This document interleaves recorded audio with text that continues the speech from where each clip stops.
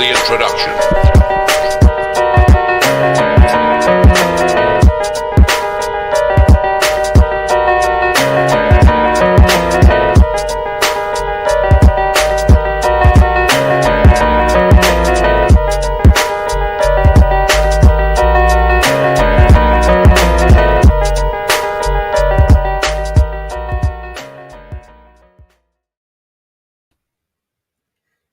Interesting. I don't know. It seemed to freeze for the last bit of that. I don't know if it was just for me or if it was everybody. But welcome, Grand Rising to those of you in the UK and at various other regions. There is Greenwich Mean Time, and good evening to you in America, Sarah. How you doing? Hello. Good morning. Or oops, excuse me. Well, it is. Yeah, Grand Rising. That's the Grand thing. Rising. So it's still technically, really, it's good evening for you because you haven't gone. Although no, because you did. You went to bed at like 8 o'clock so that you could get up and do this. And so it is Grand Rising for you as well. It's not good evening. Yeah. It's Grand Rising. Yeah. So and to everybody else, I don't know who we've got. If we've got anybody at all in the chat room. We got Brian and we got Nate. Nathan. Hello, and Penny. How you doing, guys? And Penny. Oh, and Penny, of course, doll. I'm like, who's Penny? I didn't know I had a subscriber called Penny. Penny, if you're there, if you're watching right now, hello, gorgeous. How are you? We'll have to get Penny on the show one time when she's older, though. When she's older. If YouTube's still around. I'm just thinking, no, we don't want to get. Yeah, it's children. But having children on the show, it puts the show into a different bracket, and then you have to declare it and everything, and then yeah, best to keep children off the show, really. Animals are all right though. So anyway, Reverend Hull, how you doing, buddy? Good to see you. I think Bernie's gone to bed. He's in the chat, but he's gone to bed. So this is going to be something we're going to do we're going to say Saturday or Sunday. We haven't quite decided what the best time is, because what we want to do is try and cover as much of the earth as possible, from America to Australia. Even though technically America, is it? I wonder where on the globe, isn't America closer to Australia? Like, no, because technically, because of the Pacific Ocean. Right, the Pacific Ocean's pretty big. I'm kind of just doing a quick pan out to get like a rough idea. I'm thinking like it's that big that it ends up being further than Europe. Well, looking, it's comparable. It's very comparable, actually. Well, anyway, yeah, it works out that there's parts of Australia that are like 19, 20 hours ahead of you, which is crazy. That's like a whole day. Yeah, a whole day ahead of you. That's insane, man. But it because is a little odd to be talking to one of our friends from Australia, and it's the next day for them, and it throws everything off. We have fun in the. I mean, it's cool in the treehouse, in the Magic Treehouse, because we've got Chris and Karina are both in Australia, and we've got Neil in New Zealand, and we've got you in 8 hours behind us. So yeah, it's all right in there, though, isn't it? It's like it doesn't sort of matter so much. We still manage to catch each other. Yeah, actually. But anyway, so my point is, we haven't quite decided on the time or the day. It's going to be either Saturday or Sunday. Every single weekend, we're going to be going live like that. So we're saying, right, that's it. No more of this, live here and there, and no sort of set date. We're getting back to a schedule. We are going to get back to a schedule, and the schedule starts at the weekends. And today, with the Wide Awake Sunday show, the Wide Awake show on Sunday, or the Wide Awake Sunday show. I don't know what's I like better. the Wide Awake Sunday show. Yeah, I That do sounds as good. well. Yeah, The yeah. When Sunday I saw show, that, I was like, oh, yeah. or it could be the Sunday show with Wide Awake. Or we're wide awake. It's Sunday. There are Oh, there so you many go. different things. Oh, I So many like different that things one. we could do. It could all go. It could all go into the promo videos for it. Kind of. Yeah, Anyway, yeah. I'm going to shut up. I'm just going to let you speak for a moment, Sarah. I'm going to drink It's some all coffee. good. It's all good. So, one of the reasons that we wanted to do this is that we wanted to have this weekly uh, schedule is because we want to kind of push ourselves for our own goals. And, I think the community has noticed there's a lot of talk lately about coming together and taking action. And that's really what we were going to talk about today a little bit is it's really been Richie's idea since I met him. And the minute I told him, and I don't know if I've told a lot of you this, but the fact that we're full circle to this point now having this discussion is kind of amazing because I literally reached out to Richie just to help him once. And I think I had asked you some questions about, how to the best way to help you. And then it turned into this us talking and talking and talking. And now I was telling him that I wanted to do healing work. I wanted with Reiki, and he immediately said, you should come and you should come and heal at my center. And as if, this was something that has already been manifested. So we've talked about it actually several times now, and we had a pretty serious discussion about it not that long ago and looking into what would it really take. There's a lot of opportunities to whether we filed as a nonprofit, which comes with all these stipulations and such, but there's ways to get loans and to go through the laws. And so that's what we've started to do. We started to look at this, and so some of that we have some information on, but yeah, we want to see if it's possible to get this up and going.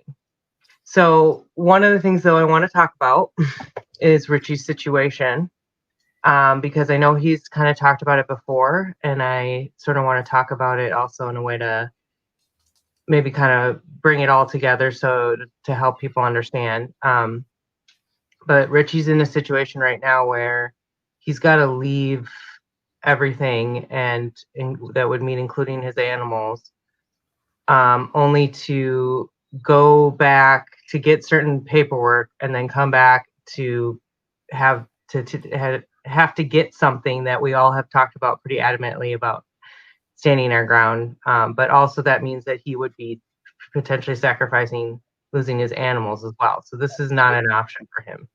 So he's really been stuck in his situation, and has tried to, obviously, as we all seen the video not that long ago, he's tried to find ways to get help when he can.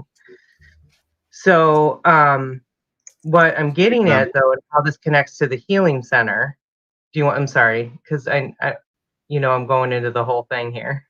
Do you want to say something, Richie? No. I just said, hey, Cam. Okay. How you doing, buddy? Good to see you guys. Sorry, I'm not looking at the chat because I just want to make sure I'll say hi here in a minute. I just want to make sure I explain this. So anyway, so his situation is that in where he's living, if he can get a certain amount in his account, he can prove that he is when I do this, I'm doing the hoity he can prove he's a citizen, a viable citizen in their eyes, is how it works, more or less. And once we get to that point, we can actually seriously look at going through the paperwork with Tenerife and looking to see the potential of creating a healing center there. So the cool thing is that once he has this money in his account, it's not like this is something that can go towards the dream. In other words, it's not something that just gets taken away. Like he doesn't have to pay the government this amount of money or anything too, but he Well, has to have the idea, it for a certain amount of time. the idea behind it for them, I think, is so I'll have to get a contract, which shouldn't be hard. And then when I've got the contract, I don't need to spend the money. The money really has to sit there not being spent, and I live off my earnings. And the money's there to cover if I don't have any work and I have to pay my social and everything. It's meant to be sat there as a buffer, basically. Yeah. But the idea is that I work, that I work and I live off the money that I'm earning. But there is an extra added bonus to this at the moment. At the moment, when you register self-employed, apparently, and I need to absolutely clarify this, but apparently, when you register self-employed, all new self-employed people get €10,000 Oh yeah, that's right. to help start their business. And the idea is that you basically you have to work for 2 years afterwards, or at least as far as they're concerned, you have to be working for 2 years, and then you never, or maybe it's 5 years, but it's a length of time, and then you never have to pay it back. It's not a loan; it's a That's gift, huge. provided An you are incentive. working for 2 years. And for So, building the community on this island, that makes sense to me. So, and more or less what we're getting at here too is that all this would go towards this idea of this healing center, which is a place that right now we're thinking could be oh, so much more than a it would healing go center. towards the actualization. It would go towards the actualization of the healing center. I'm like, the idea we've already got, haven't we? It's already there. It's fully. In my mind, it's already fully constructed. It's there's a paddock with horses out on the, and there's chickens and all sorts running around underneath, and I've even got a sort of I want design for the treehouse, how we're gonna negate the or counter the fact that trees sway in the wind and stuff. How are we going to deal with that with the treehouse village? Basically, if we're attached to 5 or 6 trees and they're swaying in the wind, what's that going to mean to the treehouse? So I've been thinking about all that kind of stuff. And have you watched? yeah. Sorry to interrupt. Have you watched? What's his name? Treehouse Masters, and his name is Pete. My parents were really into this, and he's hilarious. He's out of this area. He's a total quirk and like oddball, but he likes to show his personality anyway. He builds tree houses, but when you watch his show, it's really fascinating because he actually goes through into someone's forest and he's looking at all these trees. So he figures out the right pattern, and then he goes around and tests the trees to see the sturdiness of them, to see if they're going to hold up for the build. So it's a So good. we need to get this guy on board. We need to get this guy on board. You need to sort out an introduction. 100%, we got him. You need to find this guy, Sarah, and we Okay. need to talk to him, because when once we've got everything in place to start construction, well, even before then, we're going to need him to help design it, won't we? I suppose we need to get planning permission before we can design it, or do we? You need to know the footprint, Actually, I suppose. I think you actually might be onto something. It's a little different with the treehouse concept, but as soon as you start putting in any kind of electricity or plumbing, you definitely have to. And then it also has to come. It comes down to like a certain size. But we're going to figure all that out, and that's not something I think that we're actually too worried about. And part of this is, if potentially the future allowed it, if we could have more than one center. But this center too, we've also talked about it encompassing Campbell, having you come out and do a talk. and a lot of other people, obviously, and doing education, having like a school, not only for kids, but for adults, or at least like even if it was like a weekend seminar thing and it was like teaching us, Reiki, let's just say. So the because the idea behind it is it's a retreat center for healing and reconnection. So um, people come and they might stay for a week or a month or 6 months, depending on. Hopefully, it won't need to be 6 months. It'll be like people will only need to stay for a month or something, and they'll have enough. They'll feel strong enough after a month to go back out and tackle the world. But it's basically it's the idea is that it's a one-stop shop to come and reconnect with yourself, reconnect with the earth, reconnect with other men and women, and learn more about reality, about our connection to it, and get all the tools that you need to be able to get through and tackle what we have to face in the matrix, in the world as we know it at the moment. The tools that people would need to be able to deal with that. And there's going to be it'll be off grid. Really, we're going to produce our own electricity. That's what I want.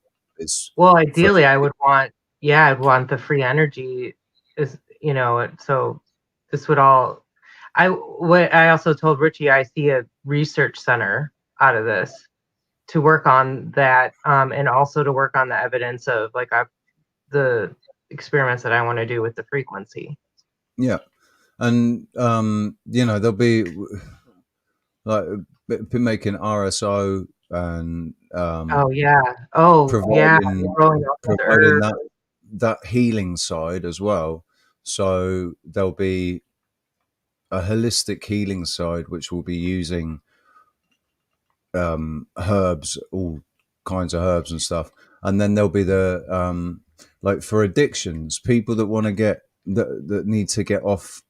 They're suffering from an addiction, whatever it is, and we deal with that with cybersilin or DMT.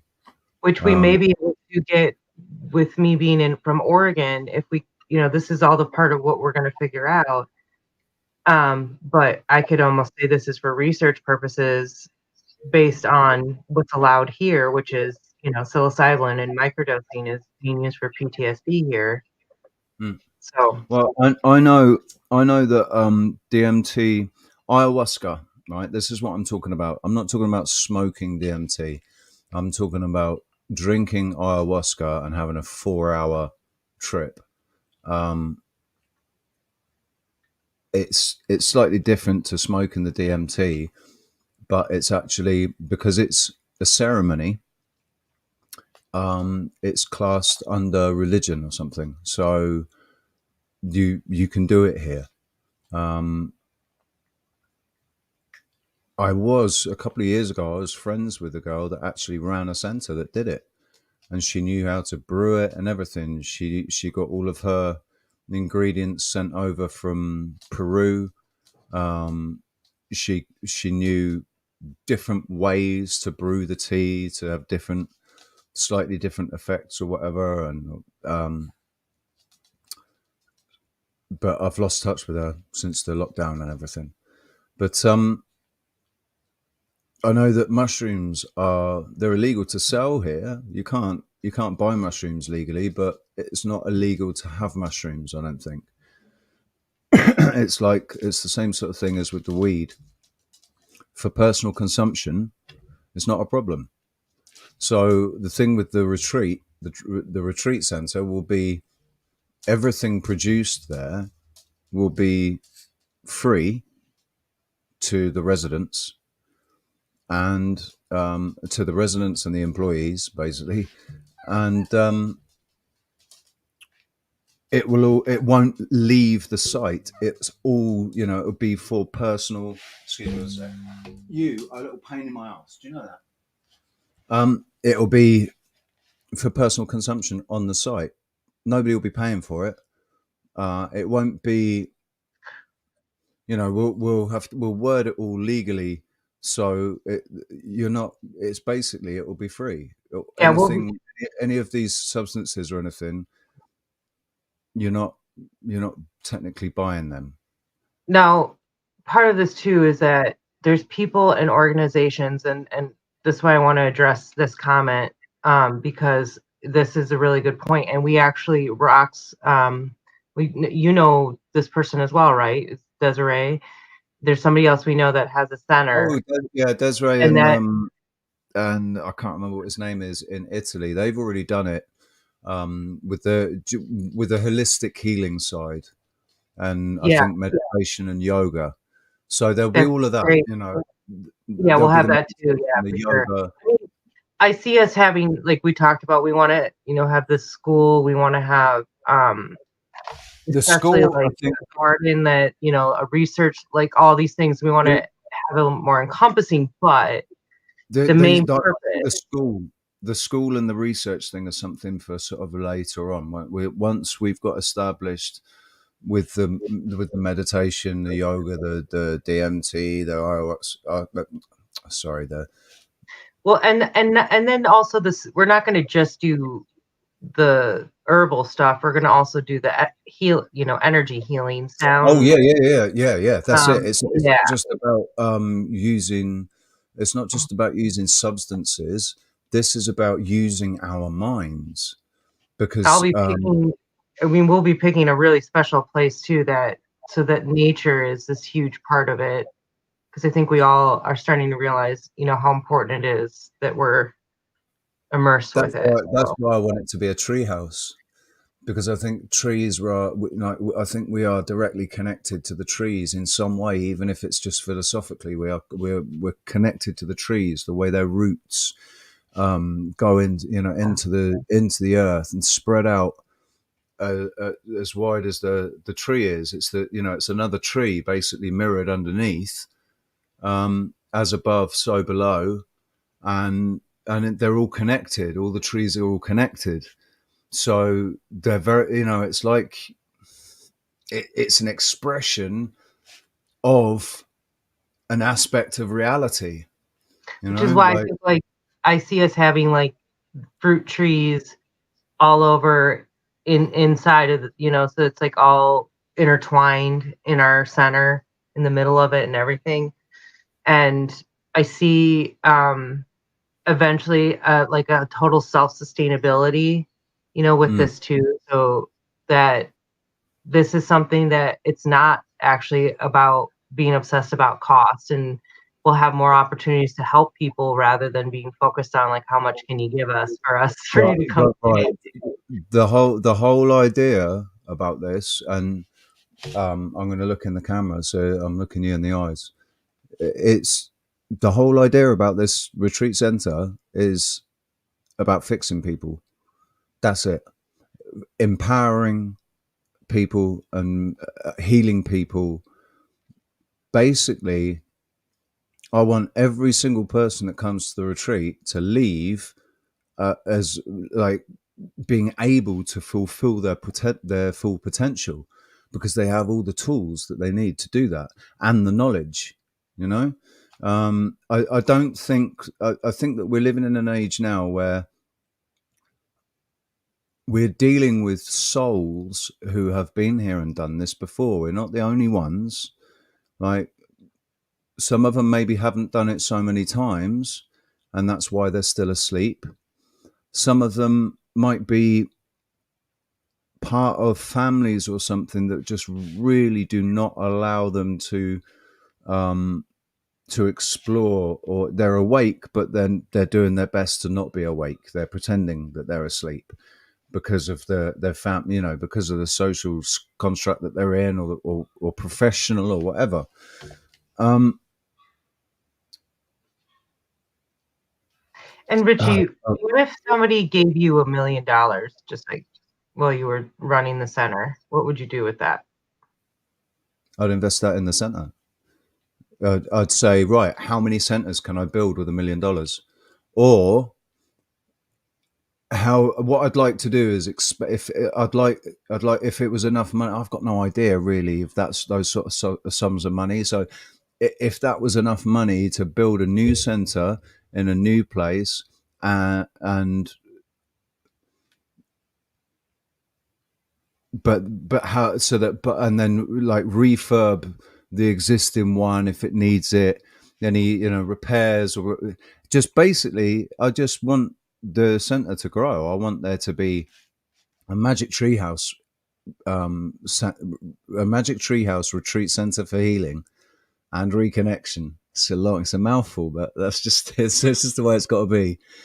I want there to be one in every single country. At the end of the day, that's what I want, and I don't want it because I want to be rich or famous, or I don't want to be Elon Musk or Richard Branson or fucking. I want to be a real philanthropist, not one of these ones Let's that just not does even things. use that word because you can't even say you can't even say it right. Like I don't know how you just said it right, but sorry, I hate that word now. It's like been I, tainted. I only hate the word because it's been claimed by Yeah, globalist assholes that have exactly. there's no good intention behind their investments, none whatsoever. All they're Exactly. doing is invested in things that they can see will help them control more Or people. That's all charities that are saying that the money is going to X, Y, and Z, and really it's about. We talked about this like Live Aid or whatever. It was like 5% of it. oh, comic relief and fucking Yeah, save the children. And then also on top of that, there's the fact that some of these places are fronts for the very industry that they're supposed to be fighting against. You know, it's like cancer research. Cancer research. I mean, they kind of tell us in the name cancer research. Well, we're going to research cancer. Yeah, we're not going to find a cure for it. We're just going to research it forever and ever. We're going to see if we can make it worse, see if we can make it last longer, see how many different things we can get you to get it to appear in. We're going to give you cancer of the eyeball soon. That's all cancer research is about. And this is the thing as well, like with language. So when people realize that um, humanity is a social is a corporate fiction, the word humanity has now become a corporate fiction. So if you go into a court of law and argue for human rights, you're not arguing for what you think you're arguing for. You think you're arguing for the God-given rights of men and women, but you're not. You're arguing for the rights of the corporation over its cattle. So mm, it's well said. it's yeah. What I Well, and want. this is a good way to segue also, I think, into what we've talked about. What a dream would be down the road is if we could become a sovereign nation, which Richie can give you a little more detail on, but That's he's been exactly what I was just about to following. go into. Yeah, perfect. He's about to go into this good nation, which is somebody who's more or less looking to do this exact thing. But Well, they've already done just it. one comment. Sorry, what? They've already done it. It's done. It's created. The nation Yeah, yeah. exists. And here's the other thing too. If you guys have seen the channel Alpha Vedic, Campbell, if Oh, you're on, that would be a really good also because these are people that fully you should endorsed. connect with. And he had Jason Archaics on, they had him on, and they've had Brian Stabley on. What I'm getting at though is they've gotten into this discussion. They actually have they have a whole playlist on this, on the sovereign law, and this is where we all need to go, I think, together, and this I've, is why we're talking about this. BB and I fully yeah, endorse alphabetic, man. I've said to Sarah about, because Sarah said, oh, that actually they live about 6 hours away from me, and they're kind of doing the same thing. Like Dr. Bar Lando, what a yeah, name, Dr. Lando, he's so cool. Dr. Lando. right? He's In fact, totally that's chill why I'm guy not. I'm too. not going to call him Bear. I'm not going to call him Bear. I'm just going to call him Dr. You gotta call him Lando. Dr. Lando. Right. Bear's pretty cool as well. It's just Bear makes me think of Bear Grylls, and Bear Grylls is a fake, shill, charlatan, pussy boy. You're a pussy boy, Bear Grylls. You hear me? Well, I do you say it know to your about face. Beartaria? Do you know about Owen Benjamin's Beartaria? Oh That can yeah, God yeah, that'll yeah, yeah. there you go. I'm There you actually go. They I'm on the interviewed speed him reading. too. They interviewed Did they? him. Yeah. Interesting. But and it's good because he comes off a little too harsh, Owen, for me, but He does for me. That's why I sort of stopped listening to him. Like, I totally support him. I think he's brilliant, and I really like him. I can't but listen to him too well, much. I can't quite follow his like where his mind's at with some things, but what he's trying to do, you know what I mean? And it's his heart's in the right place.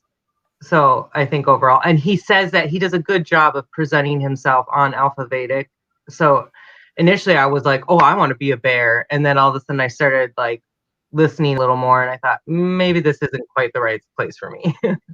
Well, I was a bear. I am a bear. I am a bear, really. I'm 007 not I'm Bond a bear. Sasquatch. I'm a 007 not Bond bear, but I was never confirmed by Owen himself. You know, he never actually, because I never wrote to him.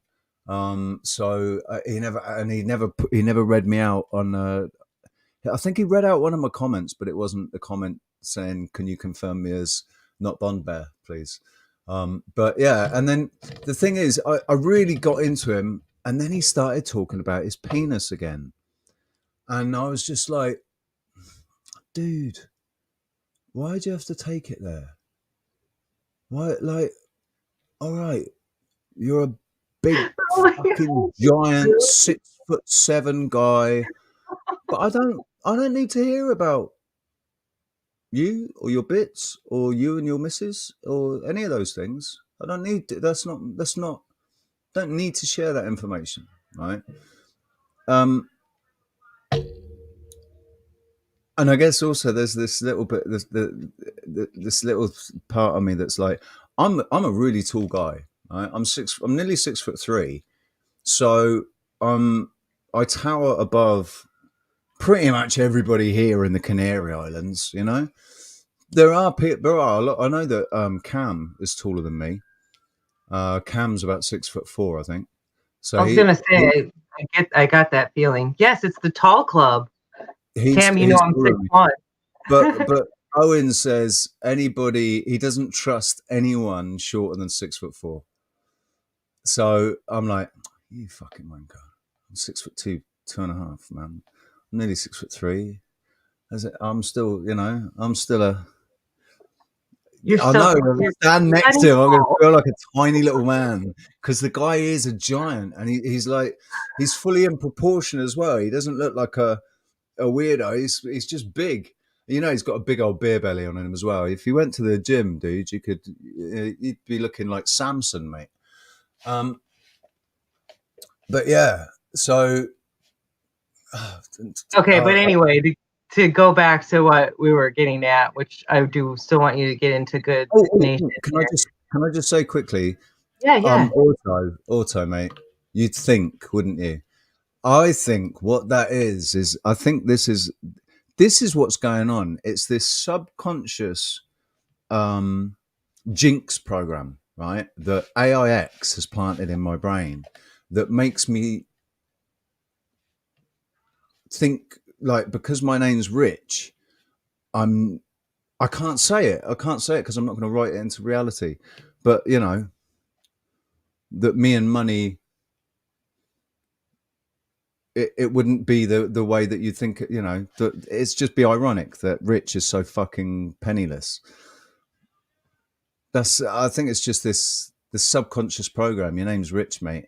Well, It's and just this like is why we're focusing on how do we get out of this. Well, you just got to keep working it out, and you just if you got to keep focus moving on it, forward, man. Moving forward, keep moving forward and hmm focused on something. You hmm have to be focused on something though. That's the thing, if isn't it? You've got if to. you build it, if you build it, they will come. Yes. If you build it, Ooh. they will come. Ooh. So it's our little fundraiser, Ooh. and Oh, I wondered what that was, let right? me. Because I, right, when you sent the picture to our little group, I thought, oh, that's cool, but I didn't see it was this bar. I didn't see. I just saw the Treehouse Healing Center, and I thought, well, it's a That's nice the first. picture, but That's the first donation right there. I'm willing to put in my own money into this. So we're starting right. it off. Okay. Woo! We're doing this. This is happening. So this is our little graph, and so every Sunday, I'll do a little update, and we'll see where we're at. But we're not putting a lot of pressure. We're not There's expecting no everybody to pressure. give us all their money or anything. But Can I say something on that? Right. I'm not trying to get rich. I'm not trying to. I want to work. I don't want to sit here doing fuck all. Right. and I that's what want to get today's out and about. get active and get working and start doing things because that's where I'm best. That's how I've always lived my life is working. You know, apart from after my car accident, not being able to work for 8 years destroyed me as a person. So But Richie, from he had, which most people don't necessarily know, he had a very good career playing music and was making very good money and living very like sustainably that way.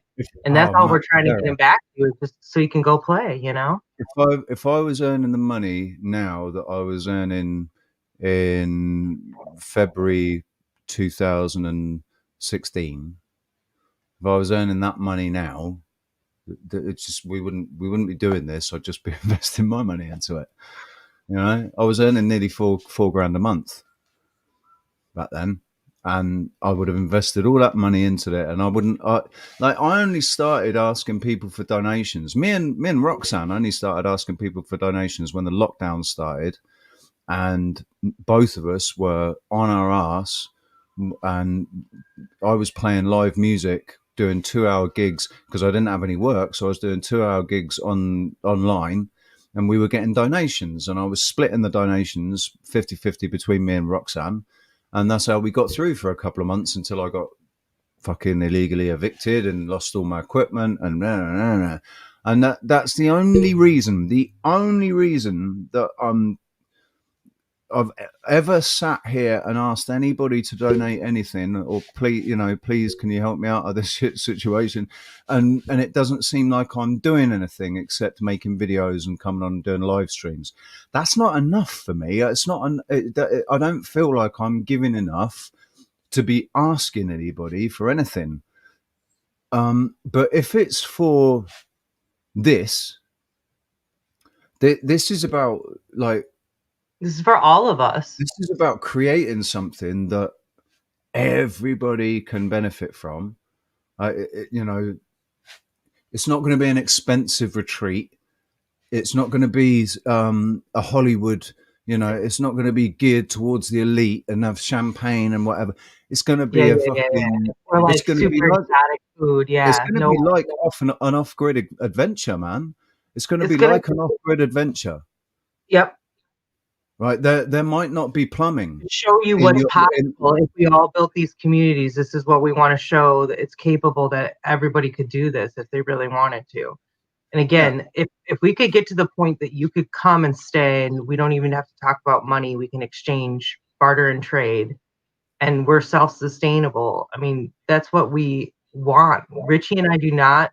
We've talked about this over and over again. We're like, no, if I had $1 million, immediately my mind goes, this is I give this money to this person and this person, and I would build this kind of a place to help everybody. So we just want to emphasize that we also, the other thing, and maybe you're going to get into this too, but we want to be transparent through all of this. We want to show you where this is going, exactly how much money we're going to put into X, Y, and Z, what paperwork and what legality, who we're talking to. That's actually, I had that comment up, and I apologize because I'm not sure how to say that username, but Hugh, if your friend wanted to do a interview with us, that's something that we talked about doing with our Sunday show or Saturday show. and your friend. We want to talk to other people who are doing this so we can get an idea of what we need to do, or if that's even the direction we want to go. And also, I'll just point out as well, Sarah's going to be in charge of the money, right? So you're not going to be sending me money and it be sat in my bank account. Sarah's going to be basically, she's going to be in charge of the funds until we reach the certain goal points. The first, we've got $12,000. It's like €10,000, which is about $12,000, I guess. So the first thing is the €6,000 to be able to register as a self-employed. But that money won't be spent. That's the thing. The money will just be sat there in a bank account. It'll be sat there in my bank account, but until we get 6,000, Sarah will be looking after it, because women are better with money. Sarah is definitely more organized and much better, and I'd just feel more comfortable. I'd feel more comfortable to be able, because I don't trust banks, and I don't trust banks when it comes to me. I don't trust fucking anything. I feel I might be a paranoid motherfucker, but I've experienced too much to not sit here and think, wow, how is it that's happened? Like Vodafone, wow, somebody breaks into my car, and the only thing that's stolen really is receipts out of the back seat, even though there's valuable things in the car. And that doesn't make any sense until a month later, when Vodafone shut my phone off, and I've got 3 lines with Vodafone, and I've had the contract for 3 years, and I've always paid the bill late most months, but always paid the bill in the post office, paid it like you can go in and pay the post office, because my bank account was closed because they screwed me. My bank screwed me over. The Spanish bank here screwed me over within about fucking 6 months of opening the account. They screwed me over, and I just went, "Fuck you! I'm not paying your shit. You can do one." And so that, I don't know how much money they say I owe them now, but we're not going to worry about the past anymore. Though I just do want to say the events. It's still notable. The events that led up with, like you're talking about with your car and rocks having the same thing, and what led up before that. Right. I mean, basically, I'm looking for Alpha Beta for Campbell right now. Sorry, guys. I think Sarah, right, has been around for. Me and Sarah have been talking for about 6 months.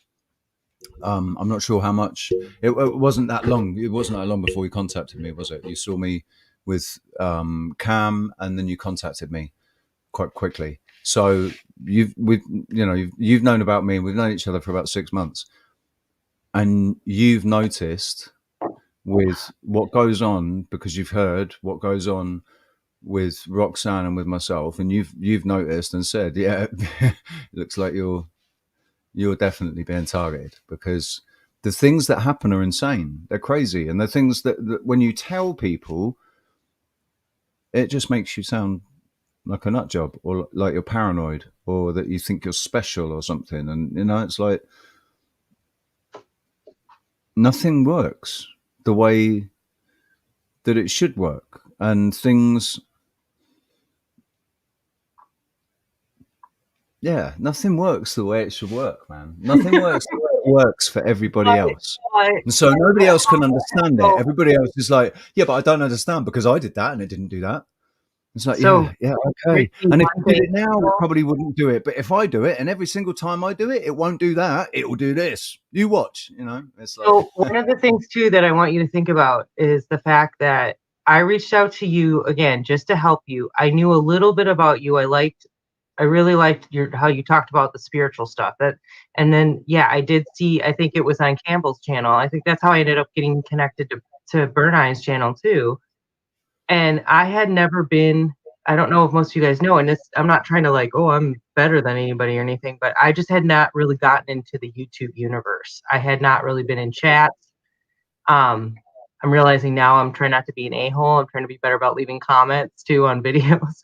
Sarah, But Sarah told me, right? Sarah told me a couple of days ago. She told me, like, yeah, she never used to comment at all. She just used to watch videos, and she never well, I commented liked really. them.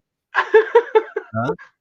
I at least But liked them and made sure I was yeah, subscribed. no, you liked them, but you didn't sort of get that involved in the live chat. Basically, you And didn't I get never involved in chatted. the live I was, chat. yeah, never. And then but the pandemic, I was very lonely, and my awakening process had really left me alone, like trying to talk to anybody about it. So Mm. I actually knew I needed to find a tribe. I didn't think it would necessarily be through this avenue. And now all the synchronicities are crazy. So that's what I was going to say to you, Richie. Like, this is the chaos theory. Like, you have to know the worst to appreciate the best. So what if you had to go through this to be able to meet me? And I'm not saying like I'm all the answer either, okay? To No, get this going forward to say, okay, we're going to do this. But I just feel like a push. And a lot of the channels lately have really motivated me personally. that's something I've been noticing as well. Is a lot of the channels, and like Cam, I love that Cam's talking about solutions. Like there's Well, like lots of Ellie, like people, I talked about, yeah. lots of channels that I come across talking about solutions and talking about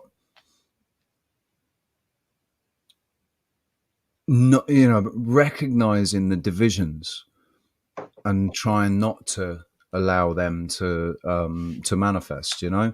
So there's been a lot of communication um, across communities that before couldn't communicate, like flat Earth and globe Earth. You know, it's um, four Yeah. years ago, 4 or 5 years ago, you would never have had people, scientists that believe in the globe, sitting in a chat room with flat earthers that completely deny the globe, but nobody arguing about it, nobody even mentioning it. Nobody just not going, just, yeah, let's just leave that subject over there because we can actually agree on this. This is what we want to talk about. Free energy. We want to talk about free energy. This is a real thing. Forget that. It doesn't matter what's available here on Earth. That matters, and people have started to recognize that. And it's because I've always said that ever since I've first learned that, and first accepted that the globe was a lie. I've thought, but actually, what does it matter? Really, the only way that I can see that it matters is with your perception of whether you were created and actually important and part of something, or you were just an accident that mutated out of, what is it that Garrison says on South Park? You're a mutated monkey talking retard monkey that had sex with a squirrel or something. I love it, I man. didn't watch South Park enough. Oh, the South Park is. I've just watched it You know recently. why? It's a South Park Because, episode. They talk about well, it's, evolution.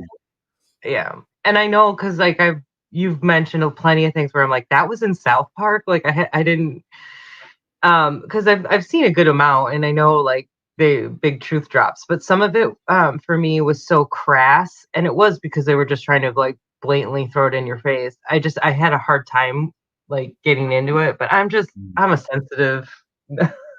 I told you I can't watch any horror movies at all, right? So there you go. I'm just, yeah, or excessive violence in movies. I think we should address the chat. I want to take a quick break because I really have to go to the bathroom. Yeah, no Um, worries. No worries. and I feel like everyone's probably getting used to it now. I'm always like, I gotta pee. Okay, I'll be right back. I don't think we're that tiny minority. Not now, Jim. Because it's expanded. I mean, it had already started to expand slightly. People's perception or their minds had actually started to open a little bit before COVID, um, or before lockdowns. Let's call it lockdowns. And because like, so I've been here for 7 years, and when I first arrived on the island, and I first said, "Wow, look, there's those islands there, and wow, you shouldn't be able to see them." Right, that's it. And from then on, I'd just be telling everybody. And in the um, in the weed cafe that I used to go to every day, I used to be talking about it all the time and conspiracies and everything. And they said to me, "Look, Rich, we love your custom and everything, and you spend a lot of money in here, but um, if you're gonna keep on talking like that, you're gonna have to leave. Basically, we don't want to hear this shit. We don't want to hear it." So I had to stop talking about it, and then 3 years ago, I noticed that people were coming up to me and asking me questions, and we were talking about it, and we were having conversations about it. We were having conversations about things, about conspiracy theories, and people were. I mean, to be honest, I think a lot of that was because this guy from Liverpool bought the club, and a lot of his mates came over from Liverpool, and Liverpudlians are a lot more awake. They are so much more awake than Southerners. Let's just say Southerners, particularly Londoners, but yeah, Southerners. People from Liverpool. I met a girl from Liverpool in 2019, and I started talking to her, saying the things I was saying, I talk about, and she was just like, "Yeah, I know." She already, like, she didn't think about it, but she already knew it. She already knew it. Um, Yeah, that's getting really strong. Like, I don't know how many times lately I have people going, "How did you know to do that?" And my mom is really interesting. I think I've told you this before, but I'll come downstairs and she'll say, like, I was thinking about like banana water fertilizer, and she said something about a banana to me like the minute I was like in my head as I was walking into the kitchen, and she goes, "Do you want a banana?" And it's like, what?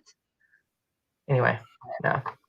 well, that's definitely. There's a lot of people that have kind of reported on it, and I think it's definitely happening. I think if you try to,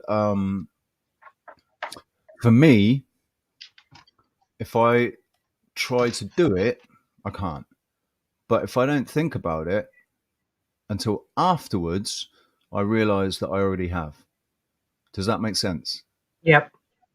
After I've done it, when I've done it without realizing it, afterwards I know. But at the time, I don't. It's like Yeah. it doesn't register.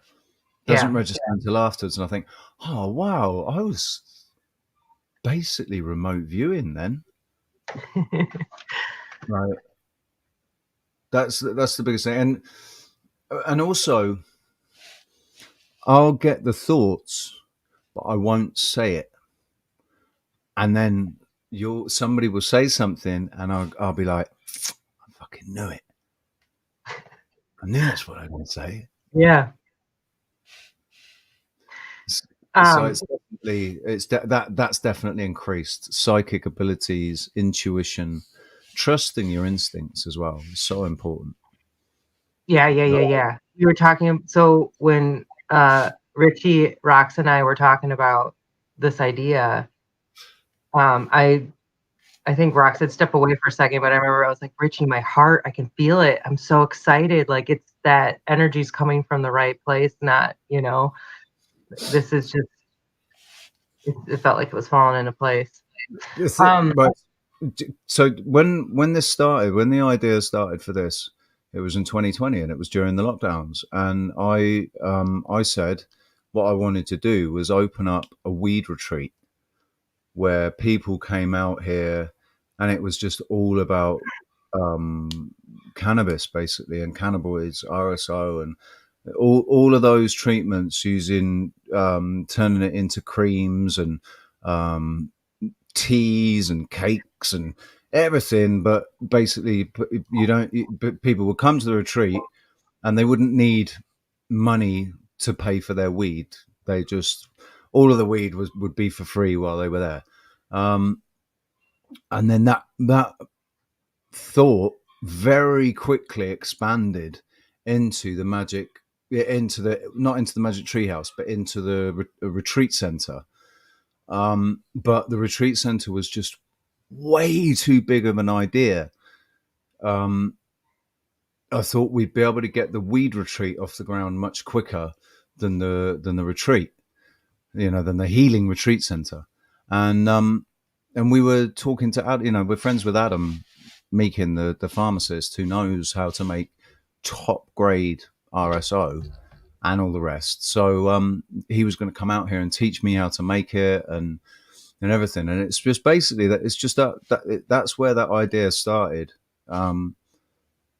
And it just very, very quickly expanded into, well, if we're going to do that, why don't we just do everything? And, because I was already talking about doing DMT or ayahuasca and psilocybin treatments for addictions and stuff, for drug addictions and alcohol addictions. And it was just like a natural thing. And my point is, back then when we were talking about it, we were thinking about it so hard. We went and viewed property that we could use, and it's been deleted now off YouTube, and it won't be an Odysee because it was too long ago, and they only took 600 of my videos.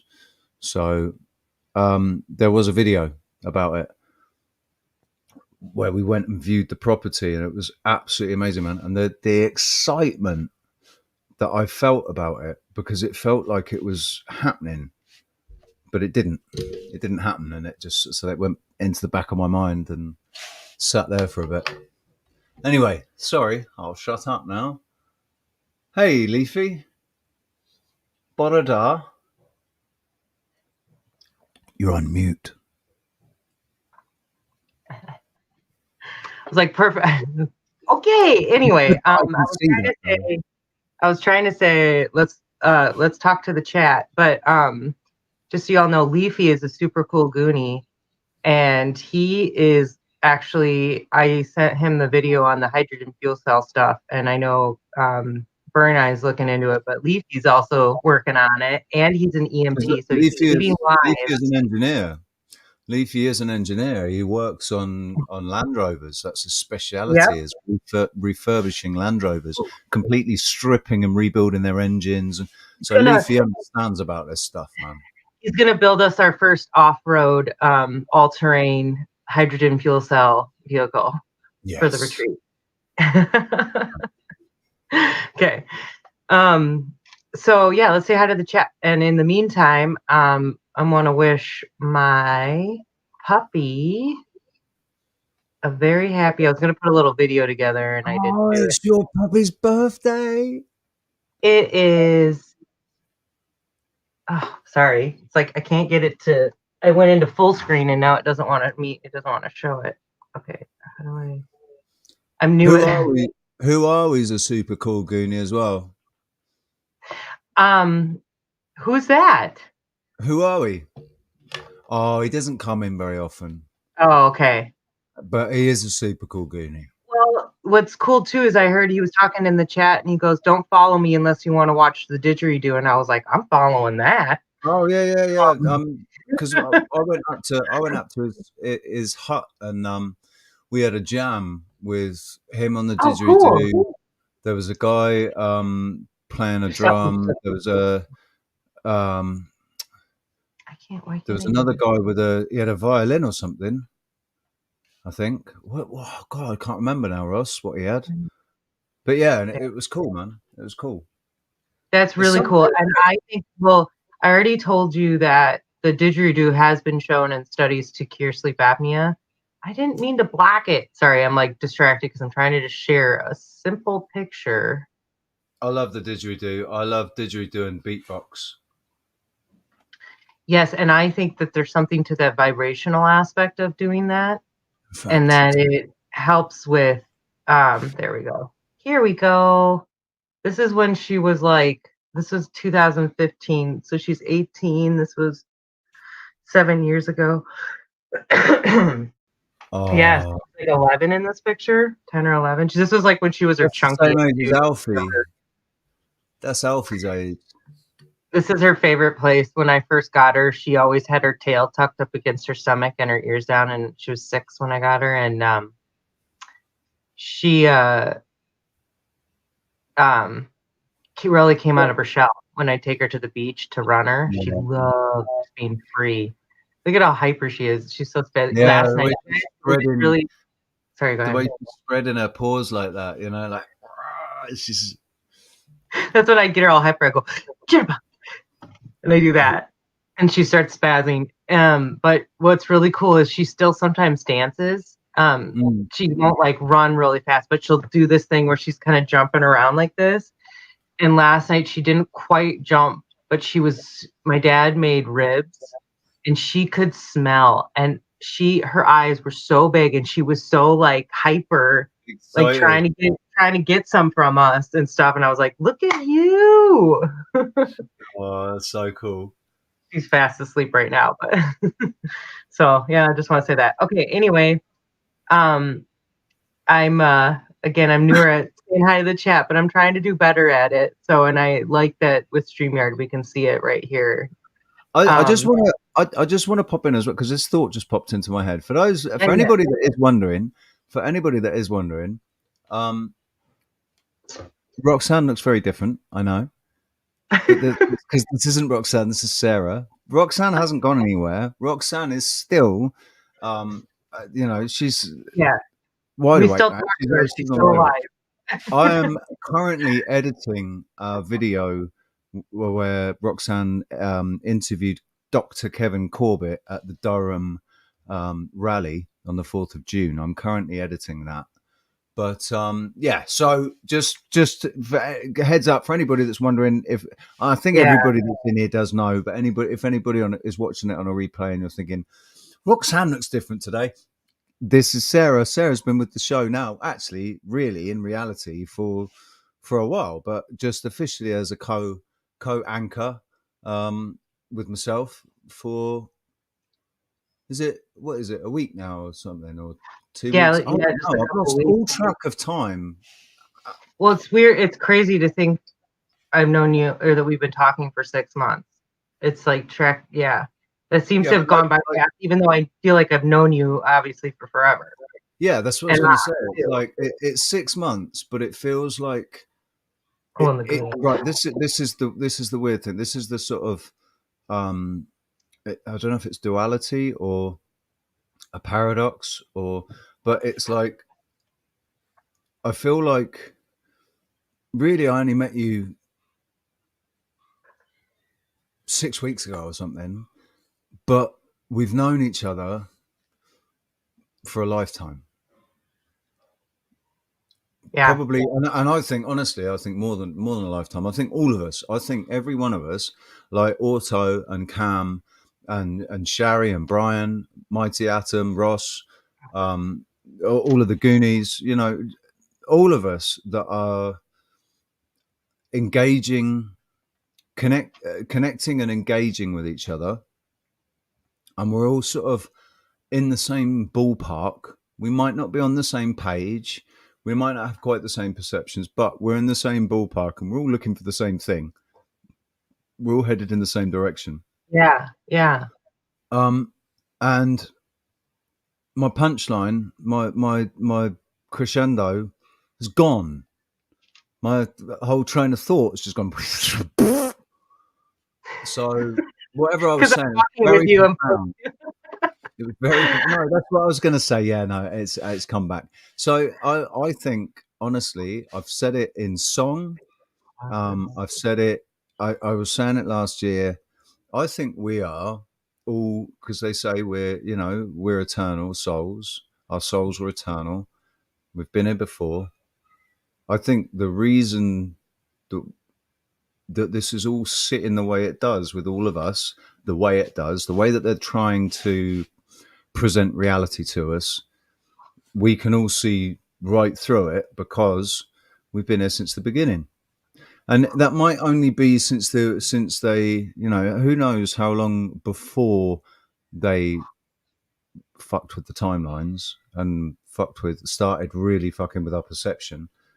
But like we've all been here long enough to have lived in the time before. That's why we kind of know what we want to go towards. So that's why it's not just, it's like, I'm pretty certain that once you're actually doing it, the ideas will start to flow and grow even more, you know? Once you're actually in the environment living off grid, you start to think of innovative ways to do things. It's an automatic thing. You know, is there a better way that I can do this? Is there a better way that I can get the water from the river to my hut? Is there a better way for me to store the electricity or to generate it? Or, you know, it's a natural thing for, I think, even for people who don't have engineering backgrounds and scientific minds, and they're very simple, they'll just find the simplest, or they'll find the Well, best way that they can do it, and that might be very simple to somebody I who was has an just gonna engineering say, background. I see a lot of people in the community discrediting themselves, and I mean, it's not that we haven't run into this in general. I know, isn't this hilarious? I was like, oh man, Sherry, I've had a vision of Richie, like I think after this time, I think it was sometime in the 1600s, but I had a vision of him, and he was a pirate, so I could see him being like what did they call those guys? Like who was in Lord of the Rings? What was he? He was considered not a bandit, not a rogue, like a Renegade. not a renegade. Like when they wander, when they're the wanderer, they're kind of a vigilante. Oh, a nomad. No, it's something else, like a ranger, something like that. Kind of. It's not a ranger because Oh, that the sounds like Rangers. Yeah, a wasn't Aragorn? Aragorn was a ranger, wasn't he? But isn't there another word? Somebody will probably. Okay, it doesn't matter. But I could see you being like, um, yeah, like you were kind of on your own a lot, and that you had to knock on someone's door one night and get a free meal. Well, it's okay because I also joke that I got this weird vibe that I did something to Rox and Rich in a past life, and Yeah, um, and I I don't don't. feel guilty. I don't feel guilty or anything. It's funny because it's like yeah, it kind of came The to me thing all of is, a sudden. It was like, and we're kind of making up for it now, but it's like, in the same vein, though, but in the same vein, I feel like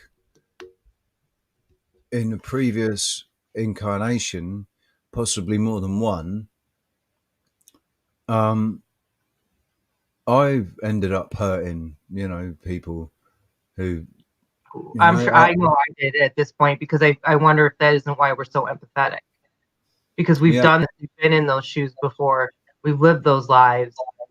So I've heard. I really want to have a past life reading, and I know Campbell has said that this is his first time on Earth, I think.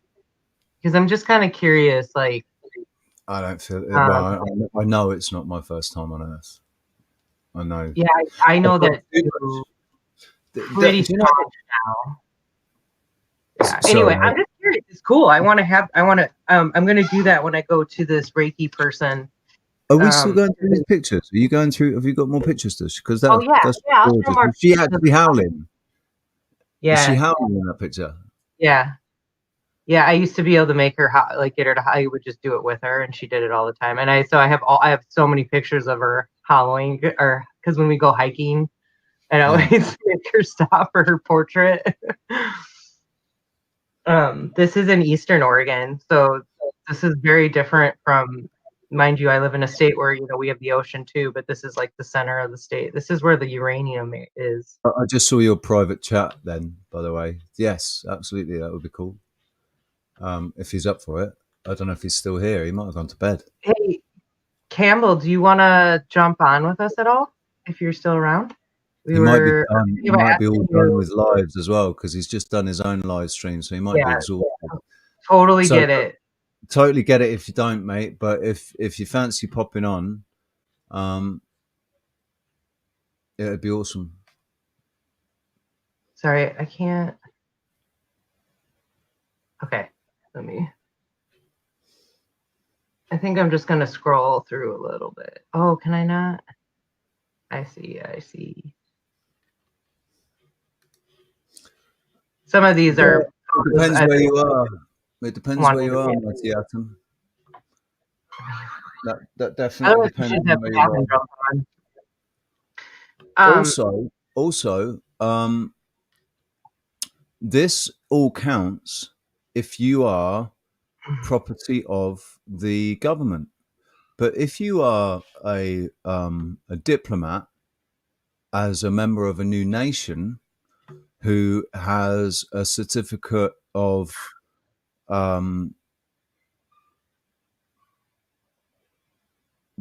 forget what their term is for it, but it'd be like a certificate of life, basically saying that you're a living man or woman. You're not the cargo, basically, which is the straw man.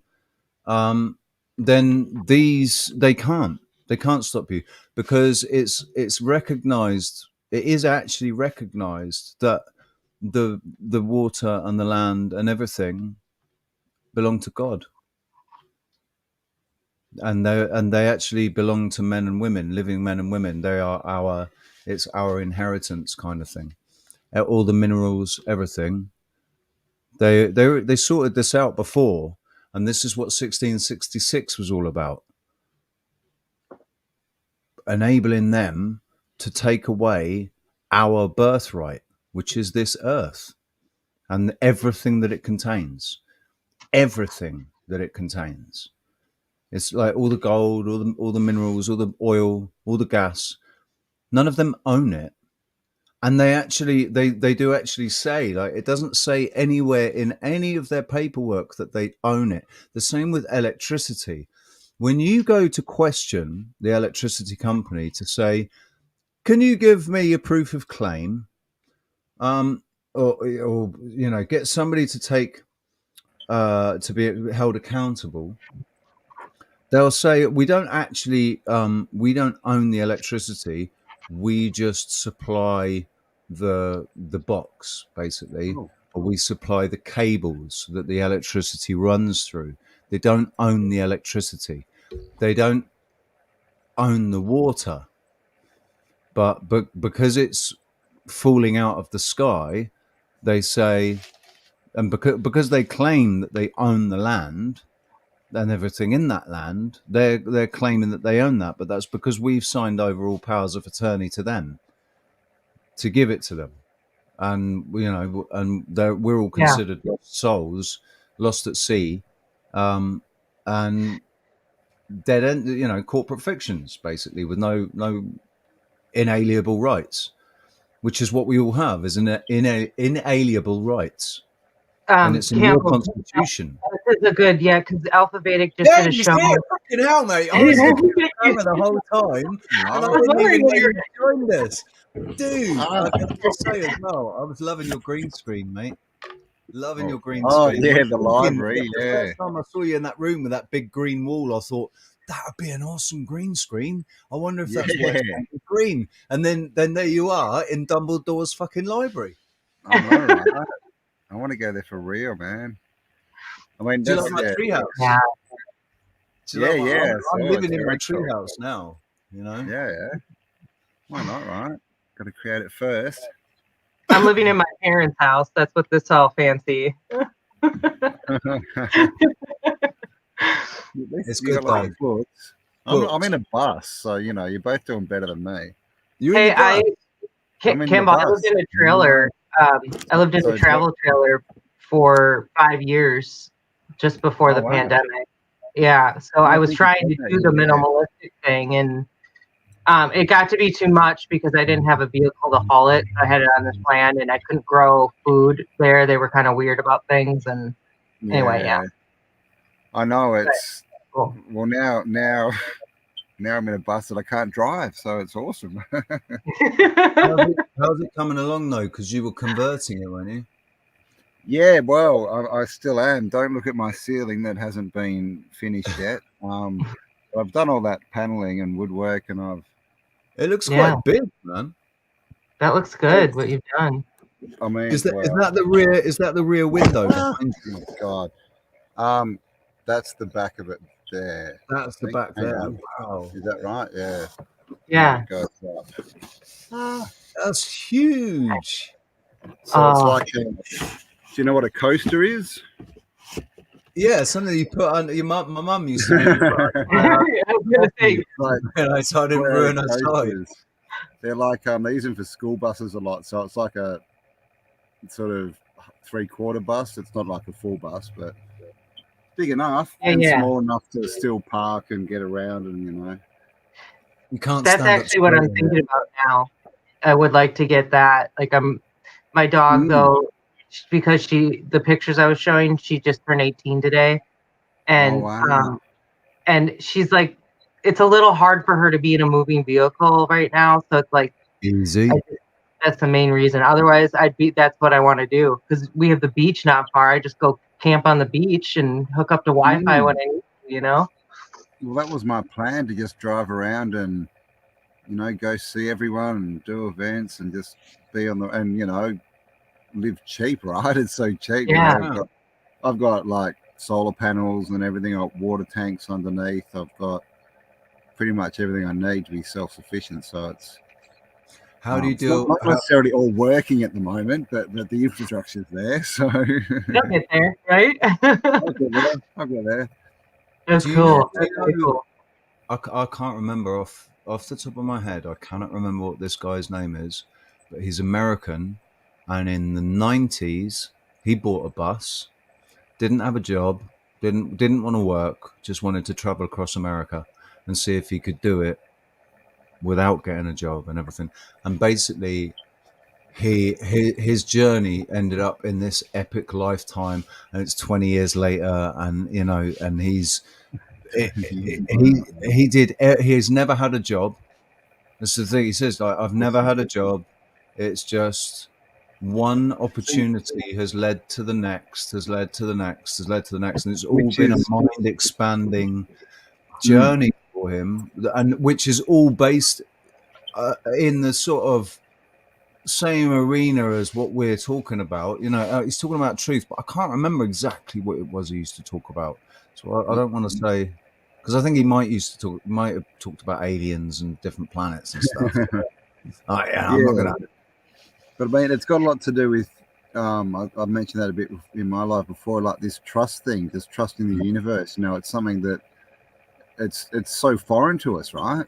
Like it really is. Even after years and years and years, it's still hard to just let go and just trust and go, I don't actually have to do anything. I've set my intention. I've seen it.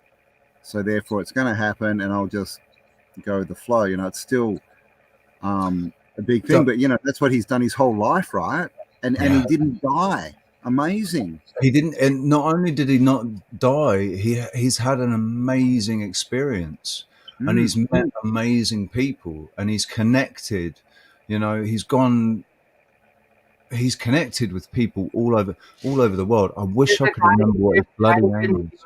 Sorry, I didn't mean to interrupt, but there's a guy in the U.S. who did this via a bike and a tent and dumpster dive to show how much food is wasted. And he did this for a year and documented it and lived very well, ate very well, actually. And he's gone on now to like have his own garden and stuff, you know, and kind of just to show it's not difficult, you know, or we do too much, like you said. This is like people say life's getting more expensive, and it is. But the thing is, you know, back in the 80s, right, when I was growing up, you know, we didn't have internet, mobile phones, Netflix, you know, all these extra things that people. I'm old enough to remember that, thankfully. You know, and so there wasn't that many expenses. No. So people had more money, more disposable cash, and that's what, you know, like this downsizing or whatever you want to call it. It takes a lot of all these expenses away, because you know, when you get into that, we know, right, it's a trap. You get into a house and you get the mortgage, then you get the car, then you get the blah blah blah blah, and then you can't get out of it. But there's heaps, you know, there's a big van life, you know, sort of niche on YouTube, and so many of them they do van life for sort of 5 years or whatever. Obviously they've got channels and they work in that, and then they save enough money to go out and pay cash for a piece of land, and you know, and they go off grid.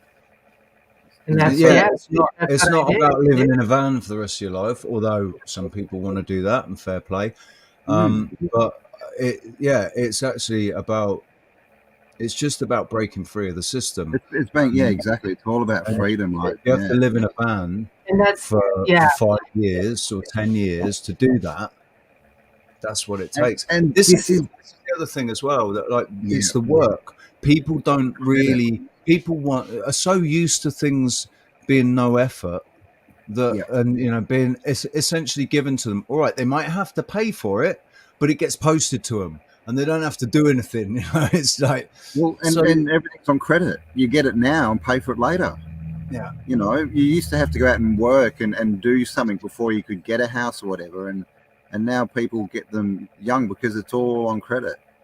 Your credit used to be your neighbor's like commentary. Like they would say, hey, this person's, you can rely on this person. And that's how you got your loan, I remember when credit was about credit rating, how good a relationship you had with your bank manager. And that's not from personal experience, right? I was actually really pissed off because it seemed to me that between my dad's generation and my generation, banking changed. Because with my dad, I always remember from when I was a kid, the amount of meetings and lunch times. I'm just going to lunch with my bank manager. I'm just going to play golf with my bank manager. I'm just going to do this and that and the other with my bank manager. Built up a personal relationship with the bank manager, and then credit was good. That's what it used to be like. And so I was looking forward to getting to know my bank manager, and my dad opened me up a Lloyd's bank account, or actually my first bank account was Midland. And I'm thinking, and it's all like, no, it doesn't work like that anymore. No, now you get a credit rating. Now it's all automated, and it's you don't even get to meet your bank manager. You don't know what his name is. He's got no interest in you. Bank managers are an entity that you don't get anywhere near now. No, you still they used to be able to have meetings with them and stuff, but but now they don't have any power. They're just corporate dogs for the people above them now. It's all been compartmentalized so much and that's why you can't talk to people. There's no people out there in business, right? Because they literally can't. They're not allowed to say anything or do anything. They've got such a small little box to work in. Right. So that's interesting, actually, that you say that, because I just watched this morning. So we've mentioned, myself and Sarah mentioned Good Nation. I'm going to go into a lot more detail about it in future, and I want everybody to look into it and start researching it themselves. But the guy, Jez, Lawful Rebellion and Debts, he's the guy that's introduced me to the Good Nation. But I've been talking about him he's all about common law and getting out of like debt collection and stuff, getting past debt collectors and all that sort of stuff. He knows about postal mechanics and all of that kind of stuff. Is he the British guy? Yeah, he's British. And sort of older, So's Mark. Mark Christopher is. Mark Christopher. I know him. Yeah. He's the coloured-skinned, dark-skinned guy. The Indian guy. I think he's. Pakistani. I think he looks like he's. Are he being racist? maybe from the Caribbean somewhere, I think. But he might actually be Middle Eastern. Okay. Or North, or African. I don't know. Anyway, he's a black man, and a lot of people say I've heard a lot of shit chucked. A lot of people chuck a lot of shit at him. And the thing is, I know what YouTube's like, so I've watched him myself, and I've made up my own mind. And I've been in contact with him, and I've emailed him, and he's emailed me back. And I basically emailed him saying, I gave him my situation, and I said, dude, how am I going to do it? I can't afford to do your course. I can't, is there enough information available for me on your website for free to be able to regain my sovereignty and to be able to reclaim these powers and reclaim my power of attorney? And he wrote back and said, yeah, absolutely. There's enough information on his website. It just means it's more homework for me to do. Exactly. That you just paid for ease, you know, for time, really, isn't it? Yeah. So I don't see him as a con man. This is where I've talked to people.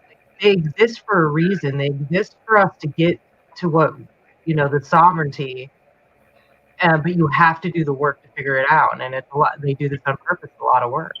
And this is what the thing is people as are well. going against. They're standing up and saying, like, you know, well, according to this law, you know, I don't have to get the, you know what, and then people can't. They really it shuts them up. They can't say anything. Or when they come into a shop and say you have to do this or that, and then someone, if you can report back a law and a code number, it shuts them up right away, especially the police.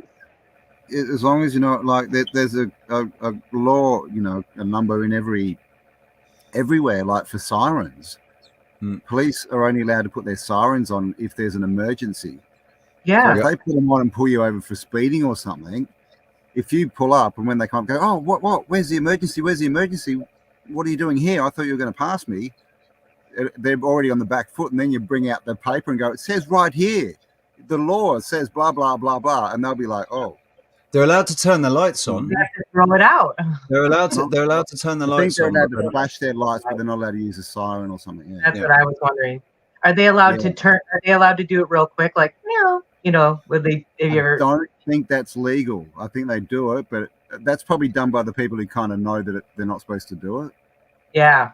Yeah, it's like a little sneaky little. Oh, well, they weren't paying attention to the lights. Obviously, they didn't check their rear view mirror, so I just gave it a little blast. It's like, why didn't you beep your horn? Just beep your horn. Exactly. But it's all intimidation and to make you feel like you're in trouble, right? So you're on the back foot. But if you can turn that around from the start, so they're like, oh, hang on. What's going on? This never answer questions, isn't it? It's never answer questions.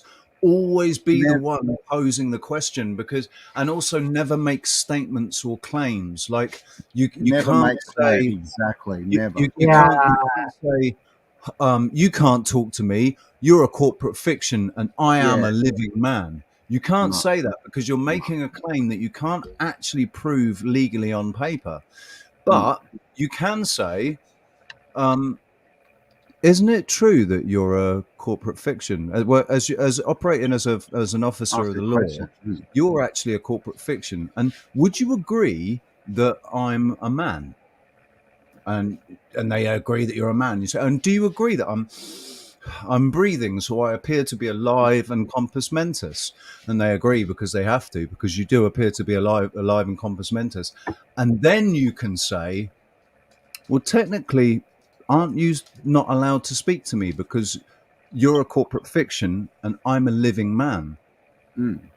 Because technically, legally, they can't. They're not because they're dead. They're a dead entity, and you're a living man or woman.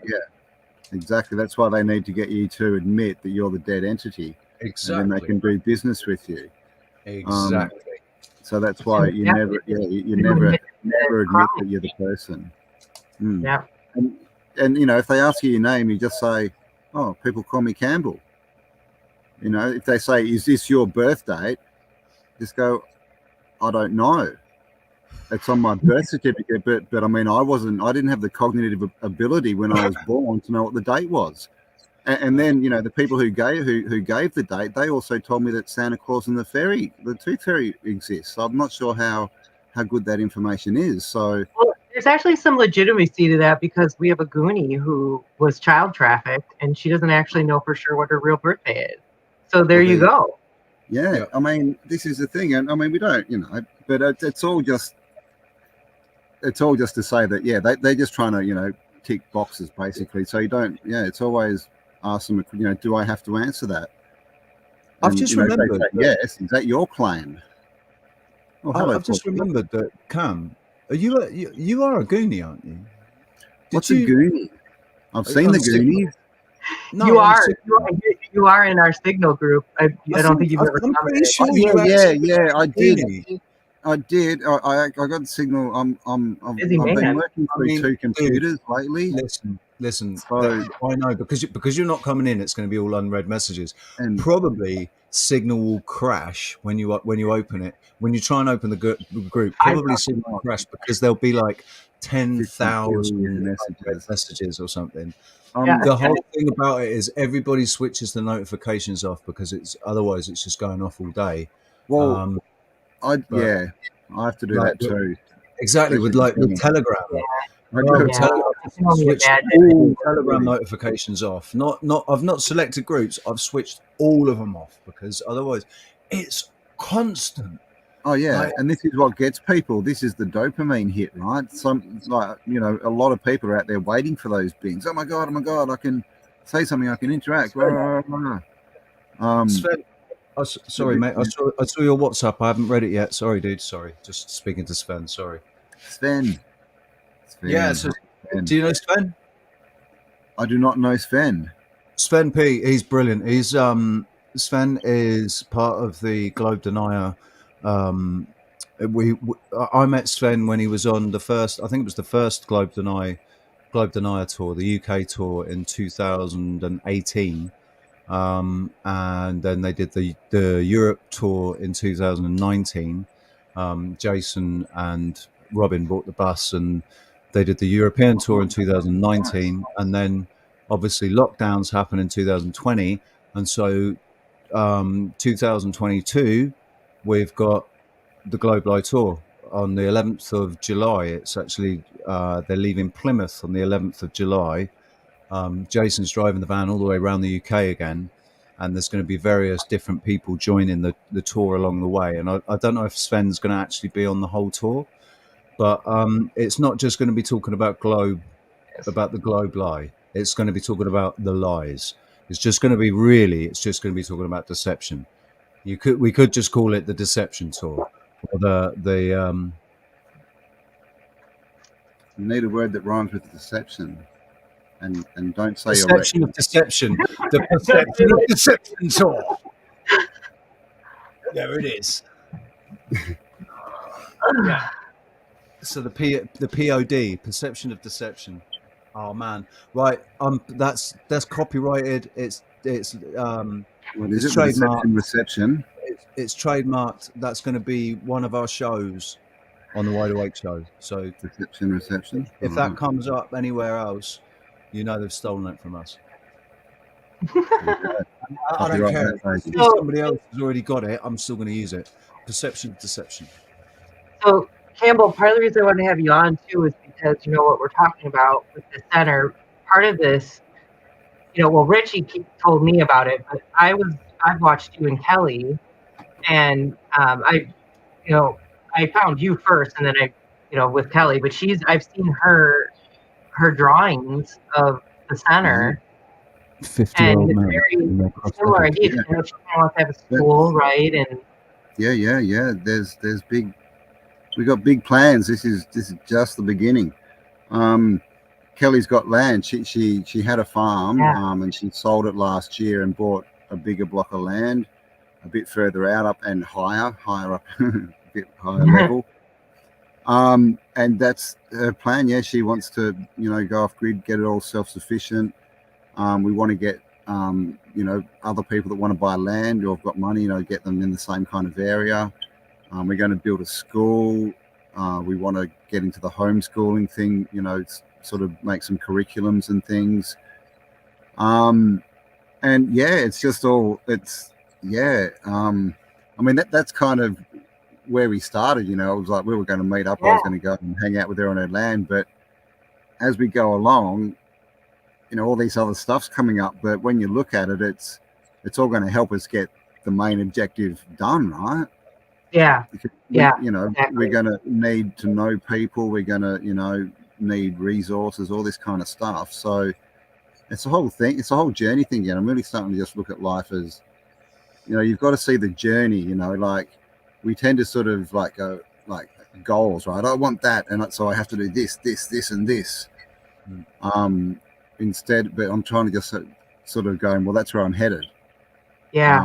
Take me there, and whatever I need to learn on the way is whatever pops up, right? And that's exactly what this guy that I was saying about in America that drove the bus and ended up, like 20 or however long it is later, like and he's never had a job. Blah, blah, blah.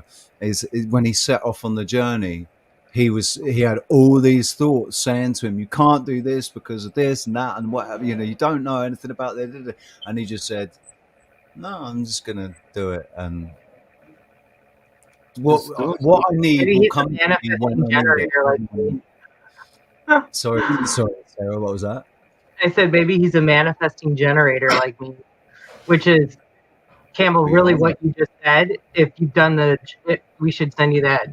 It's this Jovian chart, but it's like it's a full assessment of where you in your chakras, like where you're strongest and where you're weakest. And it's so, for me, it was like, if I could read you like the things that they're technically like dings, but I don't look at it that way. They're like, like character flaws, I guess you could say, but just like how I get wrapped up in my own head and these kind of things. But I used to focus on the future, or if I was really into something, I used to just put all my energy and full on and obsess about it. And the minute it didn't go right, that's where the triggering happened and the freakouts. But now, just like you said, and again, this manifesting generator definition is like, oh my God, this is me to a T. I have to wait for things to come to me, which is what's so weird about Richie too. Like we were saying in the sync, and then it'll flow. But it's like, it feels like we're at a really interesting time. That's what I was going to say. It's like we're both our authority is in response. So not trying to force anything to happen, rather responding to things happening. So it's well, think of it this way. It's like, when if you set your big goal and that's your intention to, have the healing center, right?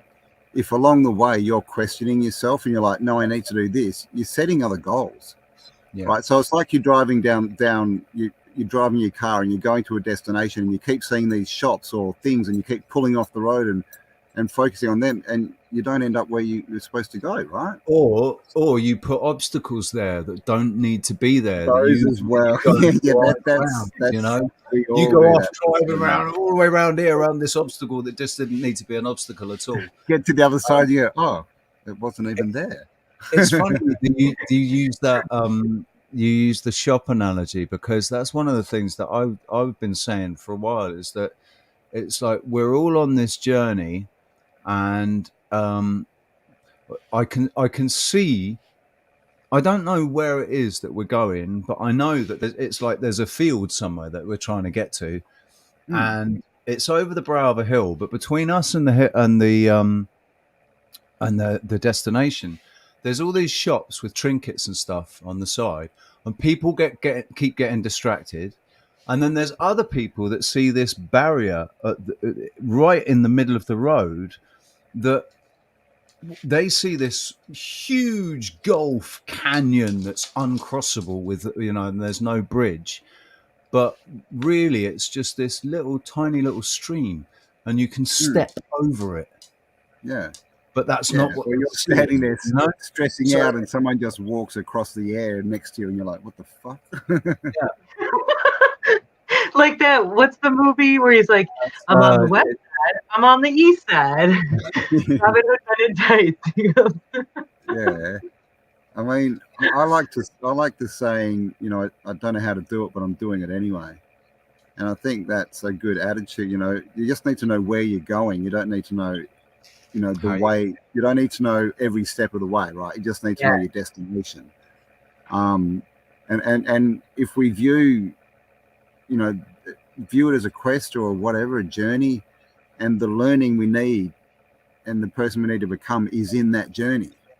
And so unless you do the journey, you never get to you never get the destination, right? Or even if you do, you're not worthy of it, right? You're not. And we hear about it all the time, people making lots of money and then they lose it, and they're broker than they were when they started, because they're not the person, they're not the millionaire inside or whatever they need to be. They've just cut the corners, and so that you don't keep what you're not worthy of. Yeah. So it's a journey, right? The hero's journey. We need to become the hero. I think as well as we all have that ability, not just you.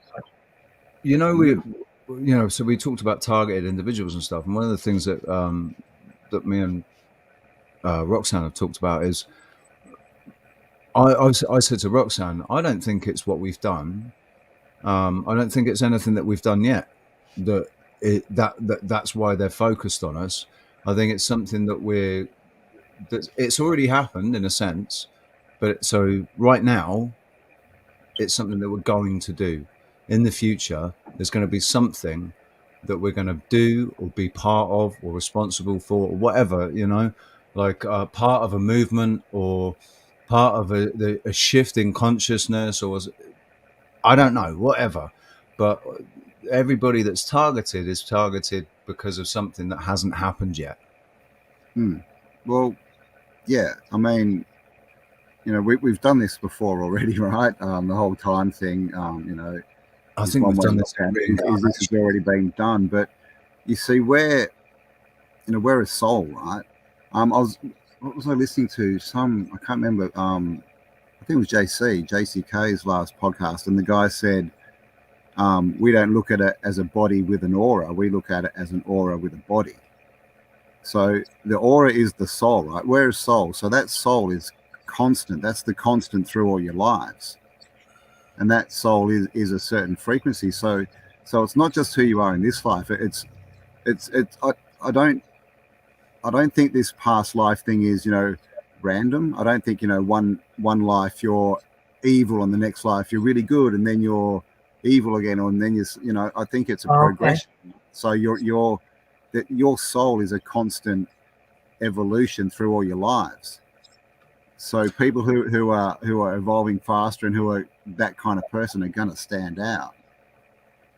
I think it's for what we're going to do, and they may or may not know how that plays out, but they know that we're the ones to look out for, right?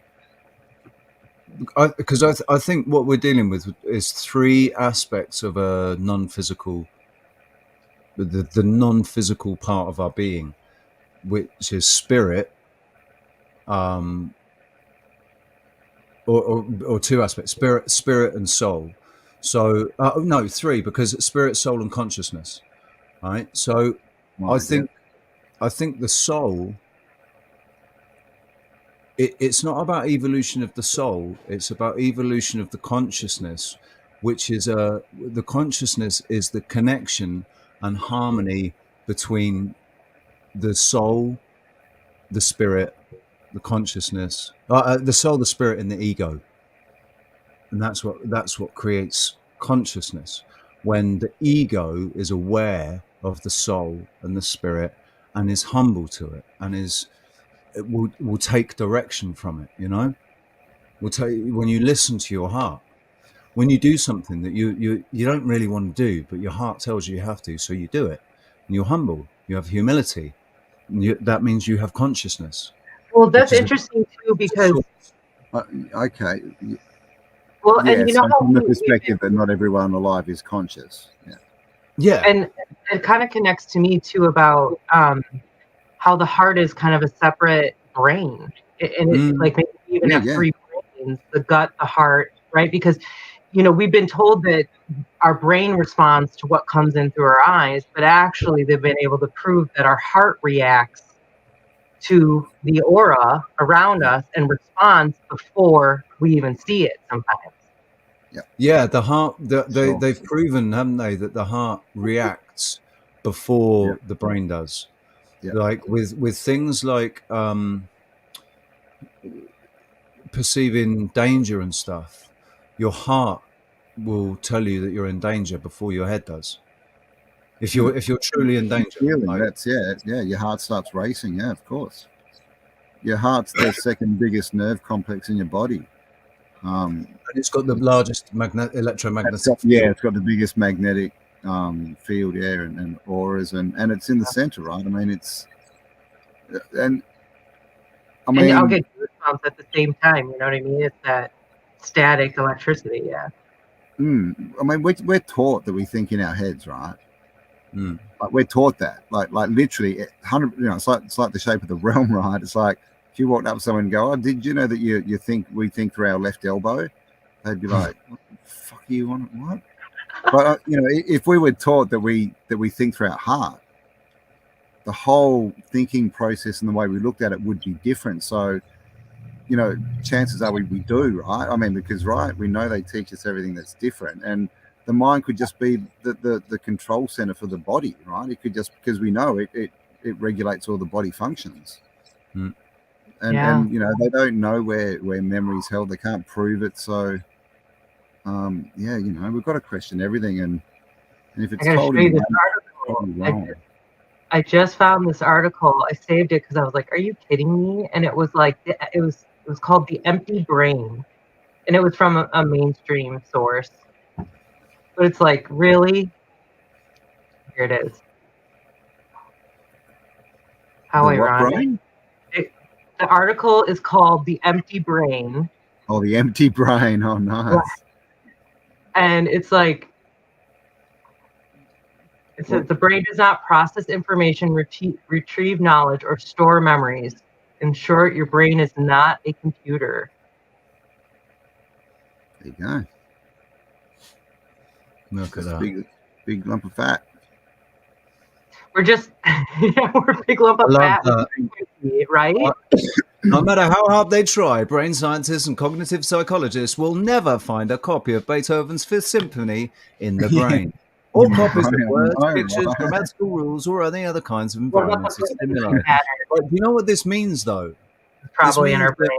That Elon Musk's Neuralink and this whole idea that they can transfer consciousness into a digital, into the network or whatever.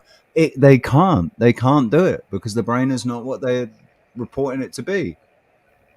Isn't that this is why I always save mainstream media articles, because they literally just, there's so much hypocrisy. They're slapping themselves in the face.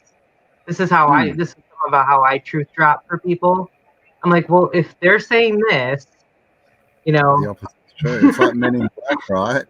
Right. When they go to the newspaper stand in Men in Black, and he picks up like the sensationalist magazine, and he's reading that, and he's like, what are you reading that for? That's just crap. He's like, no, the mainstreams are crap. This is the real stuff. Yeah. It's like, so, and it's so true. It's just, they tell us. You just got to be smart enough to see what they're saying. I mean, Fox News and CNN and that, they are on the books. They're entertainment, aren't they? They're entertainment companies. They're not. What are you entering? They're actually mind manipulation companies. Enter, taint, mental. Enter and will taint your mind. You know, Hollywood, the magic wand, will do the broadcast, you know, with our cast of stars. I really want guys to start using my hashtag that I've been using for like 4 years now, and nobody's really picked it up. I want to make the best hashtag. Hashtag We Write Reality. We write. We write. WEWRITE reality. We write reality, man. Or rewrite, as in RE, right? Rewrite, because we want to rewrite reality. Well, we write reality. And that way you're looking after people with lisps as well, because they can't say it wrong. I want to start like the hashtag. I thought that'd be cool to get trending. I mean, really tell people how easy it is. You know, that's something I can't shut up about, is how much we're repeating ourselves. There's no creativity anymore. There's no uniqueness, because everybody's just doing the same exact either dance move, or they're doing the same sound edit or whatever. That's why my videos have slowed down. You know, that's why I go through periods of not making loads of videos, because it's like I'm just saying the same thing again. Yeah, tell me about it. I know, right? But I mean, that's good as well, because you're asking the question. So then you just need to keep your eyes out for what direction to go in, right? It'll come, like. But yeah, I mean, that's a big thing. We can't just keep saying the same thing over and over again, right? It's kind of like go watch the videos in the backlog. Or keep talking about doing things without ever doing them, Well, you always. can only do that so long before you become a really big hypocrite.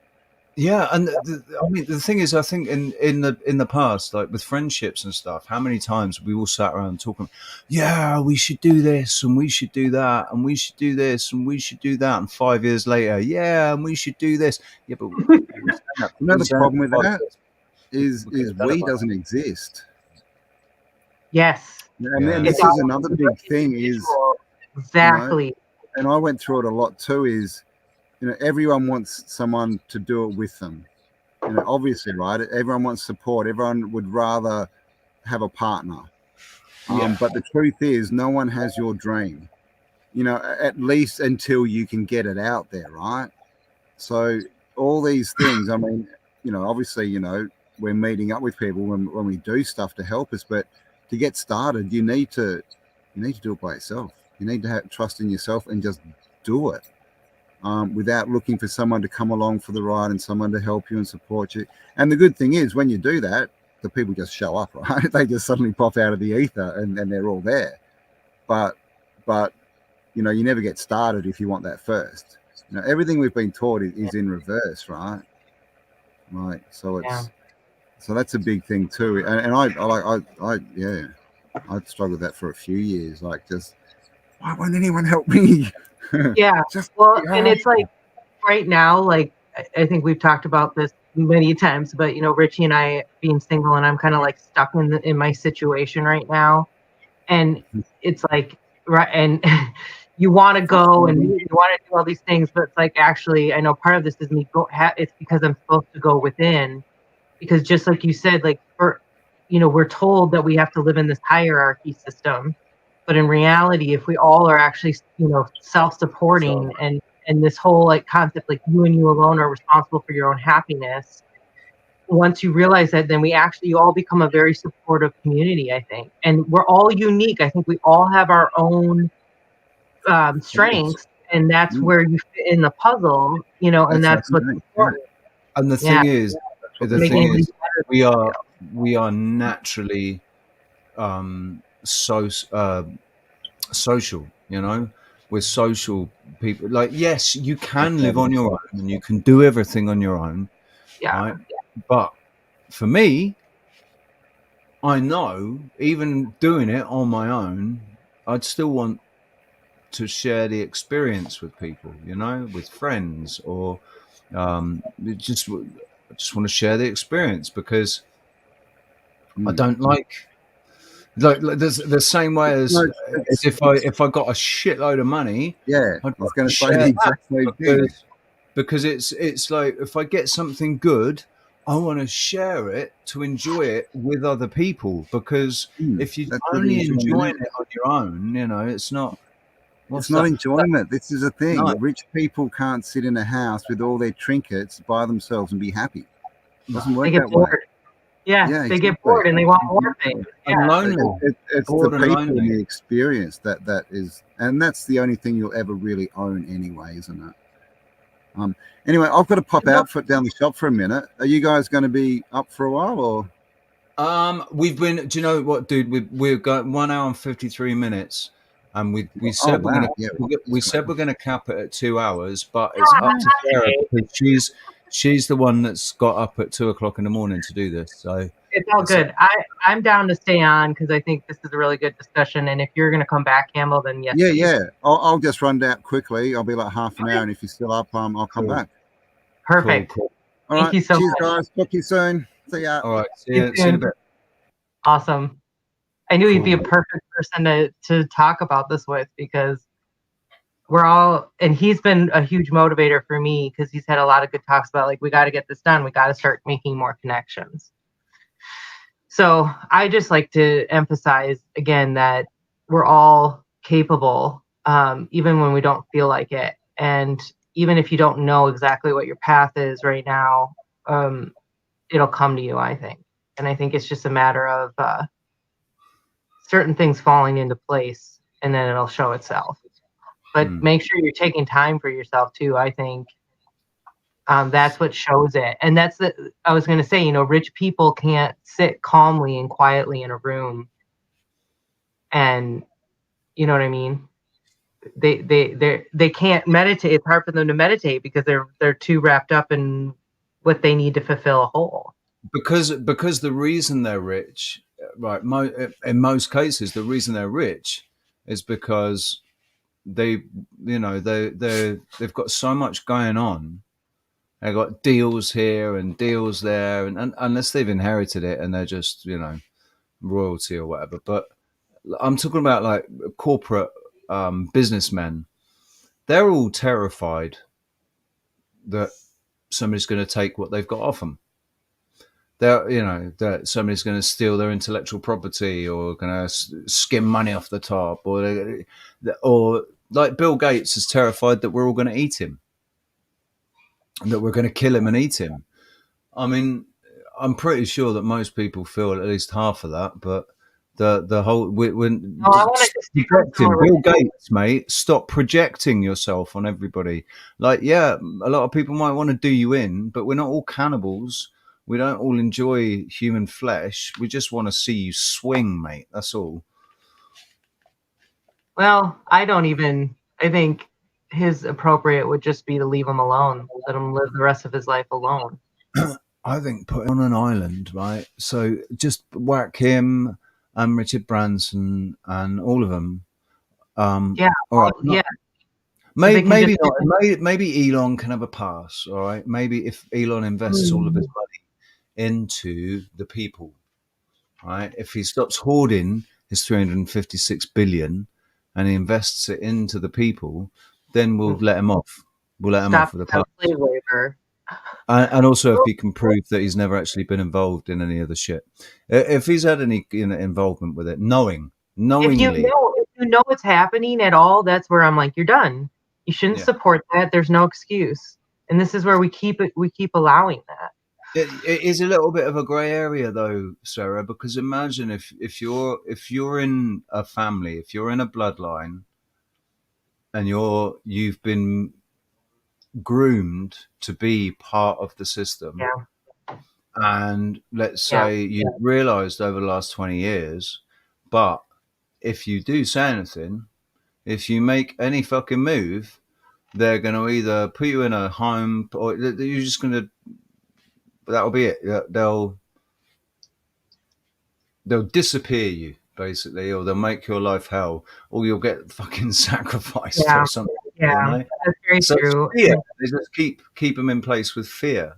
Yeah, I've already said this because, like I said, if I was Obama, I would just risk it and I would get killed. I would tell the truth. Yeah, but, I mean, I haven't had to live the life that they've had to live. So no. And you weren't. That's the thing. They've been groomed since birth. They've all been groomed since birth. So the indoctrination that we've had, and look how firmly that's sat in place with us. Well, I don't think we can compare it to the indoctrination that they've had, because theirs has been full on 24/7 since they were born. What they were taught in school was different. What their parents, everything, every aspect of their lives is different. Totally. And we have to realize like how easy it is for us to have been indoctrinated and to play out certain narratives when we didn't grow up in those exact situations. If it's that easy for us, imagine what it's when your parents are just like, and you're put into school and then you're put around your peers are the same way. They're and I've heard, supposedly, if any of this is true, I heard supposedly a confession of an ex-Illuminatiist who was able to get out, but not easily, and told a story that like she had to witness the murder of a toddler, and like a whole bunch of these, kind of teenaged kids had to sit in a room and watch. They like drugged this toddler and then killed. I saw one where the woman said that she was part of this group. She was quite high up in it, but she had to watch a woman give birth, and then before the umbilical cord was cut, they sacrificed the baby on the woman's stomach or on her chest, and then made her eat part of it. For me, it's all a little bit like, okay, That sounds like a background story, film narrative, and I do accept that it quite possibly can happen. I'm not going to deny that it happens because I can't. I don't have the experience or the knowledge for it. But because I'm not part of it and I'm not anywhere near it, and I don't know anybody that's anywhere near it, there's absolutely nobody that can corroborate that sort of information for me. I'm going to treat it as a background story that I have to just be aware of, but not get too affected by, because it's not actually affecting my life here now. It doesn't, whether that's happening or not makes absolutely no difference as to whether I can fucking work and earn money or not. How does that make you feel? That's my only concern about, and I'm not ready to say it's not real at all, but the whole narrative of this sacrificing and all this stuff, it's like, how does that make you feel? It's like horror movies, because it's so disturbing. It's like the max level of like messed up, like what movie, I've never seen it, I heard about it, and I, for whatever effing reason, sometimes it just pops in my head and I have to do this whole thing to get it out. It makes me sick to my stomach. Is that Human Centipede? You heard of that movie? Oh, do you know what? I saw the South Park version of it, and I have no desire to watch it. Absolutely none. No desire none at all.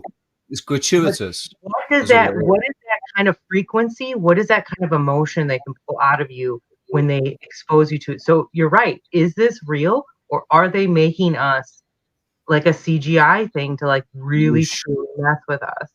Loosh. It's and make you angry. What does anger do? also, sorry, but just think about this, right?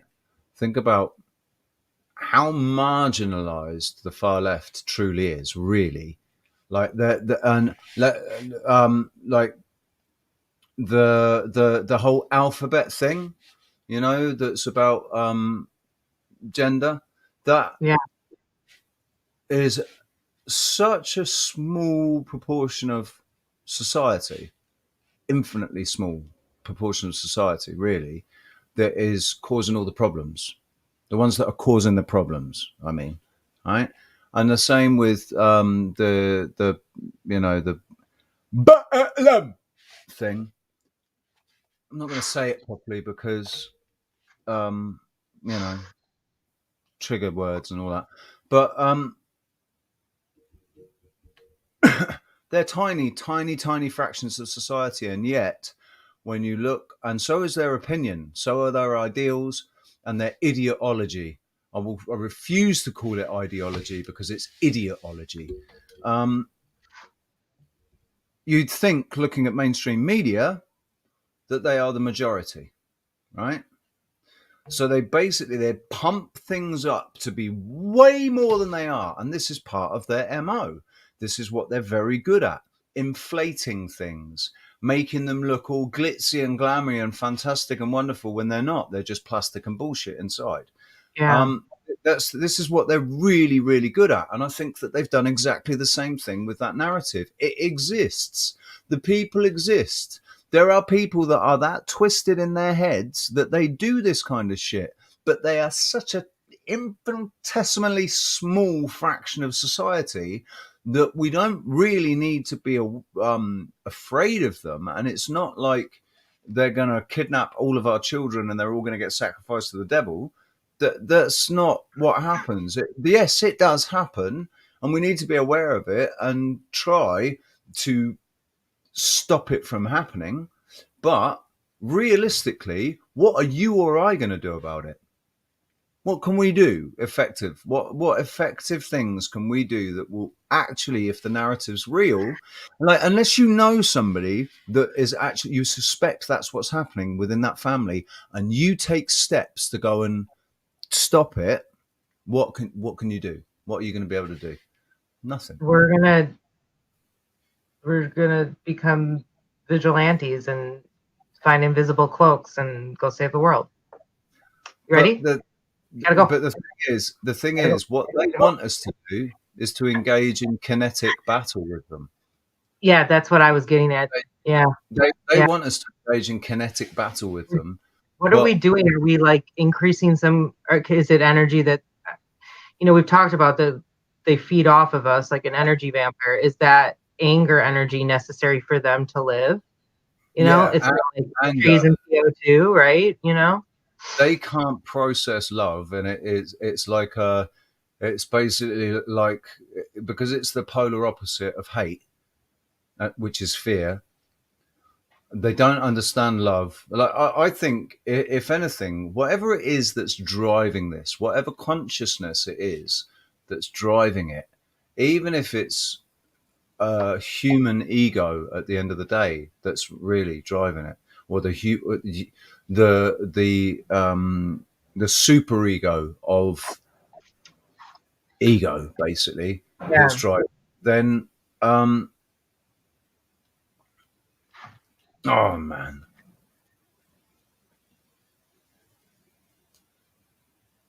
It's that time. I need another break really quick because I've been drinking coffee and a lot of water.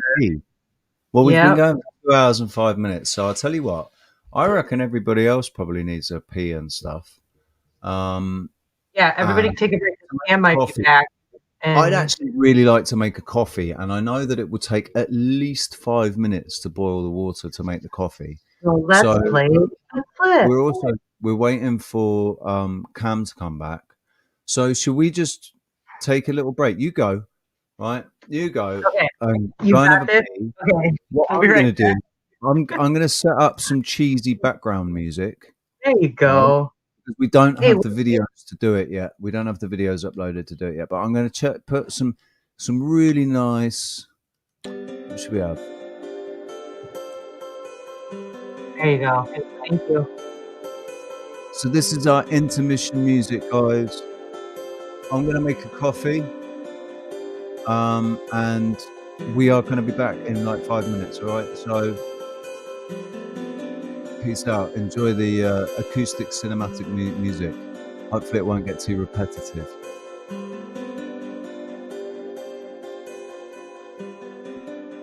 Oh, and please, can somebody, if Cam comes back in the chat room, and if he comes back into StreamYard and we're not here, just tell him that we are. We'll be back in 5 minutes.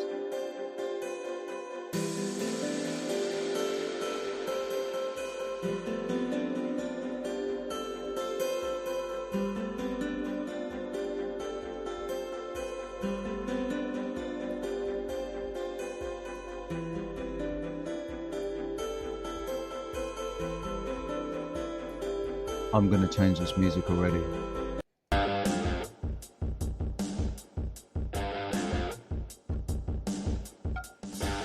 Yeah, baby.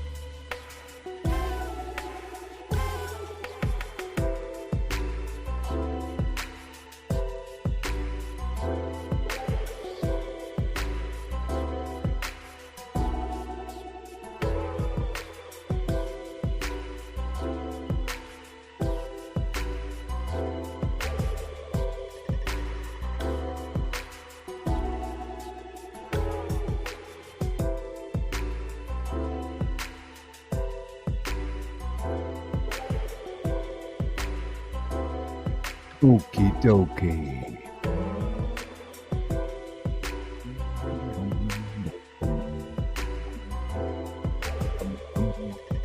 I love these pictures, man. Absolutely love these pictures. This picture right here, she liked to roll in a lot of different things, and one of her favorite things was elk poop. She'd find these huge piles, and so on the side of her face, What you is see it that with dogs rolling in poop? like grass kind of coming out of it. Yeah, that's elk poop. What is it with dogs doing that? Because they do it with like our dogs used to do it with fox drop-ins. And the thing is, where foxes mark their territory, it stinks, man. Foxes pee really stinks, and they or dead birds. Our retrievers used to do that. Used to roll in dead birds. Dead fish too is a favorite. It's weird. It's like, what's that? Smells awful. God, yeah, give me some of that. Oh, Yeah, let me roll in that. Strange. Josh Corey of the Iron Realm? No way. Seriously? The real Josh Corey of the Iron Realm? Dude, if you're the real Josh Corey, I'm honored, man. I can't, I don't know. I can't check your channel, so I don't know if that is actually you. But if it is, welcome. You're probably here. You're probably expecting to see Roxanne, and she's not with us yet. Actually, do you know what? I didn't. Did you not tell her? Roxanne can't just come in here now, can she? Because this is your StreamYard, and we can only have 2 members on the team, so we have to send a link to Rox. So I'm going to put that into our little group. We've got a little group on Signal called Team Wide Awake and Mindful, and that's for the Wide Awake and Mindful team, basically. Because I guess, yeah. Do you know what we need to do? We need to do a show that is on both of our channels that is called Wide Awake and Mindful. Yeah, and I actually didn't get into StreamYard to check mine. Campbell, come on back in. You're welcome back onto the stream, mate. If you want, you've got the link. The link will still work, obviously. But up to you, man. Totally up to you. Good discussion. What were we just saying? So let's get back to why we're here again today. Sorry. Say that again. Oh yeah, I'm sorry. I didn't finish actually, Josh. So Josh, this is Sarah.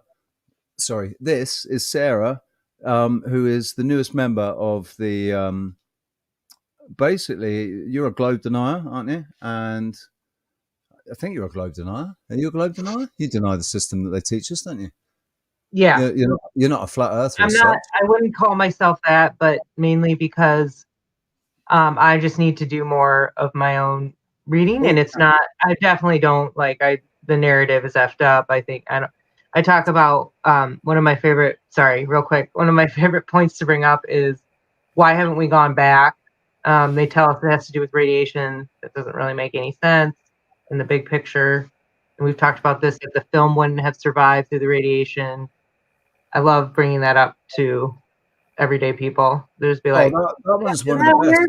Weird. That's one of the best, man. Is like, so you know what film they were using, because obviously digital technology didn't exist back then. SIM cards and memory cards didn't exist. So you know that they were using this 8mm film, from the old 8mm cameras. You know what that's made of? Cellulose, and it won't. Yeah, but I mean, to be fair, they didn't know that the Van Allen's belt existed back then. So That's true, isn't it? They didn't know it existed, so it didn't. So it didn't exist. And maybe becoming aware of it made it exist. And that's why they can't go back. They manifested it. Or they caused us to manifest it. Yeah. Yeah, right? I don't know. So, I think they're trapped in here. I think they want to get out. I think they're trapped as well. cheers. Cheers. Yeah, cheers. Is that a kitty cat? Yeah, this is my kitty. Do you remember the psychic on late night TV called Miss Cleo? She goes, Miss Cleo, y'all. No. That's what I named her after. Oh, I have to find a clip of her. It's hilarious. She was one of those gimmicky ones. I think she got busted for taking people for a ride. really? My cat has something called stigmatitis. I think Sonia's cat has the same thing. I can't remember if she's talking about it, but because she's a Himalayan Siamese mix of something. Okay. And yeah, her eyes twitch because she's got too many optic nerves in her eye from genetic overbreeding is what they tell us. Yeah. It's no, I mean, she's special. That's what it is. She's real hyper right now. She's actually, I have a house full of senior citizens for animals because she's 14. My dog just turned 18 today, and my other dog's going to turn 13 this year. I don't have any pets for the first time, I think, in my whole life. Where's your kitty? Kitty passed away about 2 weeks ago. Oh, dude. I'm so sorry. Yeah, she was 21. Oh, that's right. That's a damn good innings. That's a good innings. She ended up having like a stroke. Oh man. But I mean, at that point when they're 22 and shit, you know, it's kind of like it's not. That actually might have been a good way to go. But it's the first time I'd love to get a dog. I would love to get a dog, but I just know it's not the right time. I know I'm going to be traveling and stuff, and I'm just not going to have time. Or if it's the right animal, they'll adapt to your travel lifestyle if it's meant to be. It'll come to you. I'm driving the bus down the road and there's a dog wandering down by itself. Yeah. Dude, I wouldn't let van life stop you from having a dog, because a dog is a companion, and it'll be a partnership, man. I need some time to recover. I watched like John Wick, the third one, the other night. And I just feel so sad for his dog, man. He's got this dog, and you literally see it at the start of the movies. And he's like, yeah, dog. And then he goes, and he's just gone for this whole movie. And then he'll come back, and this dog's faithfully waiting for him. Oh. And I just don't want to have a dog and leave it. That's, you know, I don't, because I might be going overseas and stuff, and I don't know how long that's right. Yeah, that's the thing, right? So like Roxanne's been invited to Croatia and stuff, and you know, you've been invited to America. People get invited to different places, and I'm like, if anybody did go anywhere, I'd have to decline, because I don't trust anybody to look after my animals. Well, yeah, you've got animals, exactly. Yeah. And it's that's why I would jump in a van right now, but because of my dog, yeah, exactly. Sorry. And I mean, ultimately, I want land with tons of animals. But it's just not now, unfortunately. That's why I want to incorporate the sanctuary into the retreat, and to have the sanctuary, the animal sanctuary, is going to be part of the healing process. It's going to be part of learning to nurture, and, you know, like not learning to, but being put back into this situation where you're taking care of something that can't take care of itself, or that isn't wanted, or, you know, just creating. Like, so many people haven't had the experience of going out into the bush and even just building a hut, like a cubby hut, but, you know, building a house, you know, like, you know, when you go out and do something and you can stand back and you're sort of tired, but it's that feeling like, awesome, and you can see feeling of accomplishment. Accomplishment. We don't have that anymore in our society. It's just not there. It's so true. It's like a false accomplishment, because it's like you get a certificate or a sticker. Yeah. Like, you got that promotion, and now you get to put that on your resume, on your Facebook profile. I'm actually blessed to have a mild feeling of accomplishment with the Magic Treehouse, because with the group that I've got on Signal, because we've got like 32 members, and not everybody chats, and there's some people that might not even ever look at it again. You know, they might have joined, like Mika might not be able to get back on, or we haven't spoken to her since January, but she's still a Goonie as far as I'm concerned, and she's still a part of the house. So if she comes back in suddenly out of nowhere, it'll be like, yeah, Mika, you're back, rah. But what I've done is we've got a group that I think everybody feels safe in, and they feel connected on a level that's a little bit higher, or it's a different level to being connected in chats, in comment sections, in live chats. It's actually being involved in some way in each other's lives, like sharing moments, and all the things that you don't get to do in the chat. It's like all these people we get on, the chat rooms, in your chat room, in Martin Liedke's chat room, in Archaic's, in everybody's chat rooms. The people are awesome. They don't seem, well, we do get trolls, but they're dealt with so quickly now. Like, trolls never last. Yeah. Two questions, like, why are they called Goonies and not Ewoks?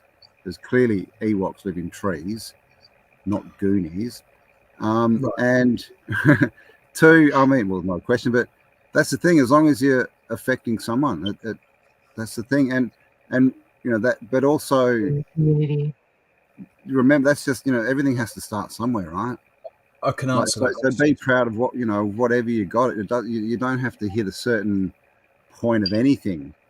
If you're making stuff and it's affecting people's lives for the better, well, you're doing better than most people.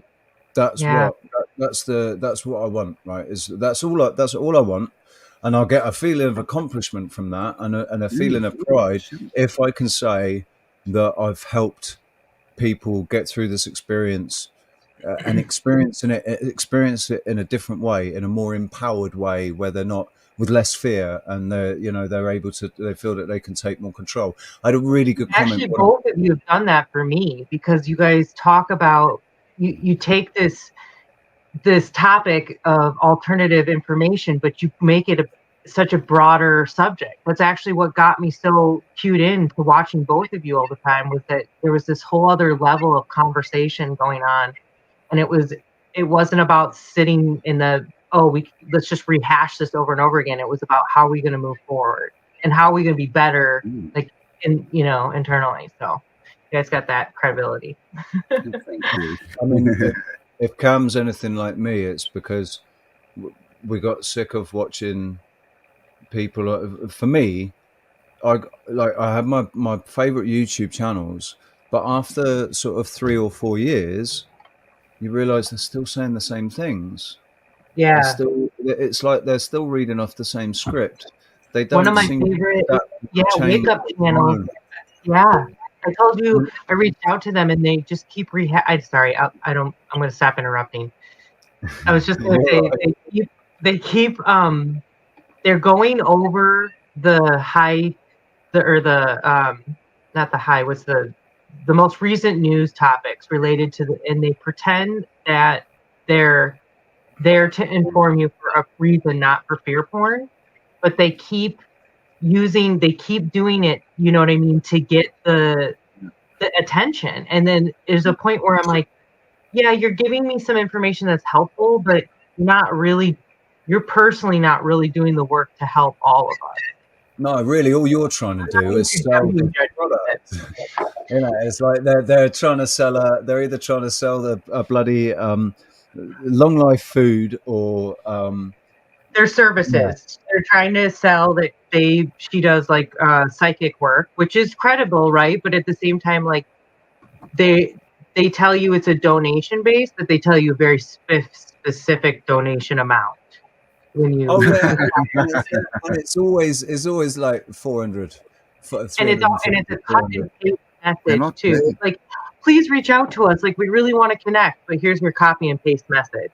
I wrote them like a good pager about, hey, because I wanted to actually utilize them for training. I wanted to learn Reiki potentially through them and learn other things. But it was so weird. It was so weird. I mean, anyway. The thing is, in their defense on that side, I do get, and I'm sure Campbell appreciates it absolutely, like firsthand. With 50,000 subscribers, I imagine you've kind of lost count of the unread emails. Come on, mate. 63 now. Wow, that's gone up like 10,000 in the last couple of weeks. It just jumped from, I was sitting like around 46,000 for like 6-7 months, and then it just jumped like over 6 weeks. It went up like, almost. I've got 574. That's insane. It's so cool. I know, I think my old like strike ran out. Because I've always had a strike. I don't know what it's for, because I got another one, right? And I'm like, what? And I looked and I only had 1 strike. So I'm like, oh. And of course, the strike I got was copyright. We're not going to tell you what video. We're not going to tell you who put the claim in. We're not going to tell you what you copyrighted. But here's your strike. Was it an actual strike for copyright?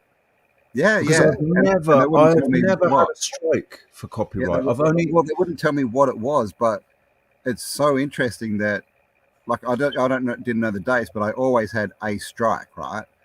And then I got this email saying you've got a new strike, and I'm like, what? And I went and had a look, and I still only had 1 strike, which means when the other one ran out, they've gone, oh crap, we'll put another one on me. Mm. Yeah, they did that to me. But it's like it's not as bad or something. Like they're letting me. I get the sense that they've had to back off a little, like they can't. Every 3 months. Distracted with something else. 3 months. Yeah. So every 3 months a strike will drop off. They did that to me. I had 2 strikes, and then I got a strike, and I was like, oh no, that's it, 3rd strike, deleted. And then I looked, and I still only had 2 strikes, and I was like, oh, thank God. Like the day before, no, it was that morning. That morning, the strike had dropped off, so I went down to 1 strike, and then that afternoon they gave me the 2nd strike again. Yeah, I've just always got them. I don't know what for. I mean, I was blocked off my channel for 9 months, off my main channel. That's why I started the 2nd one, because I could get in there, but I couldn't post or comment or do anything. So, thing is, how many times have you been deleted? You've been deleted once at least. Well, yeah, I lost instant karma, and when this all started, what was it, March? I put out videos literally at the end of March, like literally just when it was hitting. And I got about 6 videos out, and they were all about an hour long, and me just going off about what was happening. And that's when I got like 5,000-6,000 new subs in like 2 days or something. And then I got 2 strikes, and they deleted like 6 or all my videos I'd done like on that topic. They deleted them all and locked me out of my channel for 9 months. So I was really lucky it was at the start, because if it was a few months later, they would have just cut my channel. So I was kind of lucky. And so that's why I'm so careful now on that channel. I'm just like, so I'm going to start doing. That's why I'm being careful with this channel now. I want to start doing lives where I cross over to Rumble and Odysee, and you know that they can delete you for that. You know that in the new terms and conditions, they can delete you for that. Oh, really? Delete you for redirecting to a 2nd channel, to another platform. Sorry, to another platform. If you're redirecting to another platform. I haven't seen them enforce that yet, because Brian Stabley does that constantly. No, I haven't either. Yeah, well, I know a lot of the flat earthers, the earthers are doing it with what's it called? That Rockfin. Rockfin. Yeah. Oh, mate. I'm not. Yeah, they can fucking do it. I mean, I'm not. Yeah, they sent me an abusive letter, bastards. Mate, they didn't even have the decency. I wrote them a letter because all these people were joining, and I'm like, oh, what's this? And I literally just wrote them an email like, oh, hey, how you going? I've just seen your platform. Just wondering what the deal is. How do people become creators? Blah blah.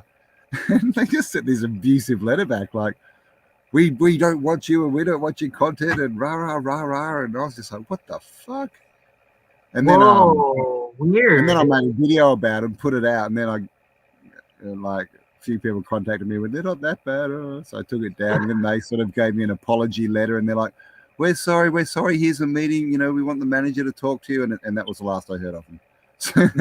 I mean, Brian had issues with them, didn't he, when they first started? They took one of Owen Benjamin's videos down. They censored him on Rockfin. Oh, Owen Benjamin? Benjamin. Because I've heard Odysee is censored over a joke where he mentioned the people who live in Israel, and they took his video down. Yeah, so that shows where their loyalties lie. That does. Well, this is exactly. So I know how that. Yeah. And plus, they get paid in a crypto that is like just a crypto that Rockfin created. It's not worth it. Same with Odysee, though, isn't it? Same with Odysee. Odysee pays in a crypto that is just it's Odysee crypto. You can't spend it anywhere. I mean, at least Odyssee's got some value, though. Rockfin's tiny. And Odysee is free. Biggest thing is Odysee is free. You don't have to pay Odysee. It's just free. Exactly. You can live stream for free. It's like Rumble. Rumble's great. You got to pay $10 a month.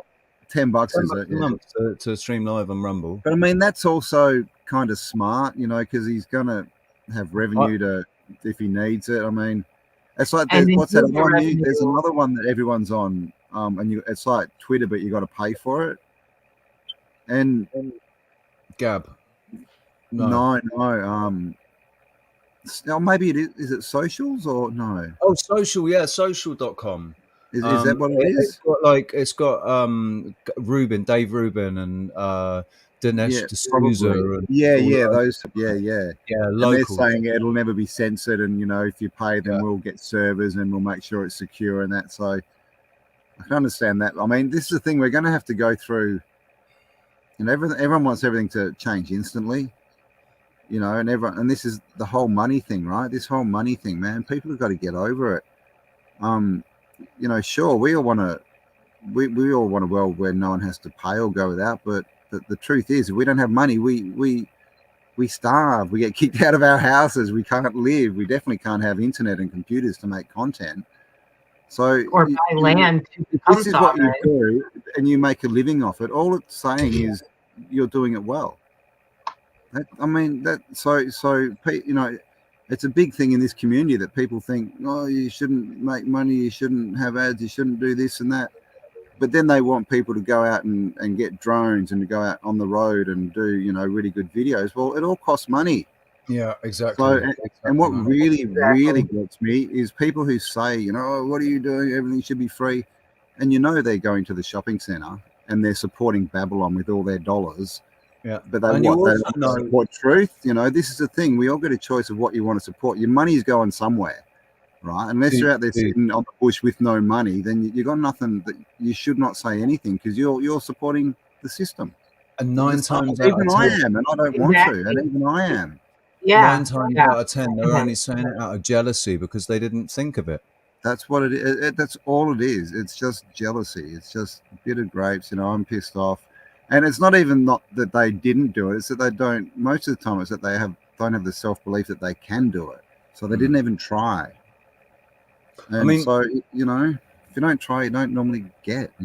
The thing is, I always feel like I said, I was talking earlier about about donations and everything, and I only started asking for donations when I stopped being able to generate my own income. And so I've always felt bad doing it because I always said from day one, I will never charge anybody. I'll never put anything behind the paywall. It's support. But the thing is that because the last 2 years, because I'm not doing the live music anymore and I don't have the equipment in my, in my here to be able to do it like I was in 2020 and all that. It's like, what are people getting if they donate? And at the moment, anybody that donates is all they're doing is they're helping me keep a roof over my head. And but you're creating content as well, so that's the thing. It's not like you're making a video saying give me money and then doing nothing and just taking money. But I'll be the first to admit that I'm not making content of the caliber of either yourself or Paul Cook or Bernie or you've got to start somewhere, dude. You should see my first videos. Holy shit. They were atrocious. I did not know what I didn't even know how to record on a camera. I used to use Screencast-O-Matic and I could only record the screen, and then people started going, show your face, and I'm like, how do I do that? Literally my audience, literally every step of the way they were like, do this, and I'm like, how do I do that? And they tell me. So Campbell, you know Howdy obviously, and I did watch Quantum of Conscious. I watched Matt a lot. Matt, yes, me too. Not so much now. I found you. I think your channel came up because of that, because I probably was watching Howdy at that point too. Okay. But he actually has gotten a lot of ridicule because he hasn't done like interviews with people. And it's stupid. It's his own choice. I'm not bashing him or anything. What I'm getting at is that he also is like, somebody was saying, can't you flip or mirror your video? And he's like, I don't know how to do any of that crap. It's true. I'm learning stuff, and I actually went to film school for a little bit. There you know. I mean, and that's the thing. It's not easy running a channel. There's so much to learn. There's so much and it's not free. But there's two types of YouTubers, right? There's the ones who are, they've got a budget and they've got good equipment and they do it all professionally and they're doing it to make money. That's why they start. And I didn't start to make money. I actually didn't even, again, like, because I, crashed my car and lost my job and all this. Well, I lost my job, then I crashed my car and couldn't work. And everyone's like, just monetize your videos. And I'm like, how do you do that? But I was like, I literally didn't think you could make any money unless you had like 1 million views kind of thing. I thought, I'm like, oh, what? I'll make like $1 or something. And they're like, no, just do it. And it wasn't heaps, but I was making like $100 a month or something. It was helpful, and it was there when I kind of needed it, Okay, so I monetized my channel in 2020 because of what was happening. I said, okay, I'm all right. I'm going to monetize my channel because this is the situation.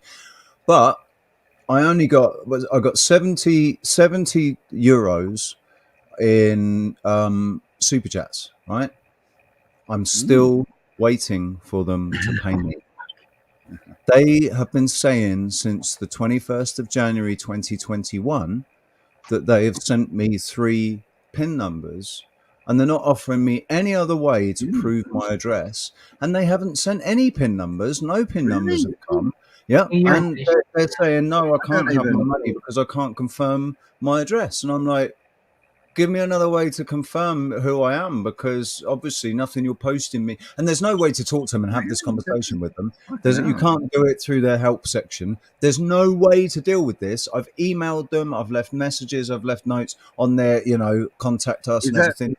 On a channel that they axed or something, or on the channel that they axed, on that one, I've been for a year trying to confirm my address with them to get them to send me the 70 euros that's in my AdSense account.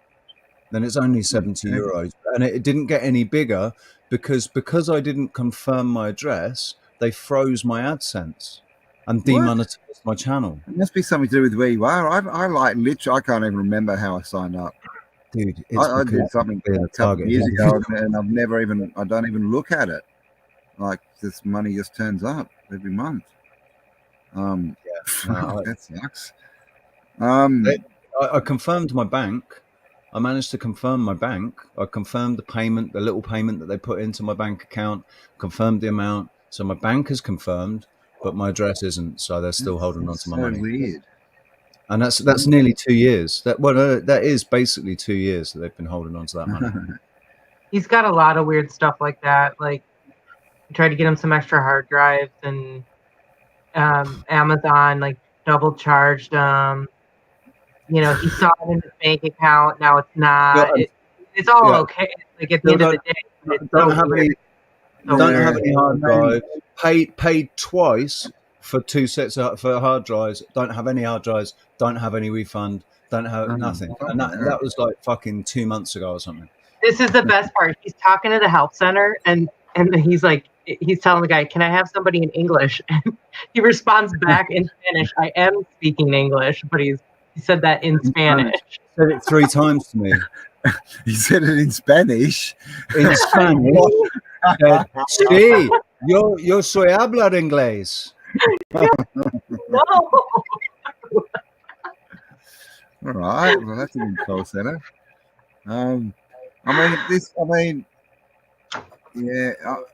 So I just look at, money's just energy, right? That's all it is. You know, it's just represented in little notes, and that's not real. Like, I you know, and I've lost money and shit before. I've had businesses. I've worked for myself my whole life, and I've had, you know, people rip me off and not pay me and shit. And to tell you the truth, I just never. I'm just like, well, yeah, okay, that's your karma. Fair enough. No worries. It'll come back to me, and I just get on with my shit, and it always does. You know, I think half the trap is focusing on I haven't got it, because what are you telling the universe, that you don't have it? Yeah. If you just go, oh well, that's what the universe wanted. That's on them. You know, yeah, I don't have my money, but the universe is going to, you know, give it to me anyway because I earned it, right? That's mine. You know, they can't take it away from you. It's just they've done the wrong thing, and so well, it's going to come through another route. I wonder where that will be. Cool. I'll keep my eyes out. You know, make it exciting like this. The worst, you know, everything's energy, right? As soon as you dip your energy and into that kind of, oh fuck, oh shit, oh I can't do anything. I mean, they gotcha. The thing is when you keep having things happen that make you go, oh, for fuck's sake, why has that happened? Like, what that didn't happen to anybody else that I know. And they all say, well, that didn't happen. Why didn't you just do this? Because, well, yeah, I did that, and that's not the way it fucking happened for me. And it's like, mate, yeah, all right, then you're special, aren't you? They're jumping on you, aren't they? Because you're some sort of specials thing or something. It's like, yeah, okay, I sound like a root fool. I sound like an absolute paranoid fucking fool. I'll live with that. I'll deal with that. That's okay. And if that's all it is, that's fucking awesome, man. That's awesome. But I think that's what I was saying to Sarah. I don't think it's what we've done. I don't think it's anything that I have done. I think it's something that I'm going to do, because I've got really fucking big plans in my mind. I want to, you know, you could say that I've got a fucking redirecting it. We're redirecting these issues into something positive. You know, they're taking your focus off what you want to do by giving you other stuff to focus on, and that cuts your power and reinforces theirs. So actually taking that back, and as long as and it's you know, it's that bad word, right? Belief, but belief can be good as well if you put it in the right place. But it can be bad. So, you know. So I've just been watching the idea that it's just you. That is just a belief. Yeah. You know, all of it's just a belief, because I mean the thing is, when bad shit happens to me, I just now. I mean, and believe me, I wasn't like this all. It took a lot of work and a lot of introspection and all that shit, and trust, right? Just trying things. And I forgot what I was going to say, but I used to get pissed off all the time, and why me and all this, and I started noticing that that's exactly what I was getting. And so it's not. I was there too. Not, it can never be, but I tried it for a week, or I tried it for a month, or even I tried it for 3 years sometimes, right? Because some people it might take a month because they're not carrying as much baggage, right? Yeah. Some people it might take everyone's different. We can't never ever judge yourself against someone else. No. Because you don't know where they've been. And this other thing, if you think you're having a hard time, I mean, you know, there's kids in Africa who starve to death at 4. There's people born with, you know, deformities. There's people who lose limbs in war.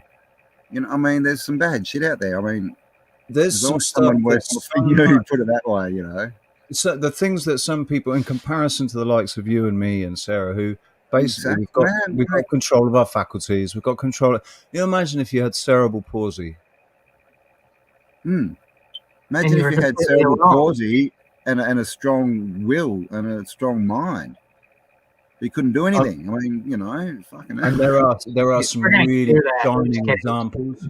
There are shining examples of that. I mean, out in the, you know, I still can't move my hand, right? It's been like 18 months. I can move my arm now, and I could get pissed off and say, "Poor little me! Oh my God, I can't do this. Oh, I've got a bus. I can't do anything. Oh, look at woe is me." And I was just like, "Well, could have been a lot fucking worse. I just drove my car into a tree at like 70 k's, but." But apart from that, I mean, how many other people are worse off for me? But how many people are worse off for me, but are still doing shit? Like, are still getting on with it? Like this is the thing. Like, everything we tell ourselves, it's all, it's, you've got to really sort of question yourself too, make sure you don't go down those dark tunnels, and because we fool ourselves, because we prove ourselves right with everything we do. If we go, this stuff doesn't work, well, of course it doesn't work, and you prove yourself right because of your perception. Yep. Yeah. But the same if you want something to happen, the trick is you don't stop until you get it. That's the trick. Tenacity. You don't stop. You know it's going to come, and if you know it's going to come, well, it's going to come, right? So why would you stop? That would be stupid. I think that's why, like, at 44 years old, that's why I've not ever stopped, because I've always known deep down that there's something coming that I've got to get to. There's a time when I'm going to be needed, or where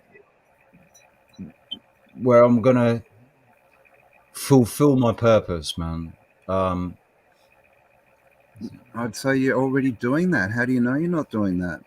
Oh, no, I think I still think I'm at the beginning of the journey, though. That's the thing. I still think I'm right at the beginning of the journey. It's like, it's not what I've done, it's what I'm going to do. But you also don't know how what you've done has affected people already. This is true. I know that especially putting videos out. Like, some people see stuff and it might be flippant to us, or just another video, but someone might watch it and it literally changes their life. But we may never hear about that. I mean, this is the thing, like, so. Yeah, we rarely hear that what you're doing is not enough. Everything you're doing is enough because you're doing it, right? And you're still here.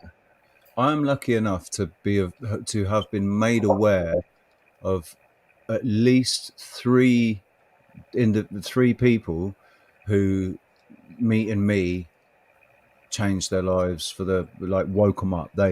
What I was saying, I completely shattered their paradigms, but they came out of it empowered, and I woke them up. And it's probably, and you probably didn't mean to, like. Oh no, I did. The emails I get, and I'm just like, really? Oh, you did? I completely did. No, yeah, but it would. Yeah. I'm amazed what some people say, and I'm just like, really? That and this is the thing, like, I used to think that everyone knew what I knew. I used to think that, I didn't, and it's, it's like, I know they don't know, because look at them, right? They're all mental, but you still kind of have this idea that what I've got to say is not that interesting, because they must know that, of course they must know that. But they don't. They don't. I guarantee you they don't. And that's what I found out when I started making videos. Like, my first video, I was literally, because when I watch videos, I'm literally like, they'll mention a place, and I'm like, they're Googling it as I'm watching the video. I'm doing research, And I found this starport, and I'm like, oh, I've never seen that before, and it's in the water, And that's why I made a video, just because I thought I'd never seen a video. I thought maybe people will find this interesting. And people were just like, oh, it's so nice. And then you just, wow, okay, I'll make another one. And so none of this was planned for me, but I've always planned to run events, to, build off-grid communities, to do all this stuff. Well, I just did not know that the path was starting a YouTube channel, right? Yeah. And this is why we can't judge circumstance, right? Because it's got me pretty, I'm half the way at least to where I want to be, right? And I wouldn't have been without YouTube. And this is the thing, so it felt right, and I was getting good feedback, so I just kept doing it. And before you know it, it's like, whoa. And so what am I trying to say? Don't put yourself down. Like, this is just talking through you, like telling you you're not enough and all this and stuff. But but when you can say one thing and change someone's life, well, clearly you're enough, right? And who are these people that are telling you you're not enough anyway, right? Go and have a look at what they're doing with their lives. So, look up psychological projection. Exactly, like gaslighting. Yeah, right. It's yeah. And again, it's like, Richie, I didn't plan to be a co-host, let alone be on your show to begin with, like, video. Now I'm doing it on regular, greatly enjoying it. And my goal, Campbell, was to just get my own home. I had saved all this money, living in the travel trailer, right? But I didn't want to buy land right now because things are so inflated. It just, to me, it doesn't make sense. Because you can buy like acres for way cheaper than right now.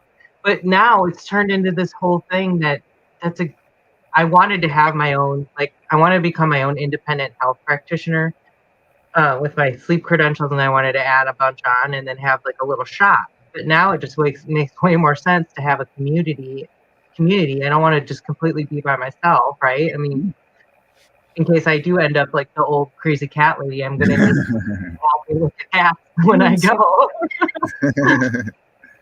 Yeah, well, I mean, but then this is the thing, and you were open to it, and it happened. It's like Kelly, right? Kelly just, I mean, I literally do not know how we started our show. I really don't know. She just contacted me out of the blue, and because she had a challenge, she was like, "Oh, can I interview?" And I'm like, "Yeah." And then she sort of contacted me again, said, "Oh, can I have another chat?" And then I have no idea. I really have no idea how we started doing weekly shows. She's got so much energy. She's got so much good energy. But here we are, and without Kelly, you know, we wouldn't be running a live. I wouldn't be putting on an event next weekend. Yeah, and look at what her other kind of organization she was, and it just felt good and it felt right, and we were both like, "Yeah, this is good. Let's do something." And look where we are, right? So, yeah, I could have judged that and gone, "Well, I don't know. I want to do it my way," or whatever, right? And it would have fucked everything up.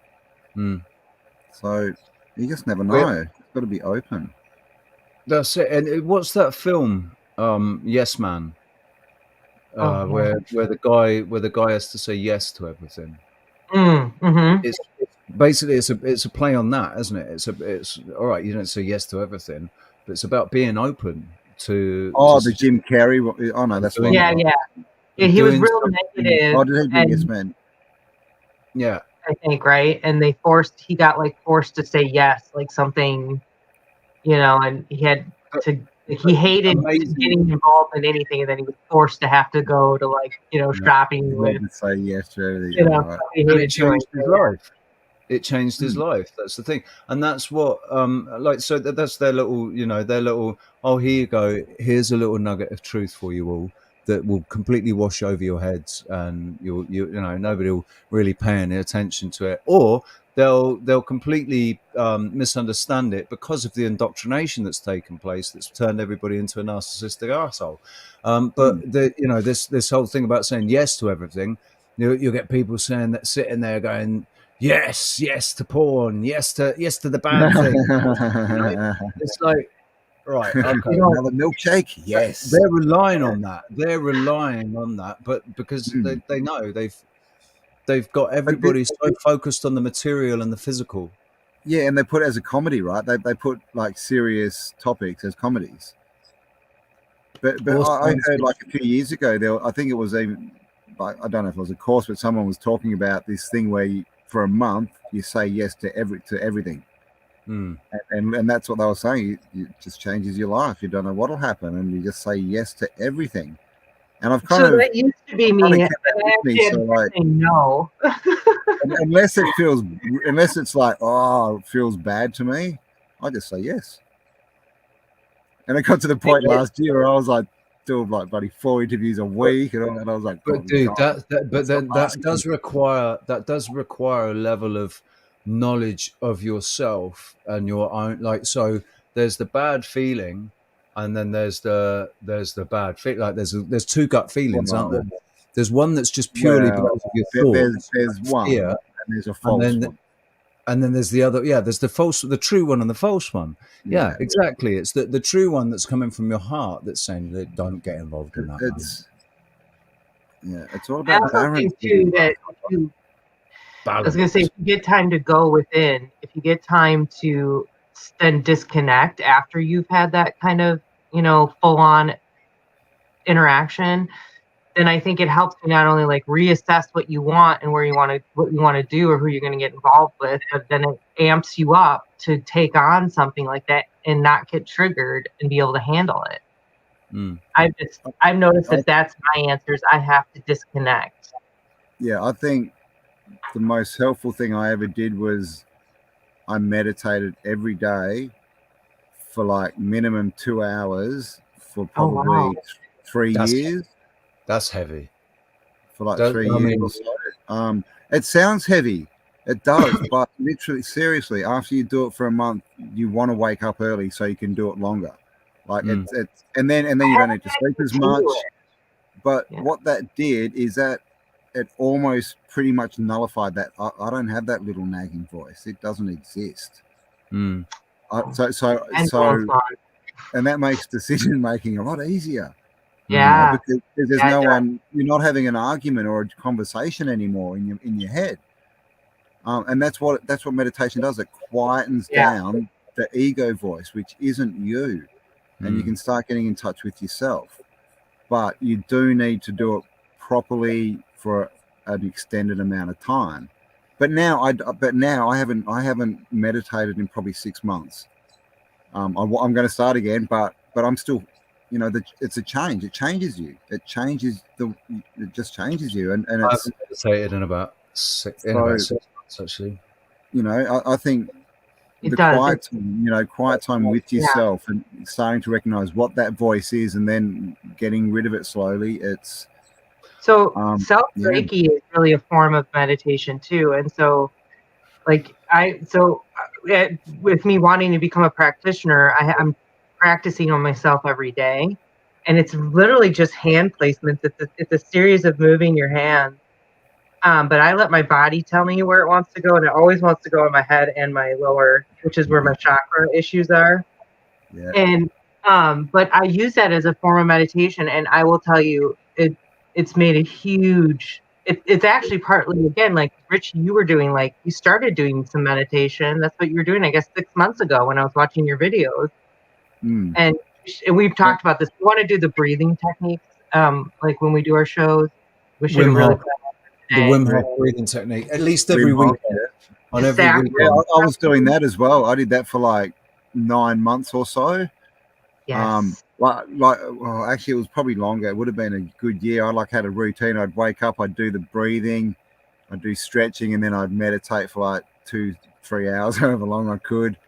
And it just, and it's probably also like the ritual side of it, doing something at the same time. Right, rituals. It just changes you. It just changes you. It does. Right. This is something that I think I personally think that it's something that we've lost, that we need to bring back, because there's discipline in rituals. Yeah. It's more that because a habit is something that you just do subconsciously all the time. That's what a habit is. But a ritual is something that you purposefully focus on in the moment. And I mean, I guess rituals can become habits if you allow them to, like Sunday Mass, but I mean, is it? I think it loses its ritualness at that point. Yeah, exactly. But if you do, like you were saying, like you wake up in the morning and you make it a ritual. You wake up in the morning, you stand up, you do your breathing exercises, then you do your meditation, and then you have a coffee and have breakfast and or whatever afterwards, and then and you make that a ritual. And I guess some rituals are good to become habits. That's not an unhealthy habit to have. That's actually, I would say, a healthy habit to have.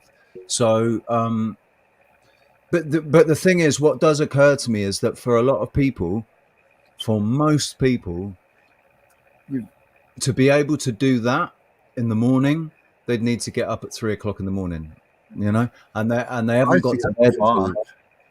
No, but it's because, like, were you working at the time when you were doing it? I was working full time. What time did you start work? Most days I think I was starting at 7:30, and it was just around the corner. Full on, up at 4. Yeah, so I'd get up. Literally, I started waking up earlier so I could meditate more. And that's the best time to do it is in the morning as well. Right away. Calm, but also I'd say don't. Guided meditations are good to sort of learn what meditation is and to get into it, but they're not good long term. because it's Yeah, another watch, right? You because don't you're want looking that. to You someone just you want have your own. You have yes. If you're constantly on guided meditations, you're always the sheep. You're Yeah. never, you know, you're not taking you're sovereignty thinking. of your own mind. You're allowing What did somebody they else to say? take Did I it. do that right? What? Hang on. What? You know, so it's And music, there's you know, also the whole 528 breathing, hertz or something. like when they're breathing and whatever, and it's like, oh, I got to get my breathing in time with their breathing, and you know, Yeah. It's like take a big breath, okay, hold in, and you're like, and they're like, breathe out, and you're like, I'm not ready to breathe out. What do you I mean? can hold it for another 10 seconds. What are you talking about? Yeah. But that's why I those blonde using jokes? times. Do you remember the, dumb blonde jokes? And no offense to anybody, because this is all indoctrination. But there's the one where there's a girl getting her hair cut, and the woman's like, I need to remove your headphones so I can finish your haircut. And so she does it, and then they pick up the headphones and it's breathe in, breathe out, breathe in. Takes them off, and then she falls over dead.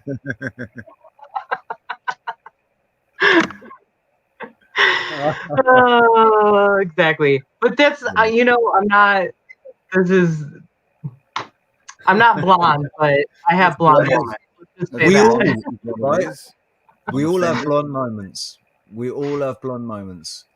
I mean, I think that you could actually say you could utilize the other one. You could say we're all Irish moments. You know, moments when we're a little bit Irish. I am like 2.5%. I mean, it's stereotypes, isn't it? All that is stereotypes and cliches.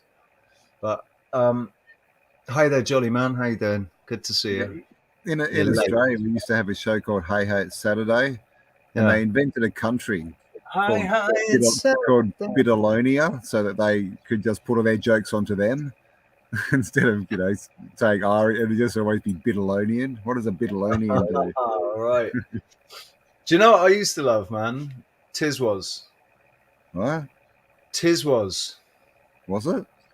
That was it was a bloody Australian show, wasn't it? And what was the other one? Round the Bend as well. Oh yeah. The scene Round the Bend. I think I used to have the hots for the girl in Round the Bend. That was the main reason I enjoyed it. There used to be heaps of really good kids shows, like a lot of good Australian shows. There's just nothing now. It's all shit. But there was one called Spellbinder, and it's about a reset. It's like this sort of reset world. It's pretty interesting. Very interesting. So Australia they had that Bloom show. It's like right when I stopped watching mainstream, I just taking a long break from it. But I think it was on Hulu, and it was really interesting. I think it was about like an alien infection kind of a thing, like turning people like mind control. I think I remember. Anyway, sorry, tangent. there's good stuff. Sounds like was it called 2020? Yeah, right. Felt like it a little bit. It came out before too. Remember V? Did you see V? Yes. No. Oh mate, I had the major hots for that one. Which one? The first one or the second one? Until she showed her teeth, like until she smiled. One or the second one, like the curly haired one or the short haired one? Oh, the second one, the short haired sort of Queen Vulcan looking girl who was in Serendipity, and she was also in what was it on the Sci-Fi Channel? Something. But it was called V, and basically they're all lizard people dressed as humans that were invading. And in the second one, they changed the storyline a bit. In the second one, they were actually planning to put jabs into everyone, weren't they? Yeah. You guys have seen V for Vendetta too, right? Yeah. Oh, yeah, of course. That's a staple, man. Yeah. Well, just because like the narrative is like it literally is played out to the T almost. Yeah. I mean, and that's also that. I mean, it's based on the Guy Fawkes, yeah. Like that actually happened back in the 1400s. Someone tried to blow up Parliament. Yeah. That's the story we've been. Well, that's the story. Yeah, exactly. That's the story we've been given. Did 1400 even exist? It was the gunpowder plot, wasn't it? The gunpowder plot. Gunpowder stored a load of gunpowder underneath the House of Commons. or was it the House of Lords? That sounds like another Um, situation. It's what? I was going to say, that sounds like another situation. Explosives underneath buildings. Ooh, what was that? What do you mean, the one that was successful? Super hot heat signatures after a collapse at the base showing a explosion. Oh, yeah, right. I'm trying to kind of be using code. Yeah, I mean, it happened 21 years ago. MO, isn't it? Burn it down. Yeah, Burn I used to down. I used to use that in my videos, that clip from Braveheart, like, burn it. I like the one from South Park where he goes, burn it down, the whole school down to the ground. The ground. Oh, God. Shout out to the chat room. Quick shout out to the chat room. Sven P and Callum and Reverend Hull and Jolly Man and Jim Dillinger. And they're the I nearly said Fanny Blue then. Oh, Fally Blue too. And Colin, what you like, Didazio. Oh, well done. Colin, what you like, Didazio. Did I say that right? Do you remember when they brought fanny packs in? That was very confusing. Right. I had a very, very firm view about fanny packs when they came in. Fanny packs and then man bags. Then they became man bags where they were actually full on handbags. Yeah, right? yeah. But the problem is a fanny in Australia and a fanny, in England and Australia, they're the same, but they're the different. Yeah. It's the other opposite side to America. Yeah. And like when it came, I remember I was like 7 or 8 and we went out with my parents to like one of his business friends who was American. And I can't remember the context, but I was standing there and the lady was talking and she goes, oh, and then he patted me on my fanny. And I'm like, what the fuck? You what? you what? But yeah. It's the same with bag though, isn't it? Like, well, so. Yeah. But the weird thing about a fanny pack is it doesn't go, it's American, but it goes on the Australian and English fanny. They don't wear it on their bum. They wear it on the front. Yeah, but is that because it's called a fanny pack, and so they thought? But their fanny is their bum. They wore it kind of on the side, bum. And then it's easier. Americans are lazier. It's easier access in the front. Yeah, but, if you're rock hounding, if you're a rock hound, fanny packs are fannies easy access, do they? If you easy access to my fanny. Listen, if you're cool, you wear a fanny pack as a shoulder strap. If you're really cool. We do that actually here. And then you can slide it around to the back and have it on your back, and then you slide it around to the front when you need to take it out. Super cool. That's how you wear it. We call them the Timbuktus in America is what it's called. It's very fashionable when you're the biker. It's very fashionable to be a biker with like the full-on gear and have your Timbuktu on, which is like you said, it's like a fanny pack for your shoulder. Yeah. So I mean, gotta have the gear when you're a biker. Yeah. The thing is, though, I felt like I was very look, mate. I don't care what the fuck you call it. You call it a man bag as much as you want, mate. It's still a fucking handbag, right? And that's what women carry. And that was my attitude up until I moved to Tenerife. And you went, when I got to Tenerife, bearing in mind I'd flown over from mainland Spain, and I'd gone from Portugal to mainland Spain, UK to Portugal to mainland Spain. Portugal was wet and cold. When I was in mainland Spain, homeless on the streets, it was wet and cold. And then I flew to Tenerife, and suddenly it was 26 degrees day and night, and the sun was always out, and I had to buy some shorts, and I could only wear a t-shirt and some flip-flops. And then it's like, yeah, but I've got all this stuff I want to carry. Like the stuff that I need with me all the time because I'm, for whatever reason, I just need to have all this stuff with me. So, all right, I'm going to buy a fanny pack. I'm going to buy a man bag. And I didn't buy one. The guy that flew me here actually gave me his Louis Vuitton. Right. Yeah, Louis Vuitton. No. Story Seriously, comes out, man. no. This was a real Louis Vuitton because Yeah, he was like he'd flown me over there. He got my apartment Were you for looking me. down on other people with lesser man bags? No. I didn't give a shit, mate. It had my mobile phone in it, my cigarettes, just all the little things that I was carrying because my shorts, the pockets weren't big enough, and I didn't have a jacket with pockets. It's like all my pockets had disappeared, so I needed somewhere to put my string and my marbles and my chewing gum. Do not want to lose your I marbles. don't eat chewing gum. Yeah. Actually, I've eaten for like a long time. Because this one, that one has lost many marbles. So you chose your penny. Nice. I mean, there's got to be a joke about shoving up your ass in there somewhere, but I'm not going to say it. So, on that note, on fannies. On that note, I know. I think we went sideways a bit, right?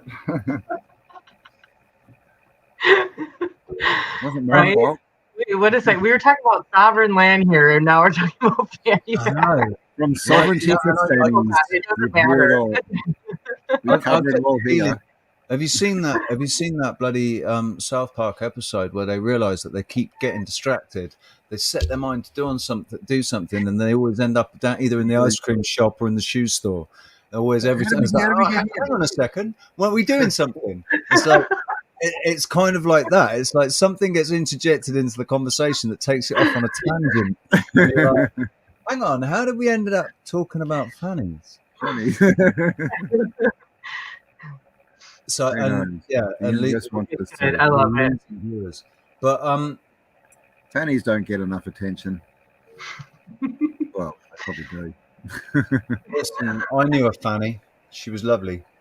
Yeah, I know. Right? She was 80 years old, but she was lovely. All fannies are over 60 because. And I was Sweet Fanny Adams as well. Sweet Fanny Adams. Sweet Fanny Adams is. Oh look, it's a. What are they called? What's it called when a woman has not a sarong because it's too like big a mix. Muffler or something. A muffler? That goes on the tongue. Goes around your mouth, doesn't it? Or muffler, that goes around your horse. No joke. It's the hand muff where it goes over both hands. That's what you're thinking of. Yep. And then we're back on the topic again. You know what a muff is, don't you? Oh my god. To the English and the Australians. I don't know if it is in America. We're teaching it like. It is. Muff diving. Well, you must be a very popular girl with muffs on your wrist. That's all I can say. Oh no, fisting! Shut up. He's got his Louis Vuitton muff. Now it's just gone. That was me. I did that. I actually took it all the way to fisting, and it's in the depths of what? Now we are wallowing in the depths of lower vibration. So should we climb out? Should we climb out of this lower vibration and start talking about building retreats again? Reconnect with Earth. No, the thing is as well, right? So that actually does kind of bring up an important point. The trick with the New Age, why the New Age is a misinformation thing, is because they're all about just positive and light and love and light and everything's positive and love and light and that's not what it's about. That's not what life's about. That's not what existence is about or reality, and it's not even what we should be striving for, because that would then mean an imbalance. Still, if everything was light, there would be an imbalance, because this realm is they've made it a dualistic place, but it is in kind of reality or in conception or whatever, it is dualistic in the sense that there's positive and negative, because it is electromagnetic. So with electromagnetism, there is positive and negative, and what the controllers have done have turned that into various different paradigms that trap us into our signals too, so that normally where we would maybe be magnetic with each other, we're now polarized because they've messed that. So we repel each other instead of, or we repel the things that we should be attracting, or because it's all about the subconscious programming, isn't it? It's and like you're saying, Cam, with the negative thoughts and the negative, always focusing on the negative, then all you end up doing is perpetuating that negative out into the ether, and that's all that's going to come to you. So. Yeah, spiral down. Exactly, you spiral down instead of spiraling up. But that in just that analogy in itself illustrates the duality. It can be one spiral, the same spiral, but you're either going down or up. Yeah, it's well, the only constant change, or in or out, right? Yeah, like we can't go around in circles.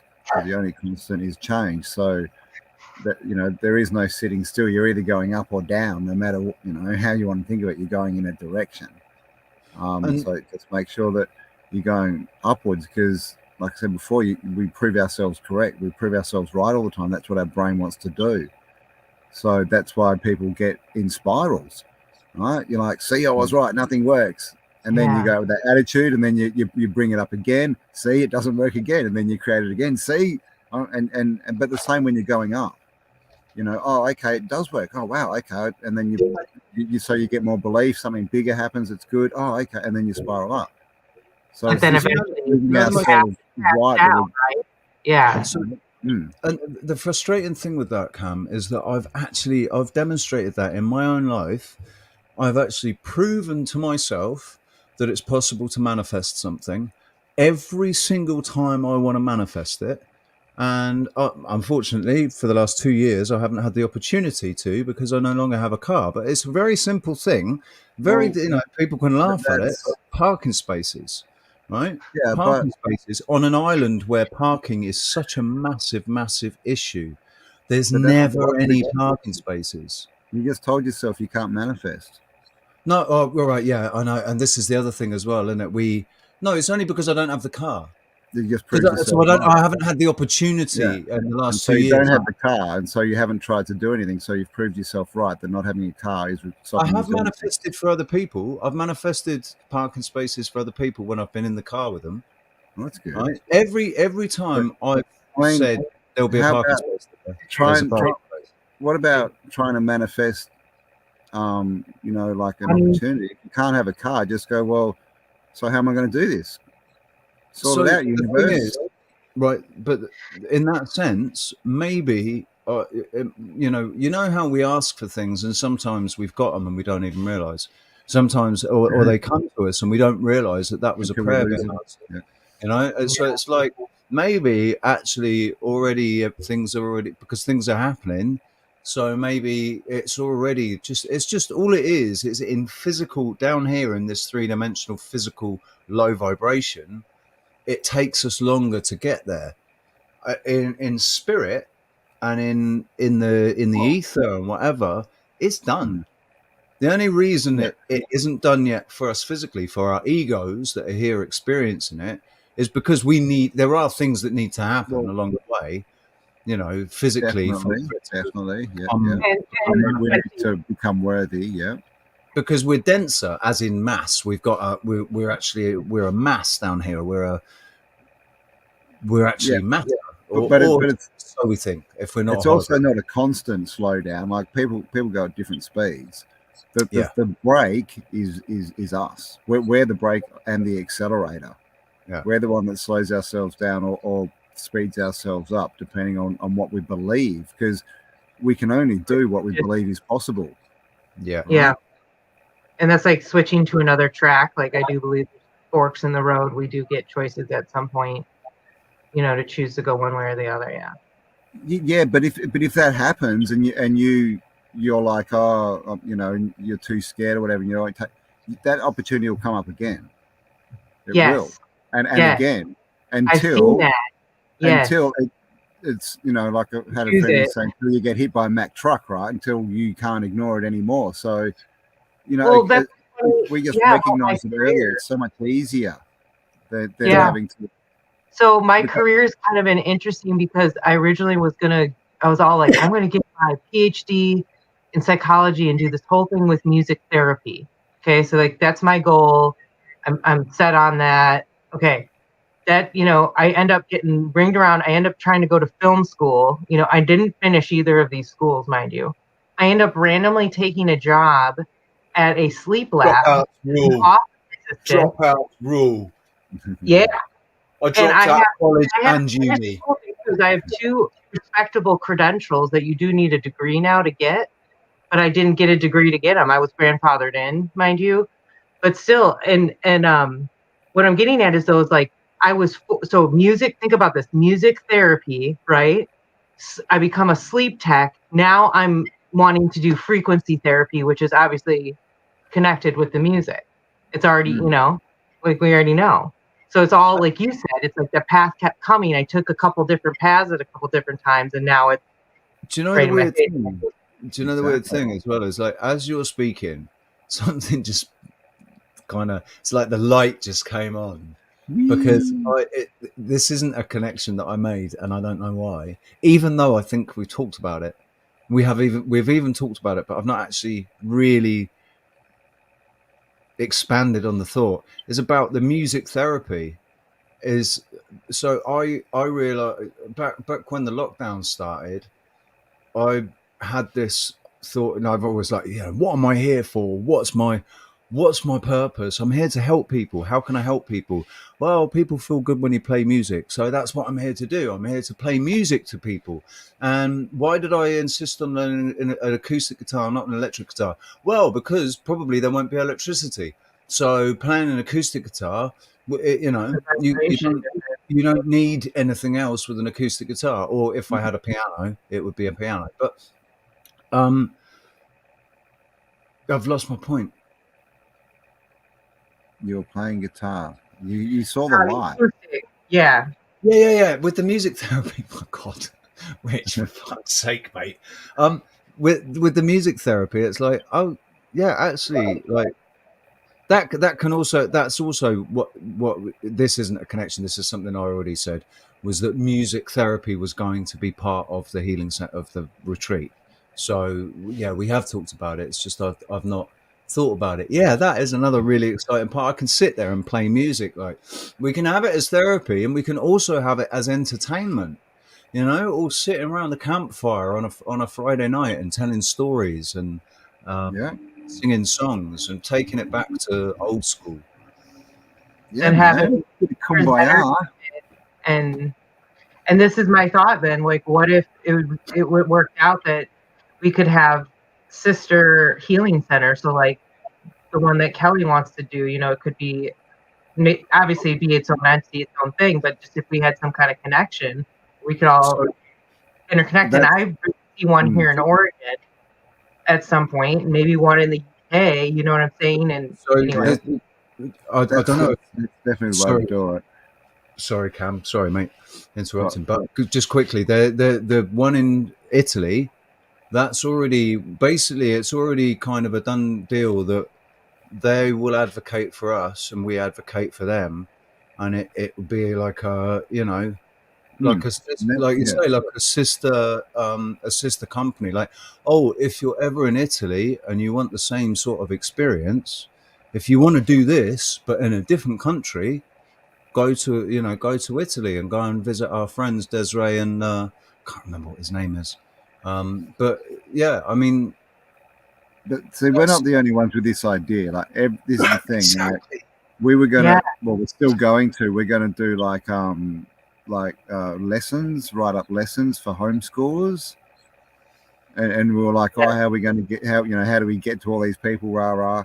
And then I just found this lady who's already doing it, right? She's from America actually. She's already set up a curriculum and she's got schools and she's dealing with the law and stuff.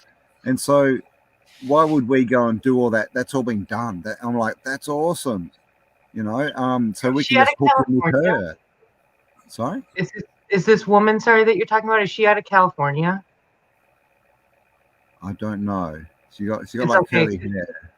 That Alpha Vedic channel I just sent you, they did an interview with a woman same thing. She's doing like a homeschooling curriculum and talking about this. And she has a starseed child who literally tells her about where we all come that's from. The one. Yeah. That's her. Super sweet. Oh yes. That's you need to go to the So we don't need to do everything, right? It's like when I found that, it's like awesome. We can just use what they've done. You know, they can probably use what we're doing, what we've done, and we just make a big network, right? And we learn off each other. And this if you want to open 5 schools and then you get down there and you realize that there's schools everywhere, well, just make your school. You know, we've got to be adaptable too, to be able to change and not want to be the king of the castle, right? That's another big thing. This I think we've got to be right. You know, like all of them, this whole thing of it's mine, I want to build it. It's going to, you know, it's why, you know, if you're building it for humanity and for the future, well, it's not about you. It's a whole different thing. So when I don't want to vote on anymore. I want to vote on an idea or concept, and that's one thing I always get pissed off about. It's like, how come I didn't get to vote for that? You know? Yeah, it means that if you're not, you know, the right man for the job, then, you know, you'll talk to other people, you know, if you're like these CEOs that have to do everything, now have to have the last word on everything, you know, that's wrong. If you're not a carpenter and someone else is, well, they know more than you do, so you shut up and listen, and that then it becomes a society, right? A council. Exactly. Yes, an apprenticeship, right? We all learn from each other. That's one of the reasons why I appreciate Paul Cook's channel, because he's a plumber, and he understands construction and stuff. And so his opinion about construction and the way that things have been done, and you know, all the chasing in and everything that's done, he looks at all that chasing in Malta, and can see previous infrastructure there. And most of us just look at it and go, "Oh, wow, that's weird. Why was that cut off?" Yeah, I wonder what was in there. You know, everyone's got different skills. Exactly, and it's humility, and it's. I mean, me and Rox have been saying it for ages, that the real heroes of what's going on now, nobody will ever know who they are. But the most important thing is they don't care. They don't care that nobody will know who they are. The real heroes don't really want everybody to know who they are. They don't even want to be called a hero. They're just doing what they feel they should do.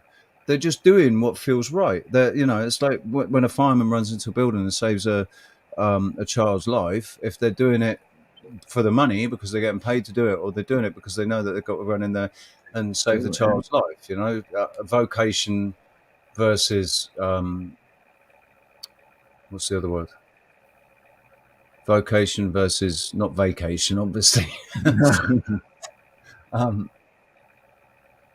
Provocation. No, the two different types of jobs. Vocational. There's vocational jobs, and there's the other ones that aren't vocational. I like vocational jobs. I think they sound much better. I mean, that's what Twitter's been, isn't it? Twitter's been a vocational job. They're all having a bit of a shock because Elon said, "Oi, back to work. I expect you to come back to work. Why aren't you back at work?" I watched this Q&A with the Twitter team. Only about 20 minutes of it. I watched it, and they were like, about this, you know, everybody coming back into the office thing. And it was really cool the way I answered it. It was like, obviously, you know, if your work output is exceptional, I'll consider, you know, it would be stupid to say you have to come into the office to work, because if your work output is exceptional, why do you need to come? You know, it's exceptional, isn't it? Basically. So if you're a lazy profile that sits there and phones it in all the time, and you're earning over 100 quid, because Twitter's some of the highest paid. And I would look to Elon, and I would say, so I just want to check. So I do get 100% coverage on my health insurance. I get 4 months of vacation. No, I'm just kidding. A full month of vacation. I get, you know what I'm saying? My only thing is that whole pushing them back into the office is like, okay, but then when are we going to take care of our employees? That's obviously like a whole. They get paid over $100,000 a year. They're really well paid staff in Twitter. Very, very, very well paid staff. I'm not trying. I'm just saying in general, like he's got a ton of money. I've talked about this. He could be, instead of focusing on a social media site, he could be opening a research facility. I'm sorry. The only reason, listen, he's already talked about monetizing Twitter. That's his whole intention of buying Twitter, is to monetize it. The only reason he's bought it is because he sees a cash cow. That's the only reason he's bought it, because it's a potential cash cow. Yeah, but lifestyle over and over again. Right, Elon Musk, if you're watching this, if you're a true philanthropist, right? If you're a true philanthropist, get in touch, mate. Help us out. Philanthropist. Bring some of your dad's emeralds round. Emeralds or diamonds? Emeralds. Only so we can use them to create spells for good, right? Exactly. Hey, Elon's being better than emeralds. Elon's the main character in the book, right? When they went to Mars, I mean, he's a character. He's not making these decisions. Remember, a bigger plan.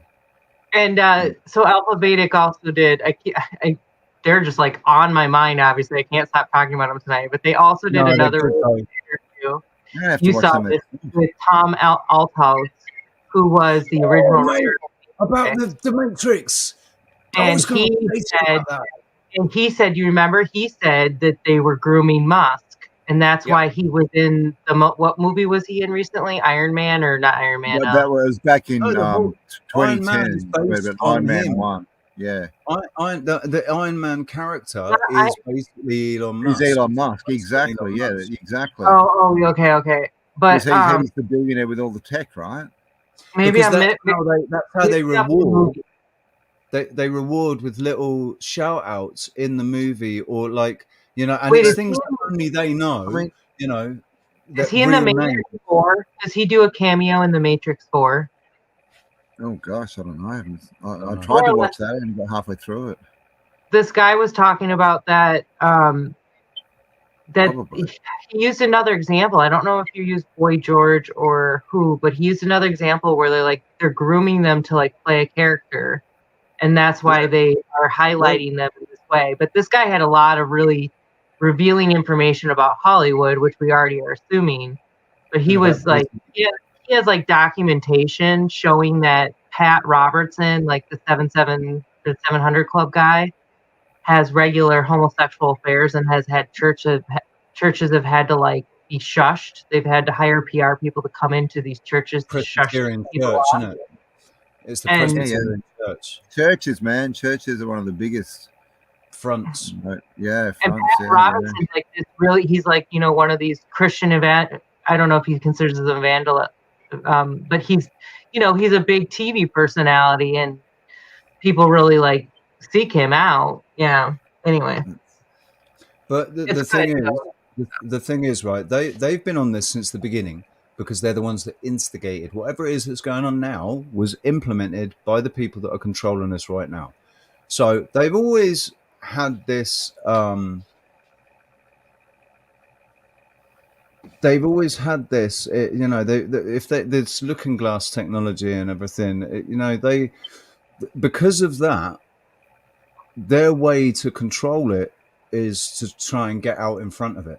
So whatever it is, they'll get out. It was demonstrated with you, Cam, perfectly with the originals.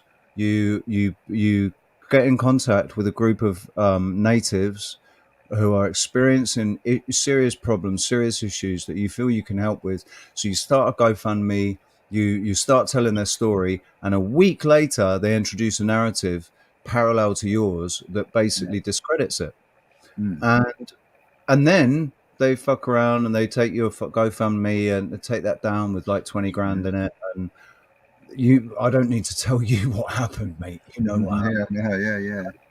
They get out and with the trucker convoy. So I've heard, the story is I've heard that they knew like in every timeline that they looked at, the trucker convoy happened. Yeah. And in every Illuminati cards. in every single timeline, it ended up, it always ended up instigating something bigger that led to their destruction.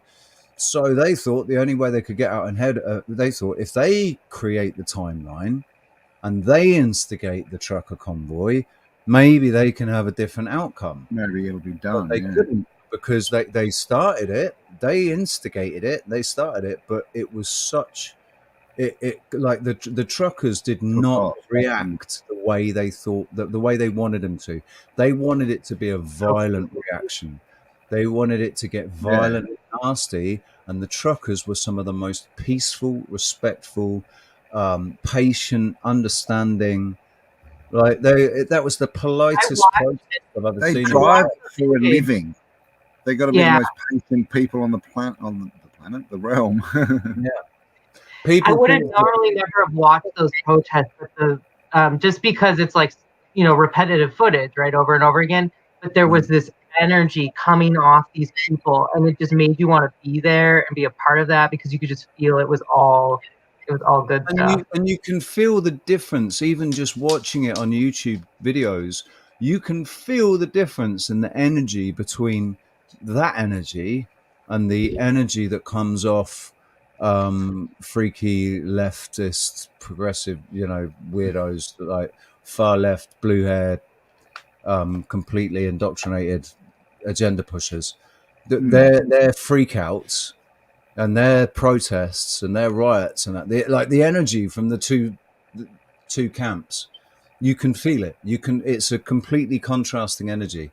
That is absolutely black and white, positive and negative, blue and red. And it's palpable, man. It's like, yeah, it's like that cringe feeling every time I watch. I just immediately start feeling like I want to shrink in, because I'm just like, oh, this is so cringy.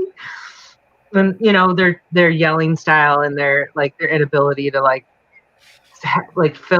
continue the conversation without starting to get triggered and just elevate. And I wish that was my response, my reaction. I wish that was my reaction.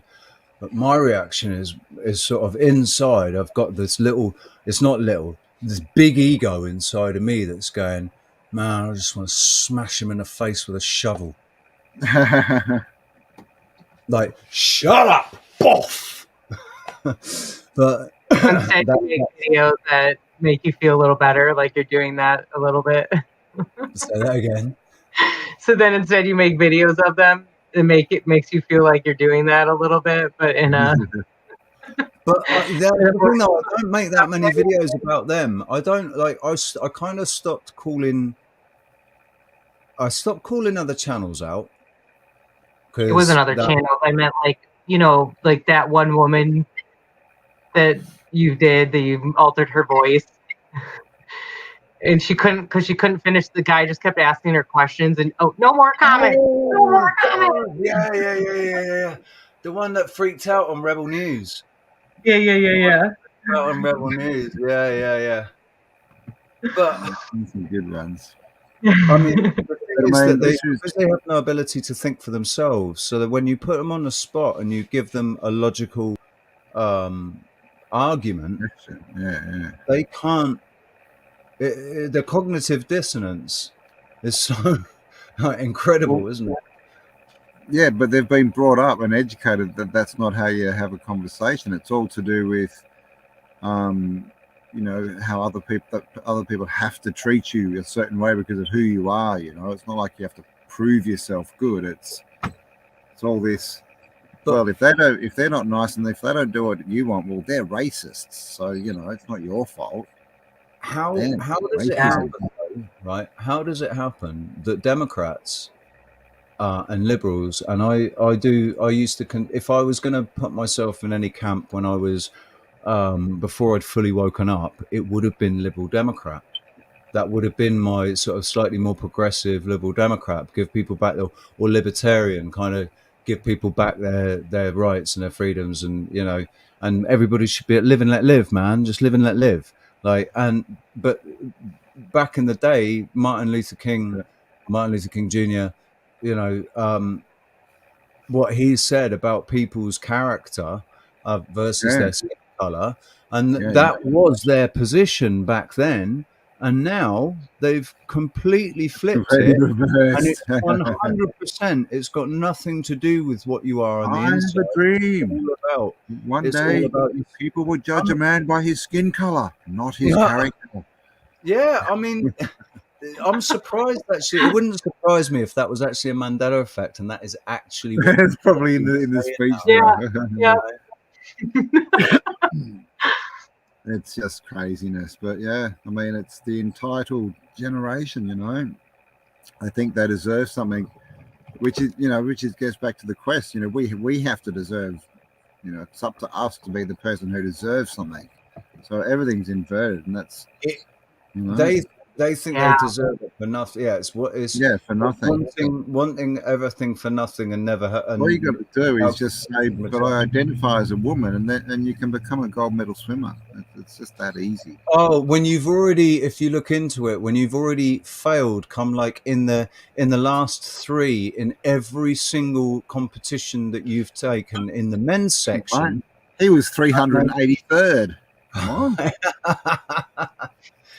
Oh, mate. Hey, sorry. She. Sorry. Yeah, sorry. Did you see that Ricky Gervais? Ricky Gervais just did a special. he's like, but there's, what's he saying? There's a man in the dunnies. Well, there's a man in the toilet. So it's like, but he's standing there. He's got his dick out. She's got her dick out. But he's trying to rape people. She's trying to rape people. He says, "Oh man, women, eh? You know, the old-fashioned ones, the ones with the wombs. God, God, eh? Not the ones nowadays. They're great, man. I love them. You know, the ones with beards and penises."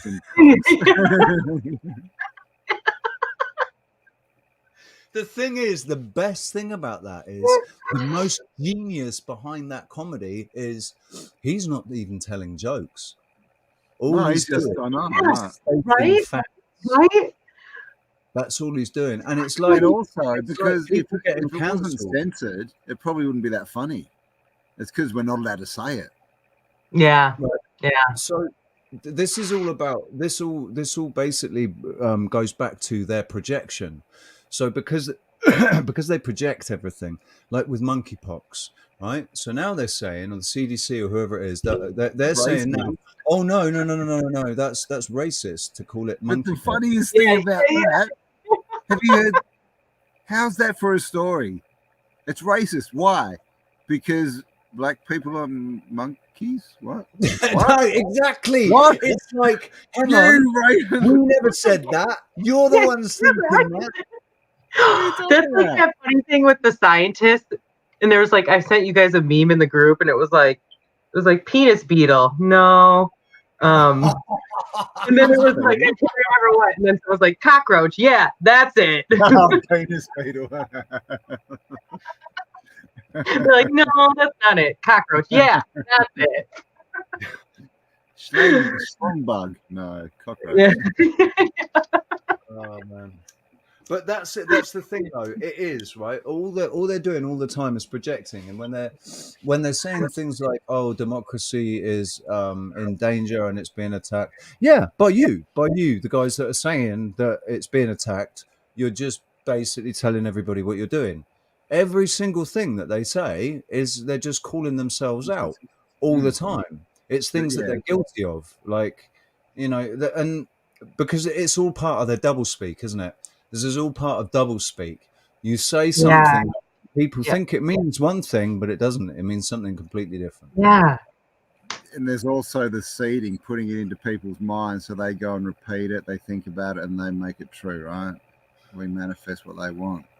Yeah. Yeah, definitely. I was thinking about that when I was when I was at school. One of the things that I loved about school, the reason why I had a 99.9% attendance at secondary school, was because we used to watch these TV programs in the evenings and then talk about them the next day and spend the whole day imitating either the characters or the Was it jokes. the young ones? Was it the young ones? It was the young ones. It was Bottom. It was Harry Vivian. Harry Enfield and Chums. Did you ever hear Passion? Even mindless violence seems boring today. Vivian. Mew, orange peel. You probably have no idea what we're talking about, do you? It's hilarious. Man, Neil, you gotta watch the young ones. My bed's on fire, man. Yeah, Neil, your bed's on fire. Oh look, it's my bike. Neil was a hippie, right? Neil was and he ate lentils all the time. He had long lank hair, and he like greasy lank hair, and he just, yeah, man. Oh no way. Okay then, man. I'm supposed to be like that, you know. If you smoke pot your whole life, that's what you're supposed to be now. It's hilarious. Oh, that's good. It's a game, isn't it? What's that? Monopoly. It's a laugh, isn't it? What's that? That noise you make at the back of your throat when you hear a joke. Yeah, that's a laugh. The thing is, though, it's that how much we were programmed by the TV when I was at school. I wasn't programmed. No, but I'm still repeating lines that I heard 30 years ago, but I'm not programmed at all. No, not programmed at all, man. Milky. Oh, that was the best. The Mary Whitehouse Experience. Did you ever see that? With the Milky Man. The Mary Whitehouse. It's right. Why is this funny, right? The Mary Whitehouse Experience had this character called the Milky Man. And basically it was this really creepy looking window twitching, you know, he looked like somebody that had binoculars spying on women getting undressed in the, you know, in the flat opposite kind of thing, maybe a wrong and around children possibly, you know, that kind of character. But he was obsessed with milk, but not just normal milk, sour milk. He loved sour milk. So they did this skit where he went on Mastermind. You remember Mastermind? Yeah, I used to play that. I was good at that game. It'd be like, and your specialist subject is milk and the way it smells. And so it'd be like, question one, what's the best conditions to keep milk in? Yes, sir. And he sits there and goes, on a radiator. Yeah, milky. That was his catchphrase. Was There's some weird shit out there, man. What is it? Morty, Tim and Nick and Morty, or whatever it is. Rick and Morty. That was crazy. Rick and Morty. Shit, man. I really loved that until I found out about the producer. This is the pedo show. What? Pedo. There's pedo central, that show, man. So why are they? That's fucked and up. It's directed at kids, man. Like, it's. Now think about it too. Think about what they're doing to Morty all the time in that show. They're like desensitizing him to really graphic, obviously, really, and like he has sex at a really young age, doesn't he? When he takes him out, and it takes him to really good. It's really graphic. You know, I think it's hilarious, and then you put it more in context.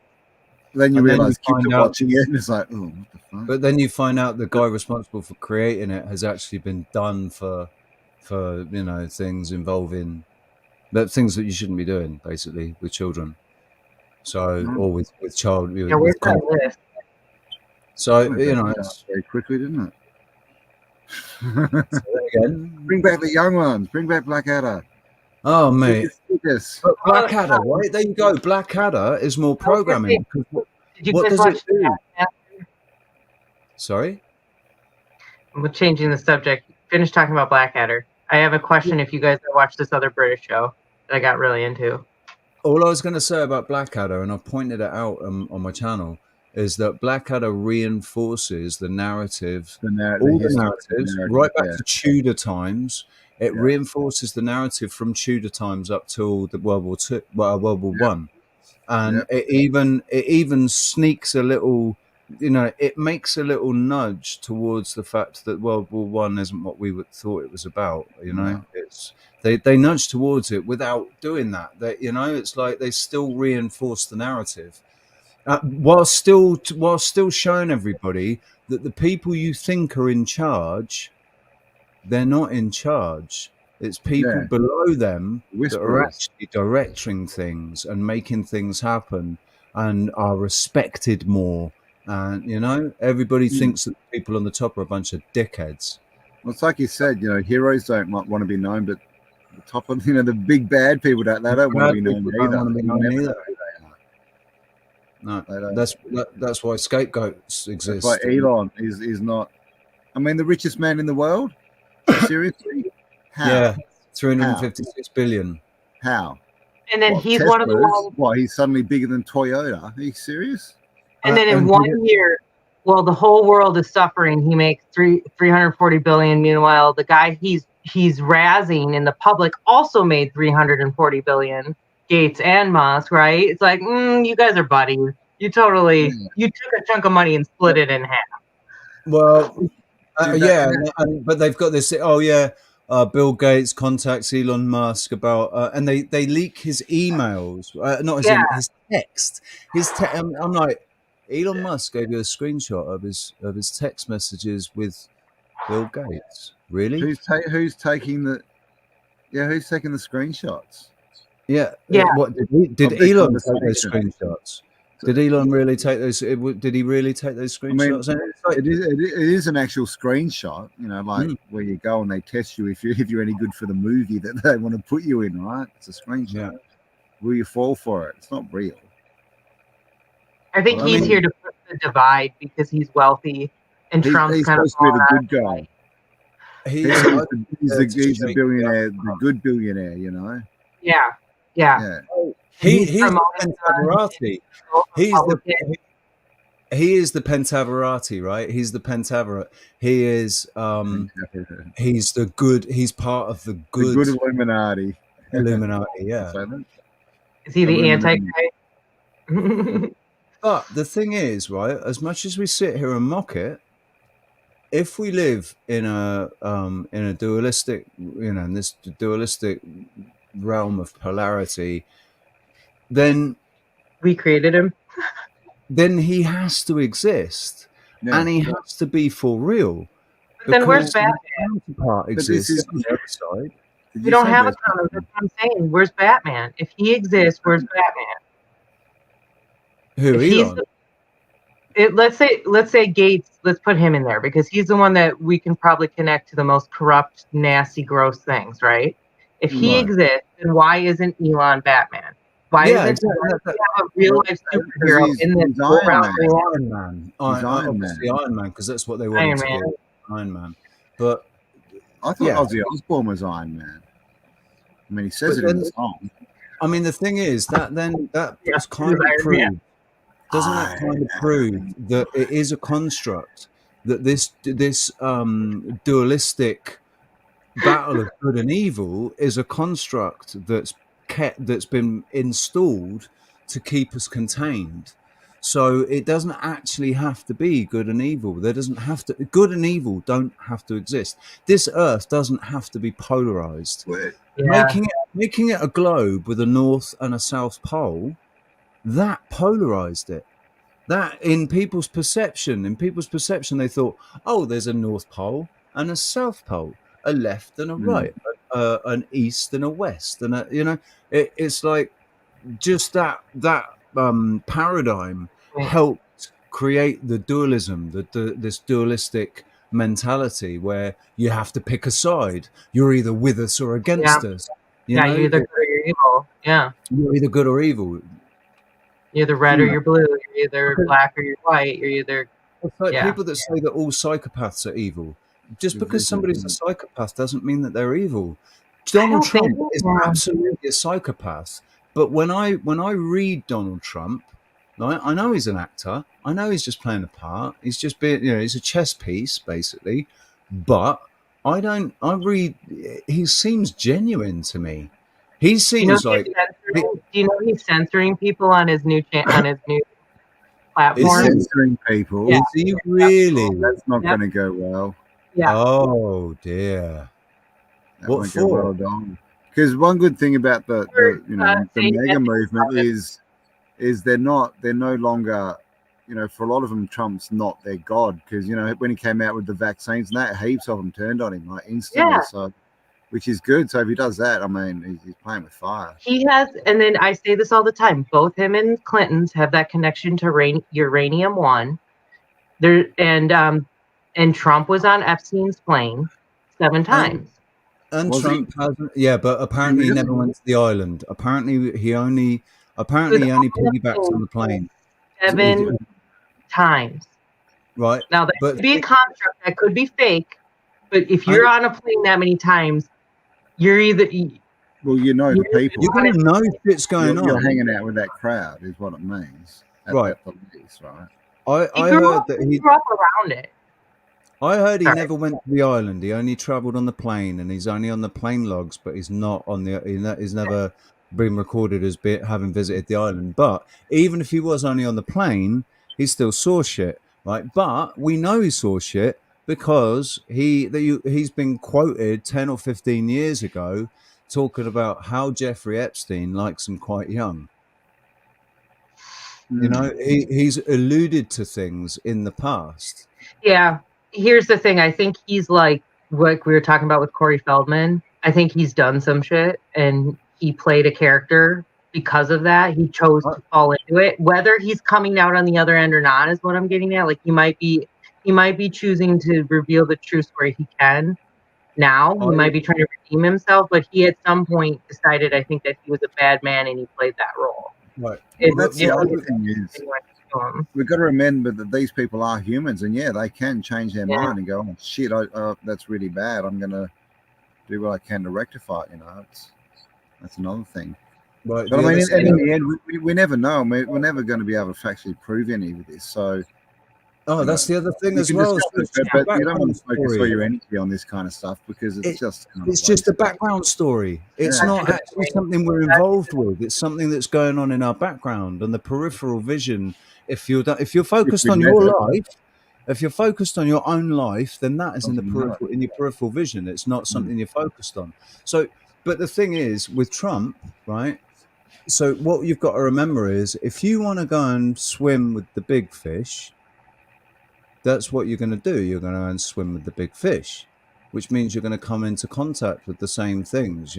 If you want to go, if you're going to keep your friends close and your enemies closer, that kind of thing. Like I choose to believe after the research that I did into him, and I know that this could be complete bullshit, but I choose to believe that Trump, because he doesn't drink.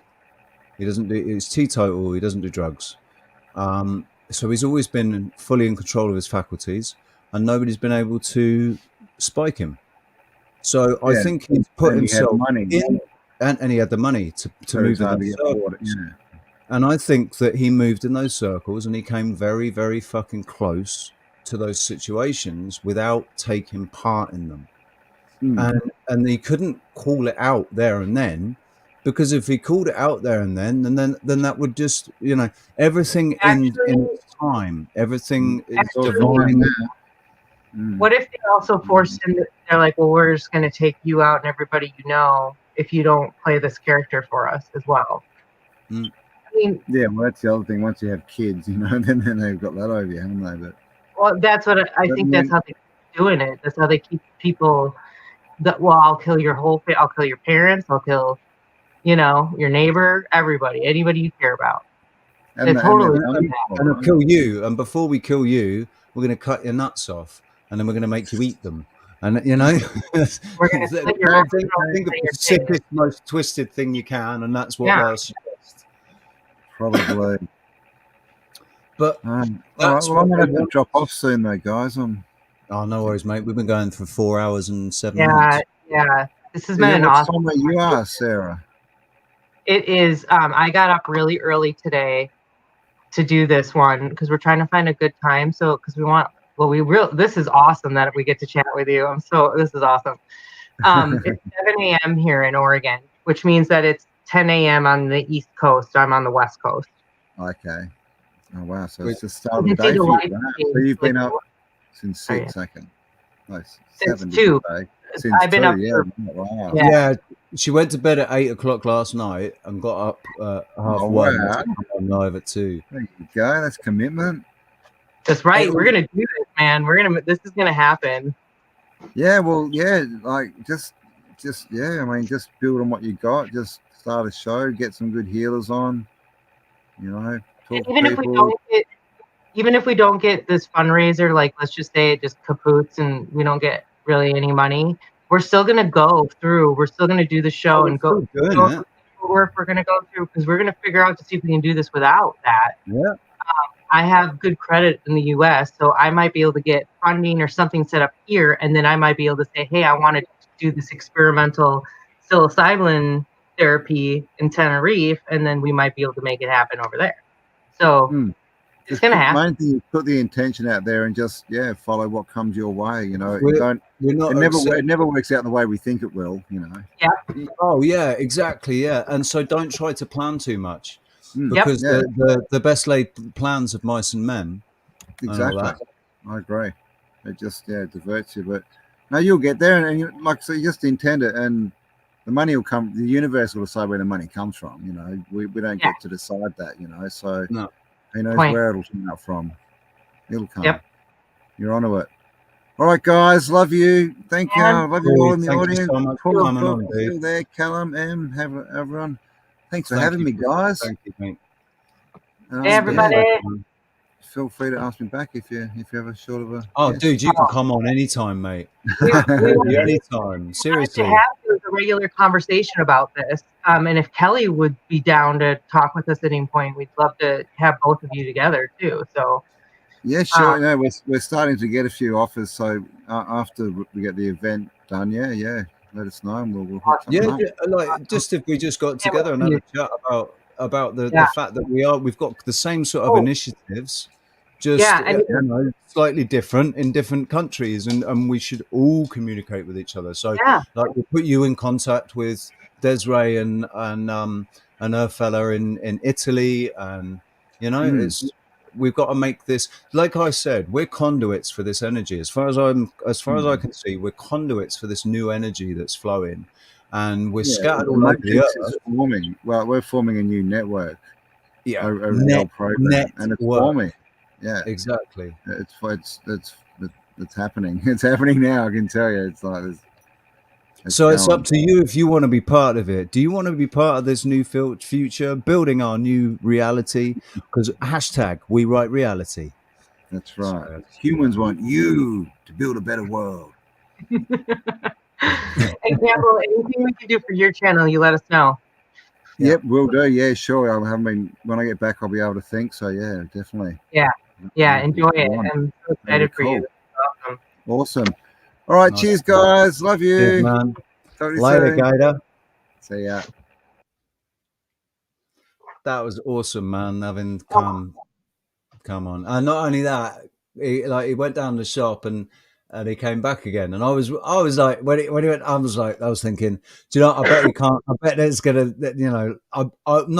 Sorry. I won't be surprised if there's some issue, like you can't get internet, or there's some issue where I can't come back on. So I was really chuffed when he came back on again. M, darling, I haven't said hello to you yet. How long have you been in? And Manny as well. And Paul. Yeah, Paul. I thought you saw him. Yeah, I think I saw him. So far, we can say that this morning we've actually had a good reach. So far, we've been able to, I think, connect with everybody all over the world, especially from America to Australia, at least.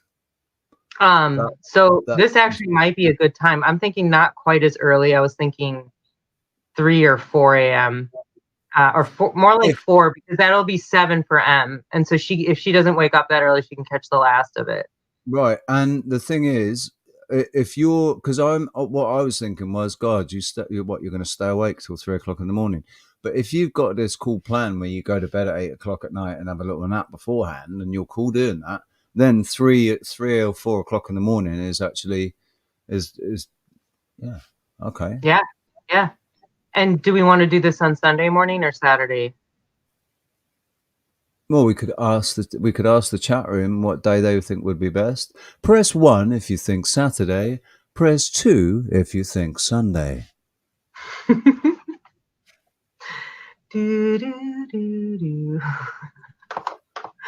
Where's our little That's the voice that I should have adopted for all of my YouTube videos whenever I'm talking to anybody.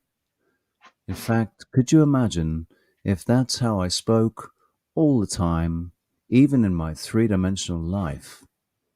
Would you like a cup of tea, Richard? Yes, I think I would. Would you like some crumpets with that? What time? Well, what we're saying there, Manny, is for you, it'll be like 12 o'clock, about 12 o'clock or 1 o'clock during the day. Afternoon. Well, midday. So it'd be like so we did it at 10 a.m. today, except we didn't. It ended up being 11 a.m. didn't it? We ended up coming on or after 11 because it was after Cam had finished. So which was great. It'd be half 12, 1 o'clock for you. If we're going to do it at this, yeah. Okay. So we'll do it at 3 or 4 your time. That's cool. 4. Fallon is in Michigan. I'm from Wisconsin. Fallon Blue, by the way, originally. So I like that. I like 4 a.m., 7 a.m. East Coast. That would be 6 for Michigan. 6 a.m. So as long as I'm an early riser, but Manny, I don't do early. Well, Manny, noon is not early. Wait a second. Oh, I'm having why don't you say hi to the chat for a second? Dog issue. It'll be 1 o'clock in the afternoon. So if it's 4 for Sarah, it'll be 5, 6, 7, 8, 9, 10, 11, 12. 4 o'clock in the morning for Sarah is 12 o'clock midday for me, which is 1 o'clock in the afternoon for Manny, which is 11 o'clock in the evening for Neil, and I think Perth is 8 hours, I think. So it will be 8 o'clock in the evening for Perth, for the west coast of Australia.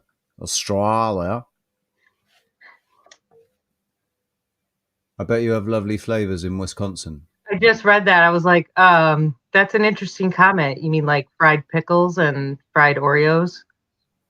Oh, you'd probably love that. Have you ever had deep fried Oreos? No, but she's had hot roasted.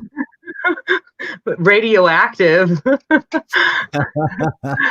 No, Wisconsin actually, because it's German. No, that's Oregon. It's all about Oregon with that. But Wisconsin has a lot of German heritage, so they do have like the heartier, like those kind of mustardy flavors, and what's the other word I'm thinking of? Like they do a lot of potato dishes, but there's like a lot of like if you know the difference. There's a big difference between German potato salad and like American potato salad, which is like mayonnaise and mustard, where German is like this. There's like bits of bacon in it and this like really mustard? What? Mustard? Did you say mustard? Yeah, they put mustard in the American German potato salad. They mix it in with mayonnaise and they mix like celery and hard-boiled eggs and potato chunks, and it's like just a mash of mayonnaise and potatoes. That sounds kind of nice. English potato salad is normally just potatoes and chives or spring onion with mayonnaise. Okay. Oh, that's pretty simple. The potato salad here is a bit more like a. I guess it'd be more like an American one. It's not I quite like the same as sauerkraut. the English one.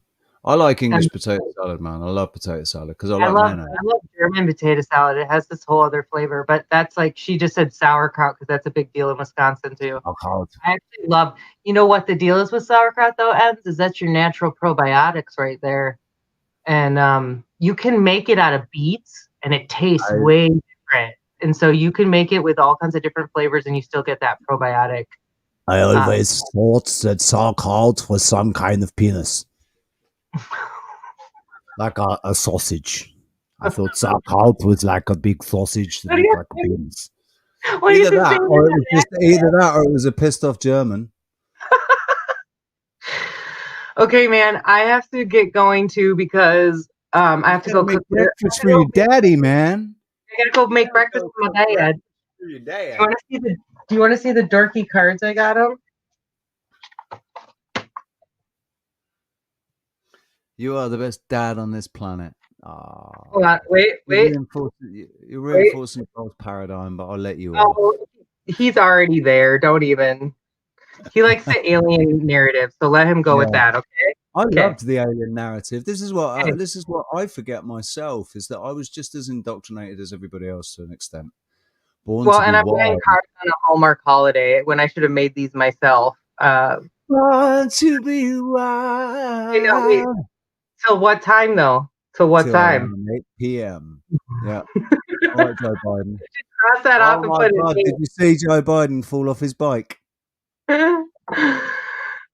Anyway, me and my dad both go to bed at like 9 o'clock. And no, I did not see him fall off his bike because I'm not surprised, but there you go. I like the Irish way, Happy Father's Day.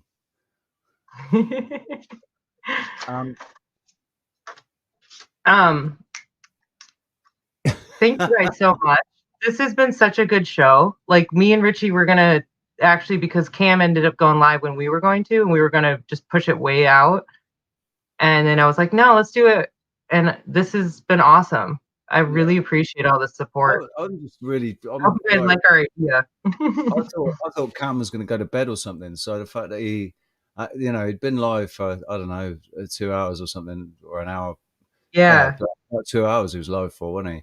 And I know it is once you press end broadcast, it's weird.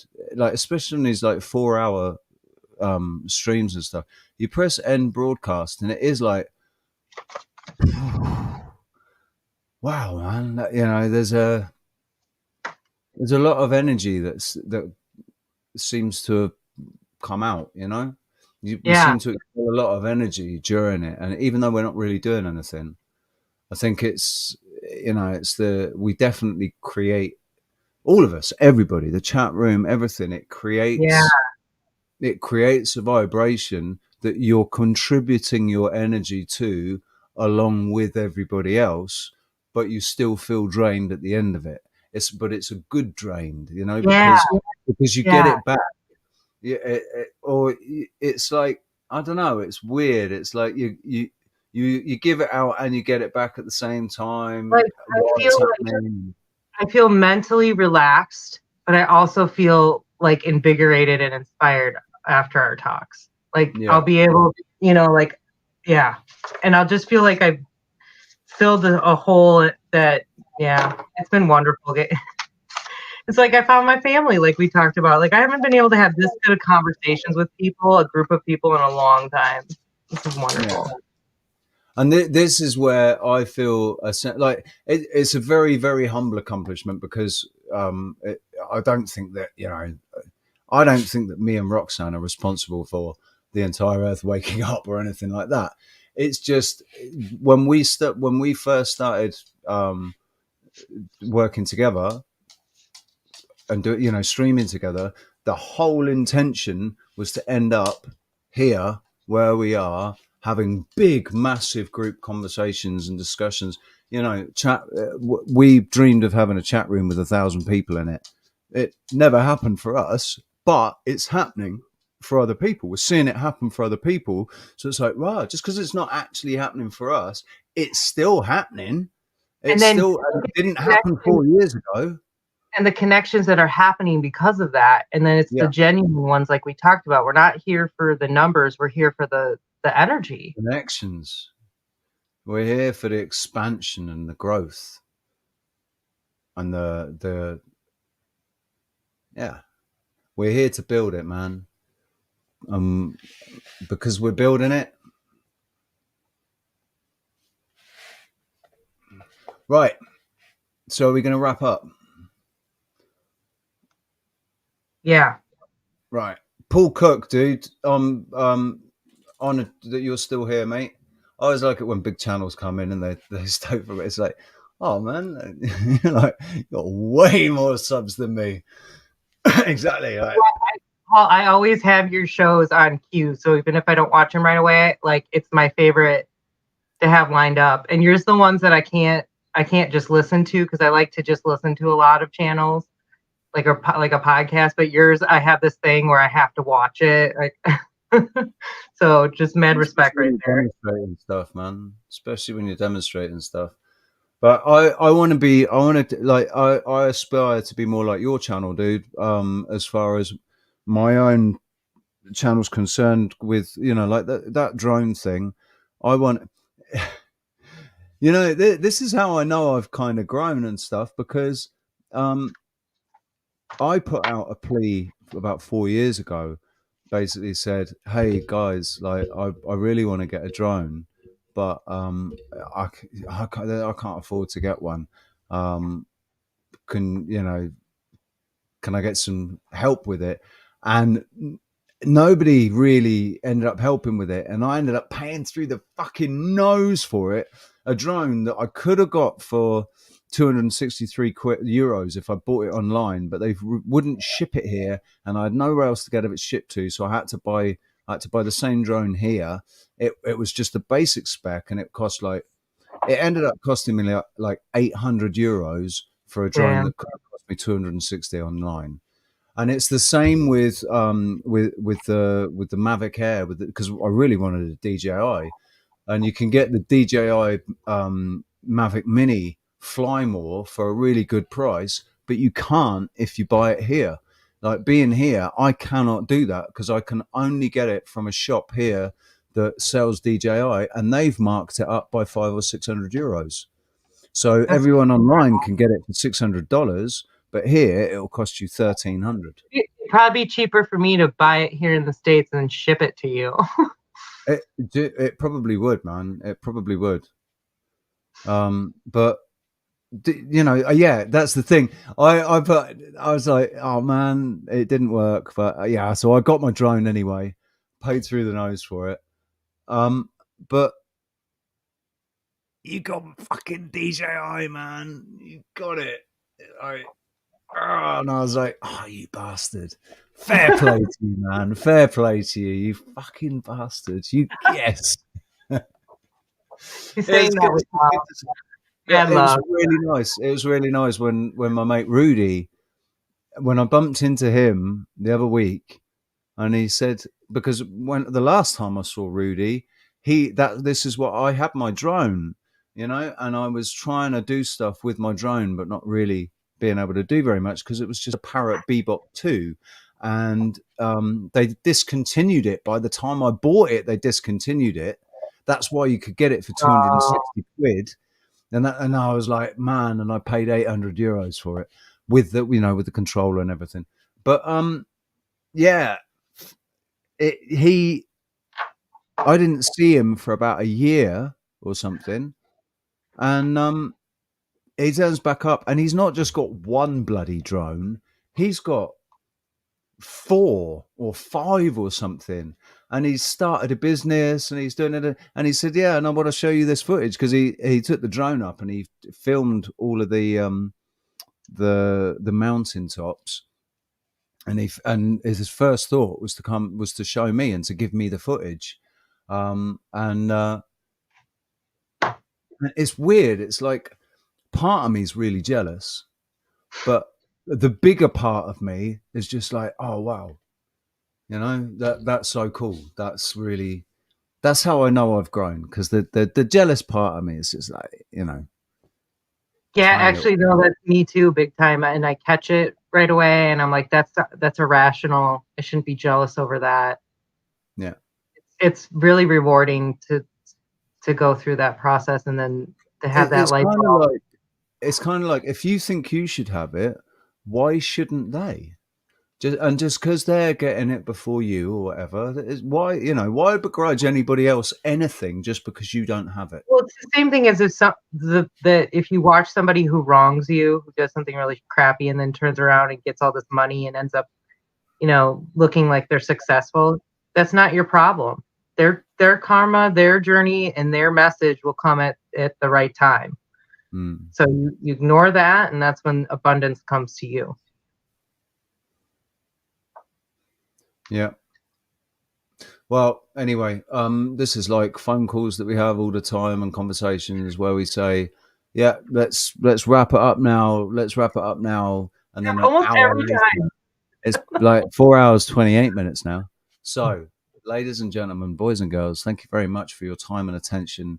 It is very valued and appreciated, because we know how much it's worth. And please share this video on your social media networks, and give it a thumbs up, and all of the things that you're meant to say as a professional YouTube channel. I'd like to thank our sponsors, Sarah, at the moment. And I guess we can say Neil and Lee and Manny and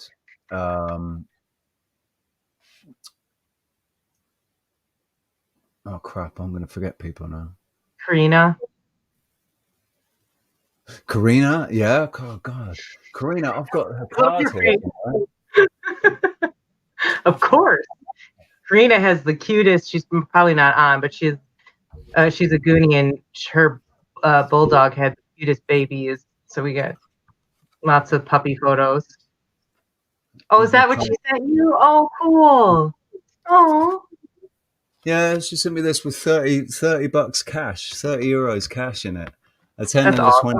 Because she said she had it in her drawer and she was never going to use it. So, and it was really the only way that she was going to be able to send anything. So she sent that. And the thing is, when it arrived, I'd completely forgotten that she'd sent it. And so when it arrived, I was like, "Oh yes, brilliant! So the address does work." And no piece, and because what I did, I changed the address slightly because I wasn't getting any mail, and so I added the I spoke to the owners of the cafe, and they said, "Yeah, sure, put the business name on it." So I put the business name on there.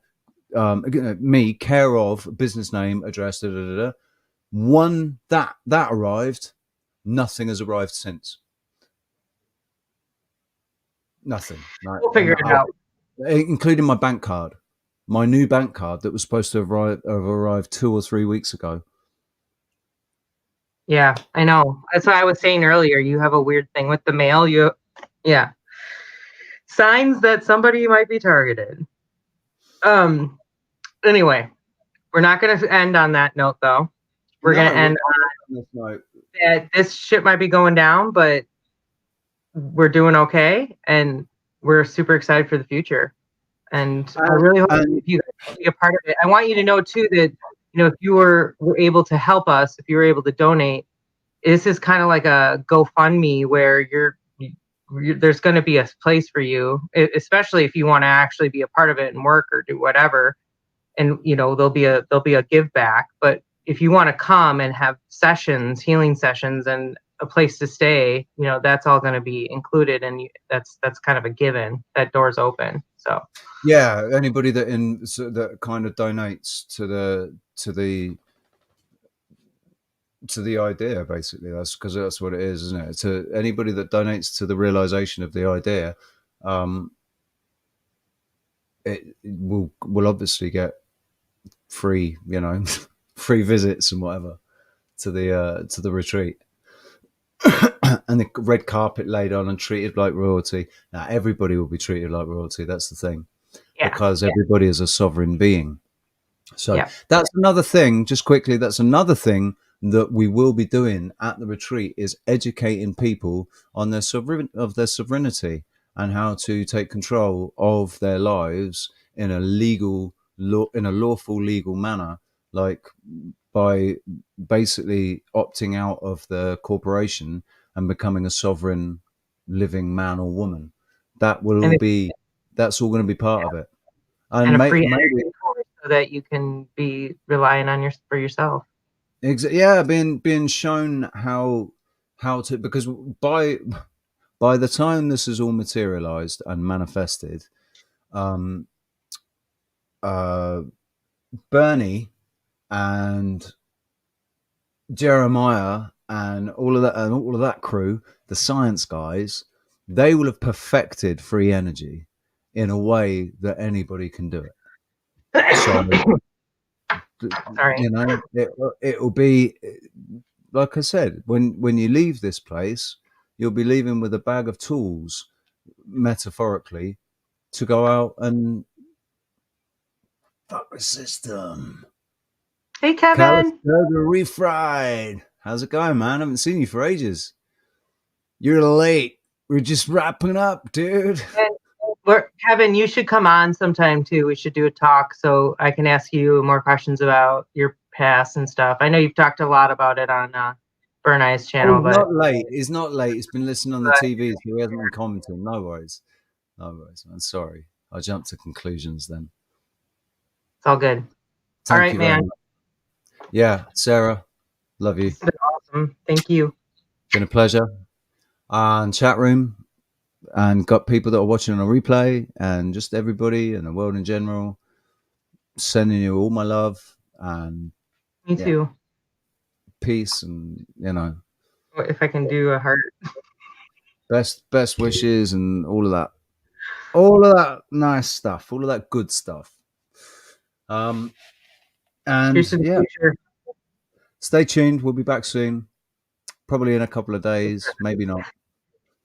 We'll see how it goes, man. We'll be back it might not be till next weekend, but there will be another. It'll either be the Saturday show or the Sunday show. We'll decide during the week, and we'll try next weekend for sure. We're not gonna stress about it because we're not gonna put all this pressure, but we're gonna just try to be a little more scheduled. So try to look for it then, and I think we'll get a good discussion going. And oh, Reverend's calling me out that I'm not sitting up straight. You know what it is, Reverend? I'm ADHD. So if you ever watch me on this, you notice I don't sit still for very long. I end up doing something weird, or I end up doing like this. And you're probably catching me straight, and I'm sat back here, so I have to kind of. I actually sit Indian style, like right now, and I've been sitting that way this whole time. But the problem is I end up, because I want to hear better, or I want you to be able to hear me better, I need to get a mic. Once I get a mic, then I can. And I also want to do the stand-up thing like Kelly. So I'm going to get a better setup so I can do that. So thanks for the lookout, though, guys. So. Okay. We got to go. See, I did it now. Okay.